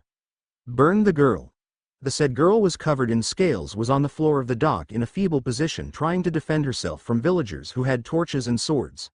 One of the villagers kicked the girl in the stomach and spat on her. So this is the big bad sea monster? Pathetic. Oh well, the target seems to be different but the prize for your head is the same. The girl whimpered. Please, I won't do it again, I promise, I just want to live in peace. One of the 5 mercenaries laughed and lifted her up in the air by her right arm, letting the rest of her body dangle. Hey, she looks like a fish. Let's gut her like one then. The girl's eyes went wide and screamed as she tried to get free from the mon's grip. The leader of the group stepped forward with his sword and smiled at her. Her scream was cut short as massive footsteps were heard walking towards them. All their heads turned when they saw the shadow of a massive person by the dock house. The leader stepped forward, not very happy that someone ruined their fun. Who the hell are you, big guy? No response. Hey, I'm talking to you. This bounty is ours, we found her and we're not sharing. Still no response. The leader was starting to get pissed and walked up to the giant, who on closer inspection was around 6'7", and got a close look at the inn, if you called him that. He wore black steel-toed boots and a huge black leather trench coat that went all the way down to his boots and up past his nose. Like Shino. Both of his arms had massive claws that looked like they belonged to a dragon. He wore black goggles and had no hair whatsoever. But the most noticeable thing was that all his skin was gray. What the hell? The man was lifted into the air by his throat and the massive creature snapped his neck, dropping his body on the wooden dock. The figure looked at the 4 other men who were slowly walking towards him with their weapons drawn. 4 targets equipped with minor weapons. Target level minimum. Threat 0. The mont's voice was almost robotic. The 4 men charged and tried to attack him all at once. The man jumped into the air and landed on one of the merc's chest, crushing him instantly. Another merc jumped into the air and tried to slash him, only to have the giant slash open his chest with his clawed hand, splashing blood all over the frightened scale girl's face. The other 2 decided that they should run and not try to attack. One of the mercs turned his back and tried to run, only to look down and see a clawed hand coming out of his chest. The attack was so quick that the warrior didn't even feel it and fell to the ground dead. The last man fell on his butt, scared half to death. Please don't kill me. She's all yours. The monster picked up one of the torches while walking up to him. In one swift motion, the monster stabbed the torch into the mon's skull, killing him on the spot. All targets destroyed. The monster turned to the frightened fish girl to see her shaking while trying to wipe the blood off her face. Target unarmed. Threat 0. The monster moved towards the girl and lifted he up in the air by the front of her shirt. The girl, scared for her life, started to punch and kick the monster in the head. One of the shots to its head caused him to twitch and drop the girl on the dock floor. The monster then fell to its knees and then face first on the wooden floor. The girl was shocked and scared as to why this massive beast simply fell to the ground like a pile of bricks. She slowly walked up to it and kicked it again in the head. She quickly jumped back as the beast slowly rose to its feet again and started to walk up to her again. The girl tried to run but tripped and fell face first on the hard floor. This is it. I'm going to die here. Present master's name? The girl looked behind her to see the monster kneeling in front of her, looking at her, waiting for an answer. What? Present master's name. Isaribi. Rebooting. Primary function: protect Master Isaribi from all harm. What is going on? Orlox's ship. Orlox smashed his metal fist against the steel wall of the ship, putting a huge dent into it. He then started to walk around the room that he was in and looked around. The room seemed to be some sort of lab that had 5 other men in it. All the men wore white lab coats with air masks on, and were now cowering behind a very pissed Orlox, who was staring at 4 screens that were showing nothing but static. Are you telling me that my super soldier was defeated by a mere child? Orlox turned around and glared at the men through his mask. One of the scientists, probably the head one, stepped forward. Master Orlox, we tried to tell you that there were still some flaws. Oh yes, I see what you mean about flaws. One hit in the head by a child and he went down. Orlox started to walk back and forth. If you let us try again, I'm sure we will get it right. Orlox stopped and turned to them. Oh yes, we will try again. He then snapped his fingers and 10 troopers entered the room and held the scientists captive. And I know just the bodies to use for the tests. The troopers then took the men out of the room while they were screaming for help. Leaf. The next morning, Tayuya came out of the bathroom, just finished taking a shower with a towel wrapped around her figure and drying her hair with another one. She passed Ino while going into her room to change. You're up next. Thanks. Tayuya closed the door behind her and Ino went into a closet and picked out another towel. Kin was finishing up her breakfast when a knock from the door caught her ears. Still dressed in her dark blue nightgown, she got up and answered the door to see Hinata standing there breathing heavily as if she was running. Ino stopped while walking past the door to see the girl. Hey Hinata, what's up? Kin moved aside and let Hinata in and closed the door. I have thought about what you said and... Hinata then noticed that Ino was here. Ino, why are you here and not at home? Oh, I told my parents I was sleeping over at Sakura's. Hinata shook off her question and turned back to the matter at hand. Anyway, I thought about it deeply and I want to be with him. Tayuya stepped out of her room dressed and walked up to the group. I will give up everything to be with him, because he is the one who made me strong and stopped my stuttering. I came from strong and well-known family, while he had nothing. He didn't see my family or wealth, he saw me. Tayuya smiled. I knew you would come around. Suddenly she felt a hard slap across her face. She looked at the Hyuga girl, stunned to see that she was extremely pissed off. That is for taking away my first kiss, which I was saving for him. Tayuya felt her cheek and smiled. You got spunk, kid, I like that. I guess we'll all have to have another talk with Naruto. It will be sooner than you think. They all looked behind them to see Kimimaro looking like shit. What do you mean? Kimimaro looked up at Kin. I have failed my lord and couldn't protect him. He girls didn't like the sound of that as Ino came up to him and shook his shoulders. What's wrong? Where is Naruto-kun? He was attacked yesterday by the Hokage, who was infected with a parasite. Her was stabbed with a holy weapon that kills demons. The girls gasped at the news, and Hinata shook her head. No, it can't be. Is he? He is all right but can't move for a while as the weapon damaged him greatly. He wishes to see you all at the Hokage's office. To say the least, the girls were over there in a matter of minutes and ran in the room to see Naruto lying down on a couch. Around the room were the Sand Team, the Hokage, Jiraiya, Tsunade, Shizune, Anko, Kakashi, and the Kyuubi in his human form. Ino, Kin, and Hinata ran over to see if Naruto was okay, but Tayuya went straight to the cause of Naruto's problem. Hey you old fuck. The room went dead silent as Tayuya was in the face of the Hokage swearing at him. Everyone in the room, even the Hokage, was surprised, well except for Kimimaro and Gaara, who felt like joining the girl. How the fuck could you do that to him? Kakashi walked over to her and placed a hand on her shoulder. You shouldn't talk to the Hokage like that, little girl. Get your fucking hand off me, you perv. She then turned back to the old man. All he ever did while we were traveling was telling us how great and kind you were to him, and this is what you do? Kakashi was going to stop her again, but the Sarutobi stopped him. No, Kakashi, she is right. But my lord, you were under the influence of the parasite. But I wasn't strong enough to stop it. I saw what I was doing, but I was helpless. I forgive you.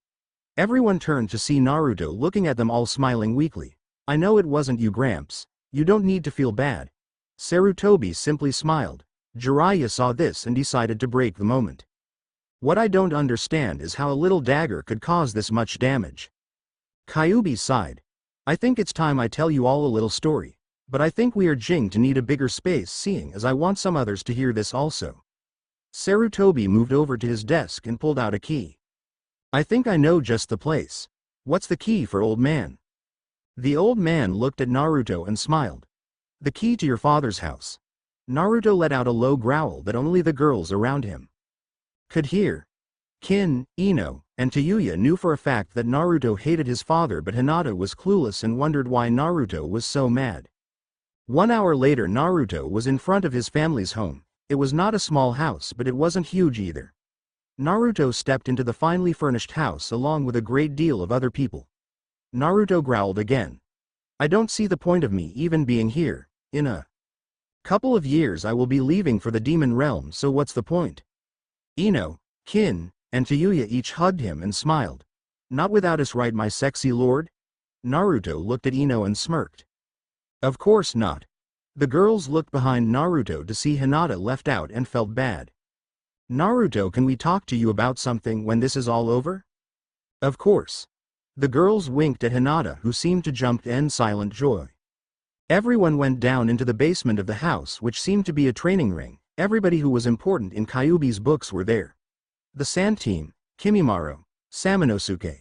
The Rookie 8 with their senseis, Team Jia, Iruka, Anko. The 2 Sanins, Shizune, Anko. And finally Ibiki. Gaara sat down quickly, followed by Tenten, who sat down beside him. Gaara was a little nervous being this close to a female other than his sister. Hey Gaara, how you doing? Gaara tried to look away and stared at his brother, who was standing beside Naruto. The two were smiling and giving him a thumbs up. The two then motioned Gaara to talk to her, which he did slowly. I am good. You? Great. Choji sat down beside Shikamaru and pulled out a bag of chips, only to have it snatched out of his hands by Tayuya. I'll take that. Choji was about to cry, but then pulled out another bag. And I'll take that one. He looked up to see a smiling Anko holding his chips. What? Well, at least I got my last bag. He went to grab it only to find it gone. He quickly heard the sound of a bag opening and glared at Tsunade, who was sharing the bag with Shizune and Taunton. Sorry kid, but we were hungry. Choji just burst into tears. Okay, shut the hell up and listen. I want you all to get very comfortable because what I am going to tell you is very long. And no human has ever heard this story, so listen carefully. Everyone nodded except for Sasuke, who was glaring at Naruto. So it was Naruto who stopped my attack. I don't get it. I was trained by Kakashi personally. It seems when I get a little stronger, Naruto gets more power. I must find a way to beat him, even if it means I have to sell my soul. When the earth was born, there was one race and one race only. They were called the Ancients, powerful beings who had powers beyond your dreams. But with such power, greed and evil was born from it. Eventually a war broke out between two sides. One side wanted to use their power to create other life on the planet and watch it grow, while the other half believed that their power should be theirs and only they should live on the planet. The war was so massive that it split the planet into 3 sections or dimensions: the Demon Realm, Terra, Earth, and the Celestial Realm. Basically demons and angels. Those who fought were placed on each side of the realms, while the ones who didn't fight stayed behind on Terra and created life. It was said that the ancients who stayed on Terra and created life eventually ascended into a higher being like gods. When you humans die, you either go to the demon realm and become a low-level demon, or celestial realm and be a low-level angel.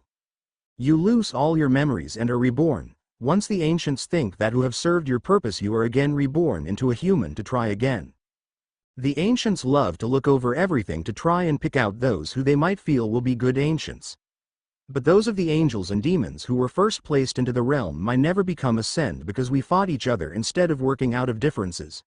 Time had passed and both demons and angels have stopped fighting each other. It was a good thing because us demons were losing. Naruto, the weapon that you were stabbed with was an angelic weapon which was first created by the ancients. They are weapons that the angels used in our wars, killing thousands of us. The ancients saw that our war was going on long enough and stopped it.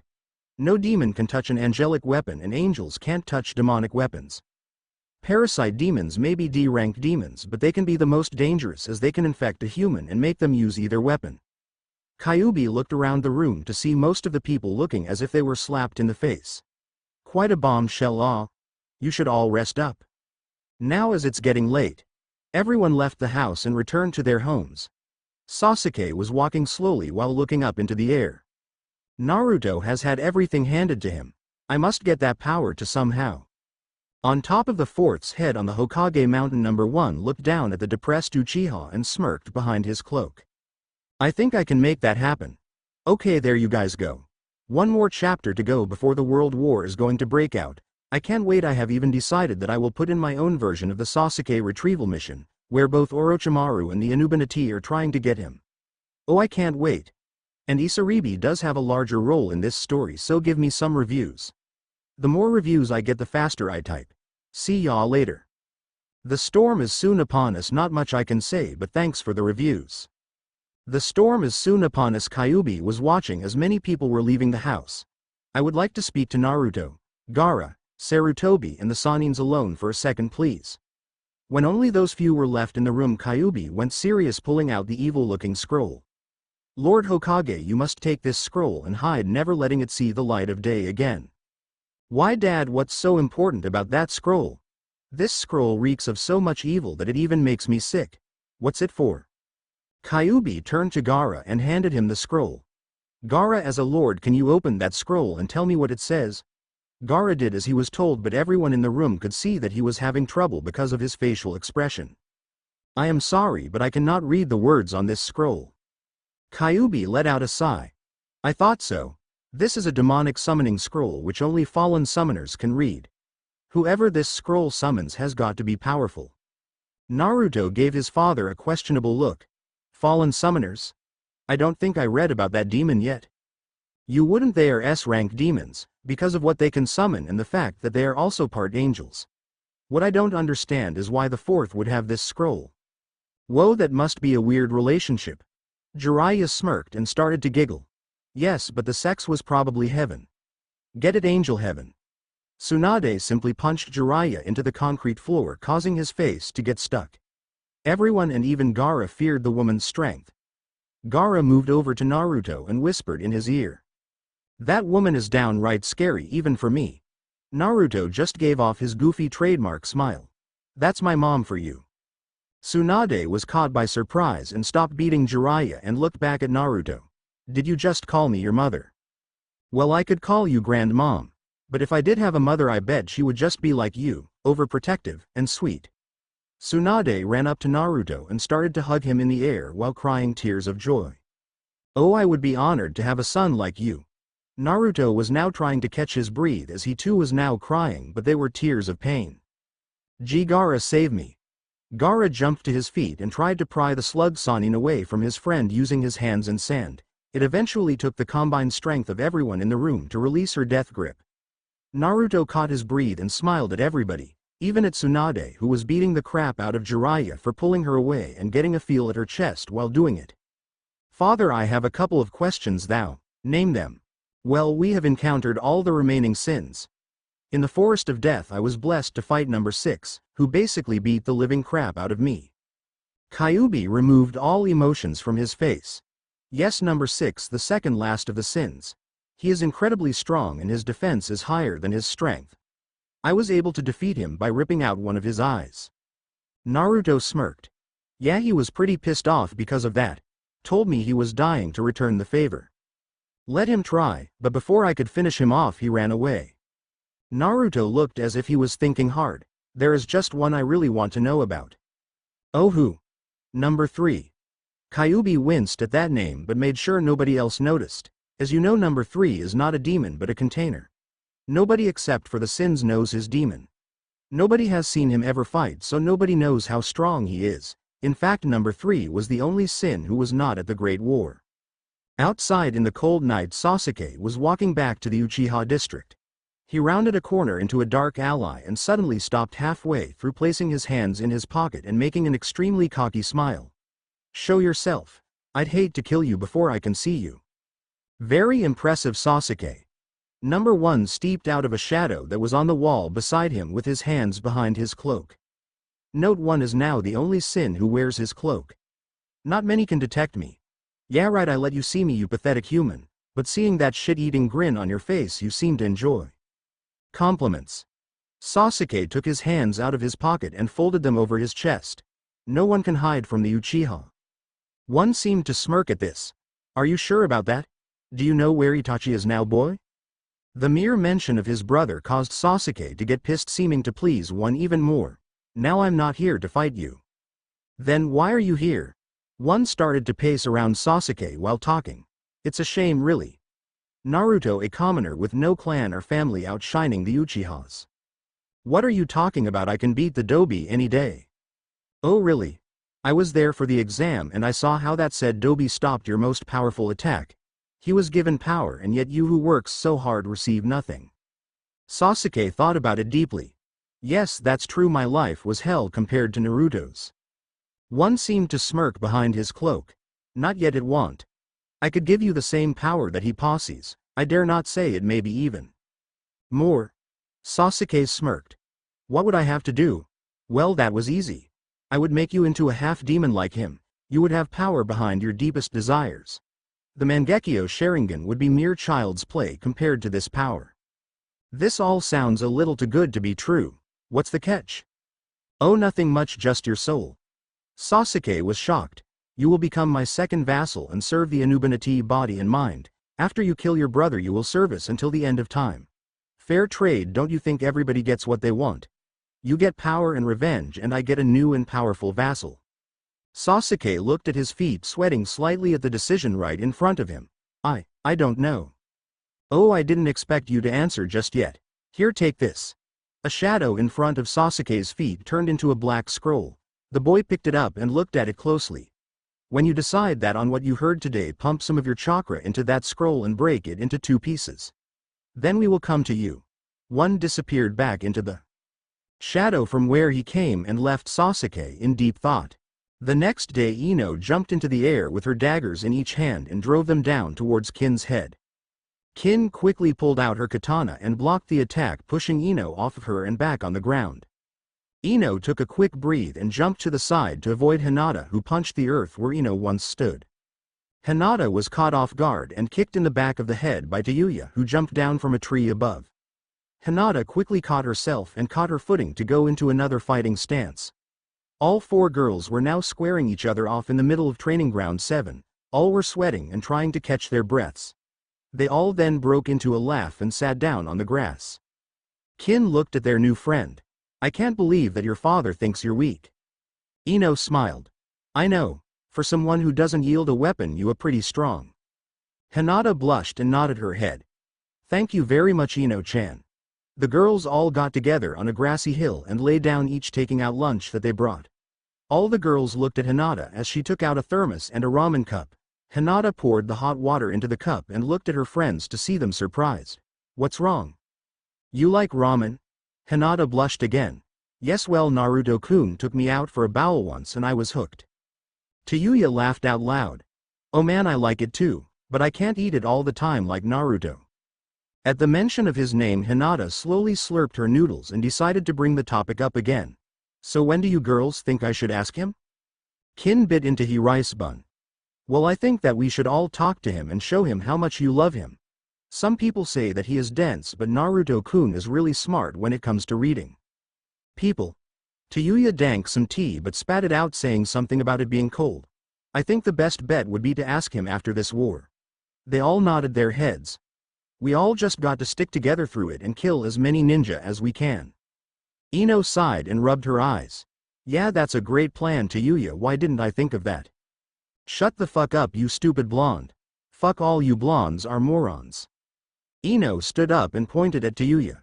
You idiot, Naruto is blonde also. Tayuya was about to yell back when she started to think about it. Oh yeah. Fuck. Fuck you, Ino, and your smart-ass attitude. Ino jumped at Tayuya, tackling her to the ground where the two started to roll down the hill attached to each other. Once they hit the bottom, the two started to laugh out loud while lying down beside each other looking up at the sky. Tayuya was the first to stop and placed her hands on her chest and sighed. Back at Sound, I never really enjoyed life. That was until I met Naruto and you girls. Ino also sighed and looked at Tayuya, smiling. Yeah, he has a way to charm the ladies. Tayuya then got pissed. Yeah, now all we have to do is keep the rest of the sluts in leaf off of him. Amen to that, sister. Did I just hear my name? All the girls looked up to see Naruto standing up straight at the entrance to the training grounds, smiling in his henge form. The girls all jumped up and ran over to him, jumping at him and hugging him while laughing. Hinata stood by and watched them share their love for each other and felt left out. Naruto saw this and felt bad and calmly pushed the girls away. Hey Hinata, how it going? Naruto hugged the Hyuga girl and the two blushed. The girls saw this and giggled while smiling. Naruto looked around and decided to shoot his question. Hey girls, you haven't seen Kimimaro around, have you? I wanted to spar with him but I couldn't find him. The girls all looked in different directions while whistling. No, Naruto-kun, we haven't seen him yet. Scene change. Kimimaro was currently standing in the middle of an ISL in Leaf's local pharmacy looking at all the kinds of tampons on display. Now the girls said Naruto asked me to get tampons for them, but I don't understand what these things are. He then saw a woman walking down towards him. He grabbed 2 boxes and brought them to the lady. Excuse me, ma'am, but which do you prefer? Soft ridges for protection and comfort? Or the underwear kind for both of those ad style? The woman was appalled and slapped the boy across the face. You pervert, coming and asking me a question like that. Have you no shame? Kimimaro was confused. This was the 4th time this has happened and all he asked her was a question. Suddenly Jiraiya walked up behind him holding 2 other boxes. Yeah, have you no shame? I was going to ask her that. Pervert. She slapped Jiraiya across the face also, but many more times. Scene change back to Naruto. Naruto rubbed his chin and looked up in the air. Oh well. Hey, do you girls want to do something? And so it began. Almost every day the 5 would train and simply hang out or go to Naruto's secret cave to read up on some jutsus. One day when the 5 were sparing, Gaara came into view and asked the ladies if he could have a word with Naruto. My friend, it seems that Orochimaru has gone to my father and gave him a summoning seal for one of his powerful snakes. A sand squad has been entrusted with the summoning. Naruto thought about it walking back and, the girls worried about an answer. Suddenly he snapped his fingers and whistled into the air. A puff of smoke appeared and there stood Nato. What's up, Prince? Hey Nato, you know that scroll I asked you about? Yeah. Can you bring it here? A scroll suddenly puffed into Nato's mouth, causing Naruto to smile. You know me too well. Nato smiled and puffed away. Naruto handed the scroll to Gaara and smiled. Tell your ninja to do this summoning contract instead. But you need to tell them that Naruto was the one who called for him to be summoned. If they don't, he will kill them all and probably a lot of citizens. I will do just that, my friend. Orlox's ship 1 week before the war. Orlox was in his room drinking some tea out of a fancy cup with his Mozart music playing in the background. He was looking out a window that showed the deeps of the ocean. Note Orlox's room in under the water at the bottom of the ship. The doors opened to his room and his loyal bodyguard stepped in. Sir, your cannoneers have moved out to set up their location for the war. Excellent. Anything else? Yes, it seems that the test super soldier has survived and is currently located in the land of sea. Orlox stopped drinking his tea and placed his hands on the arm rests on the chair. That failure is still alive? Yes, should I send some troopers to bring it back? Orlox seemed to be thinking and stood up and walked up in front of the window looking out. No, we have too much to do already with the war coming up. We will deal with it after. Send out Hades right away. He won't reach the battlefield in time if I were to send him out later. Yaoi bowed and left the room. Let's see what you can do. Show the world my genius. Go forth, Hades, and leave nothing but death behind." Right when he finished his sentence, a massive red robotic eye lit up outside the window in the depths of the ocean. The red eye then floated away from the window. Sand Village. The Kazakage was getting ready to leave for the Leaf because he was supposed to join the Hokage and watch the finals. He placed all his papers and scrolls in a suitcase and made his way to the front door of his office. "It's almost time, isn't it?" The Kazakage stopped and looked over his shoulder to see Orochimaru standing behind his desk. "Yes, soon Leaf will fall and our village will be brought back to power." The snake Sanin smiled while walking up to the Sand Lord. "Do you think I am that stupid?" "I don't know what you mean," the Kazakage asked, seeming to lose his cool very quickly. "I know for a fact that you sided back with the Leaf thinking you can catch us off." The Kazakage was stunned. "Do you really think I care if you ally yourselves with them? I mean, I have Rain, Rock, and Cloud, not to mention the Anuban and some other outside help coming to Sound's aid. I don't need some weak village getting in our way. You will fail in your attack and will be killed by those demons you call allies." "I think not. So what now, are you going to kill me?" The snake ninja smiled. "You have something I need for my plan to fully work." "And what is that?" "Your body." Back at Leaf, Naruto was currently outside of the village at a stream walking on top of the water trying to catch fish. "Hey Naruto." Naruto looked up to see the four girls he has been spending time with come out of the bushes. "Hey Ino-chan, Kin-chan, Tayuya-chan, and Hinata-chan. What's up? You're just in time for lunch." As Naruto said this, he dove his hands under the water and caught a fish with his claws. Seeing that he wasn't in the city, he was able to be in his true form without worry. Ino scratched the back of her head. "We need to ask you something?" "Oh, what is that?" "It's about Hinata."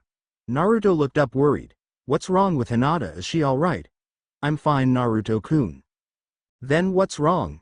Hinata walked out towards Naruto walking on the water. To say the least, he was surprised. "Naruto-kun, there is something that I have been meaning to tell you since the end of the Genin test and we were placed on different teams."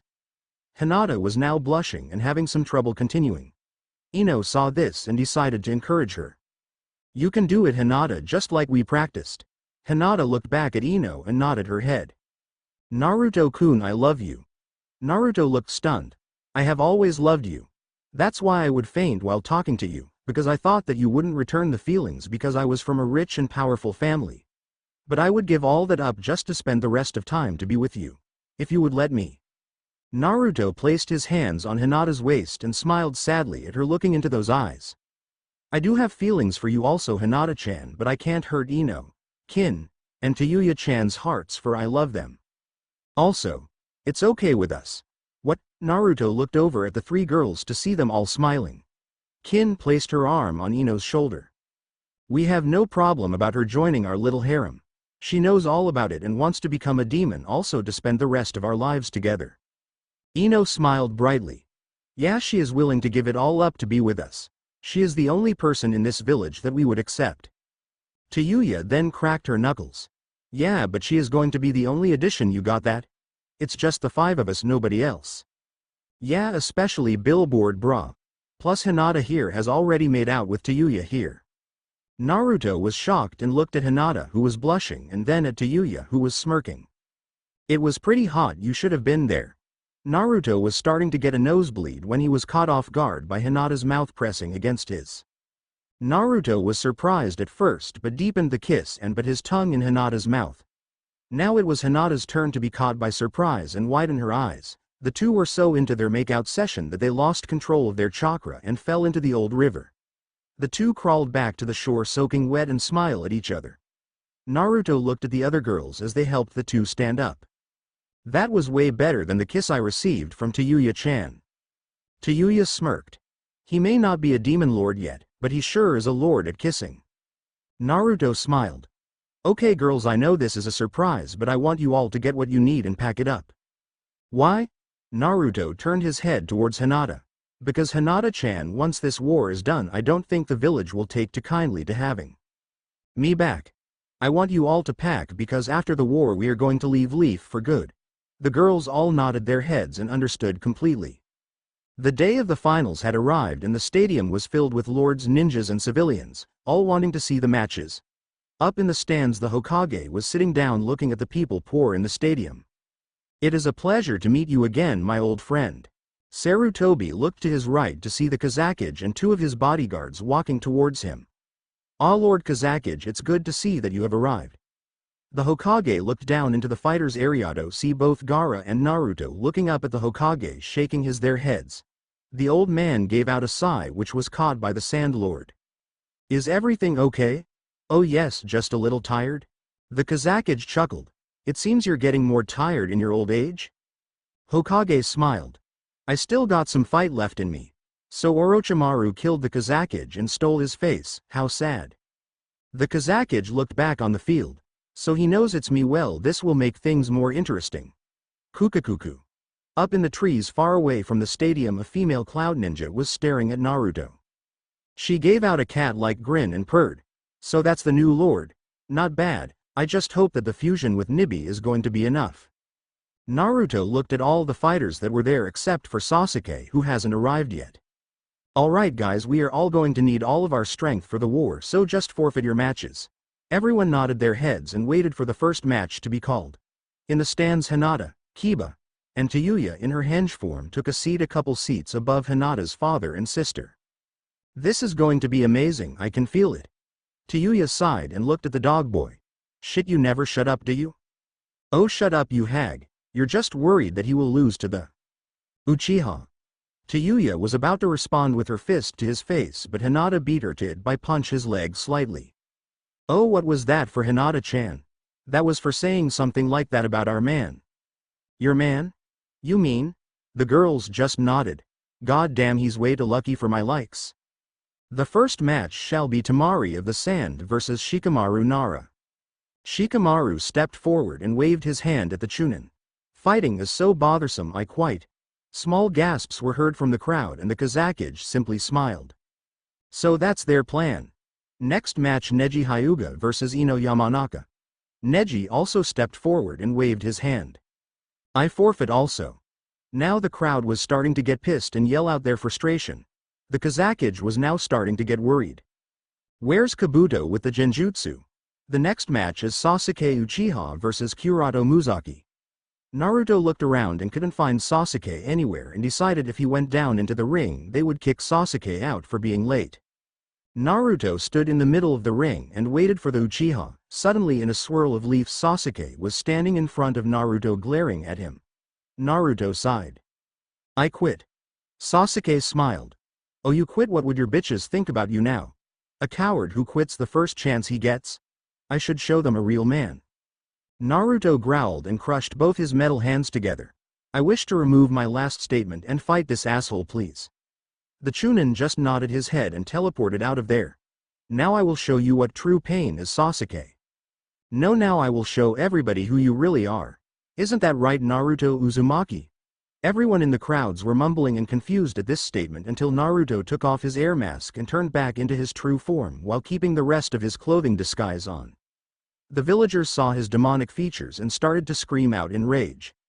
"Look, the demon child is back, and he is actually a demon."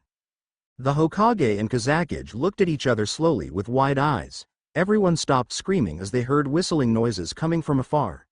The Kazakage's guards threw down smoke bombs as 3 cannon shells hit the Hokage tower, blowing a large chunk off the top floor. Panic and mayhem broke out in the stadium as everyone was trying to get out. Naruto and Sasuke looked behind themselves to see Sound Ninja start to enter the stadium. Naruto pulled out a scroll and summoned his scythe. "No, it begins." "Alright, what I about to say is very important. The next 4 or 5 chapters is going to be on the war. But every chapter is going to be named where the part of the war is being held. Such as gate or stadium. Now the whole war is one day and each chapter will be connected with that day. So some chapters will be conflicting with each other. Example. Cannon firing rained down on the Leaf Shinobi trying to protect the village, in one chapter then. While Naruto fought the Sound Ninja, he watched as cannon fire fell on Leaf Shinobi helplessly, in another chapter. If you have any questions, please tell me. The last thing I want is for my readers to be confused. I just hope that I get some more reviews. I'm not greedy, it's just that 11 reviews doesn't give me that much inspiration to write more. Not talking about my loyal readers such as Anime Master 168, Dumbledore, Naruto 21, VFSNAKE. the Great Kali, Aquakyubi, and finally Ryasanki. War. The village. I am terribly sorry for the long wit, but chef school is a real bitch. There is so much work that needs to be done. But understand this, my friends, I will not stop writing this story until it's 100% complete. In the words of Naruto, believe it, the promise of a lifetime. To all of you who reviewed, thank you very much from the bottom of my heart. War. The village screams were heard throughout the whole village as the Hokage tower was hit by cannon shells. Gia and Kakashi, who were currently on their way to the finals, stopped and stared in fear as pieces of the building were falling on villagers trying to run out of the way. The two could do nothing for the few who were crushed under the force of the ruble. But they wouldn't let that happen again, as more Anbu showed up and started to move people to the shelters which they designed just for this event. Sir, we're now placing all the villagers into the shelters. Kakashi turned to the Anbu and nodded his head. Rumbling was felt on the ground and heard in the air. Suddenly Kakashi's eyes went wide. The gate now. Almost 50 leaf ninjas including Kakashi and Gia made it to the gate only to hear more cannon fire and the gate exploding open.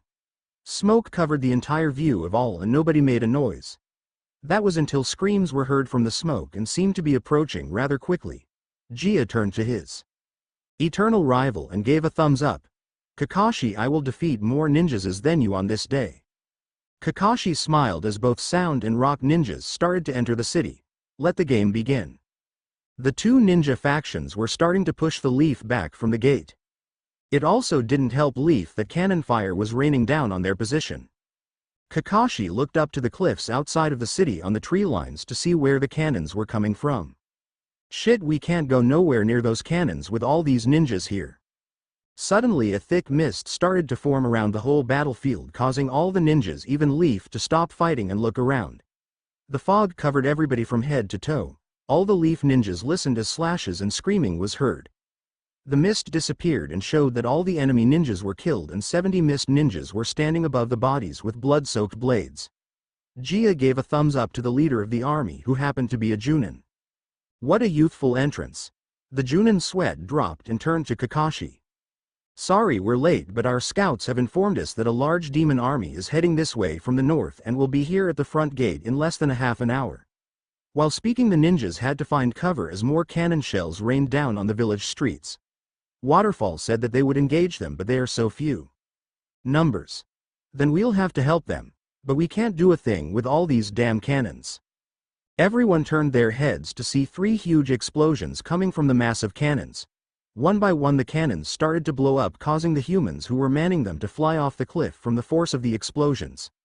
4 more cannons still were intact, but it seemed now that a small battle was happening up there as smaller explosions were seen. The Mist Ninja saw the confused looks from the Leafs and decided to explain. Must be the snow. They said that they would watch the city's back. Mo enemies entered through the front gate. Looks like they won't give up. Gia then gave a thumbs up and grinned. Then I will show them what happens when they attack the beautiful green beast of Konoha.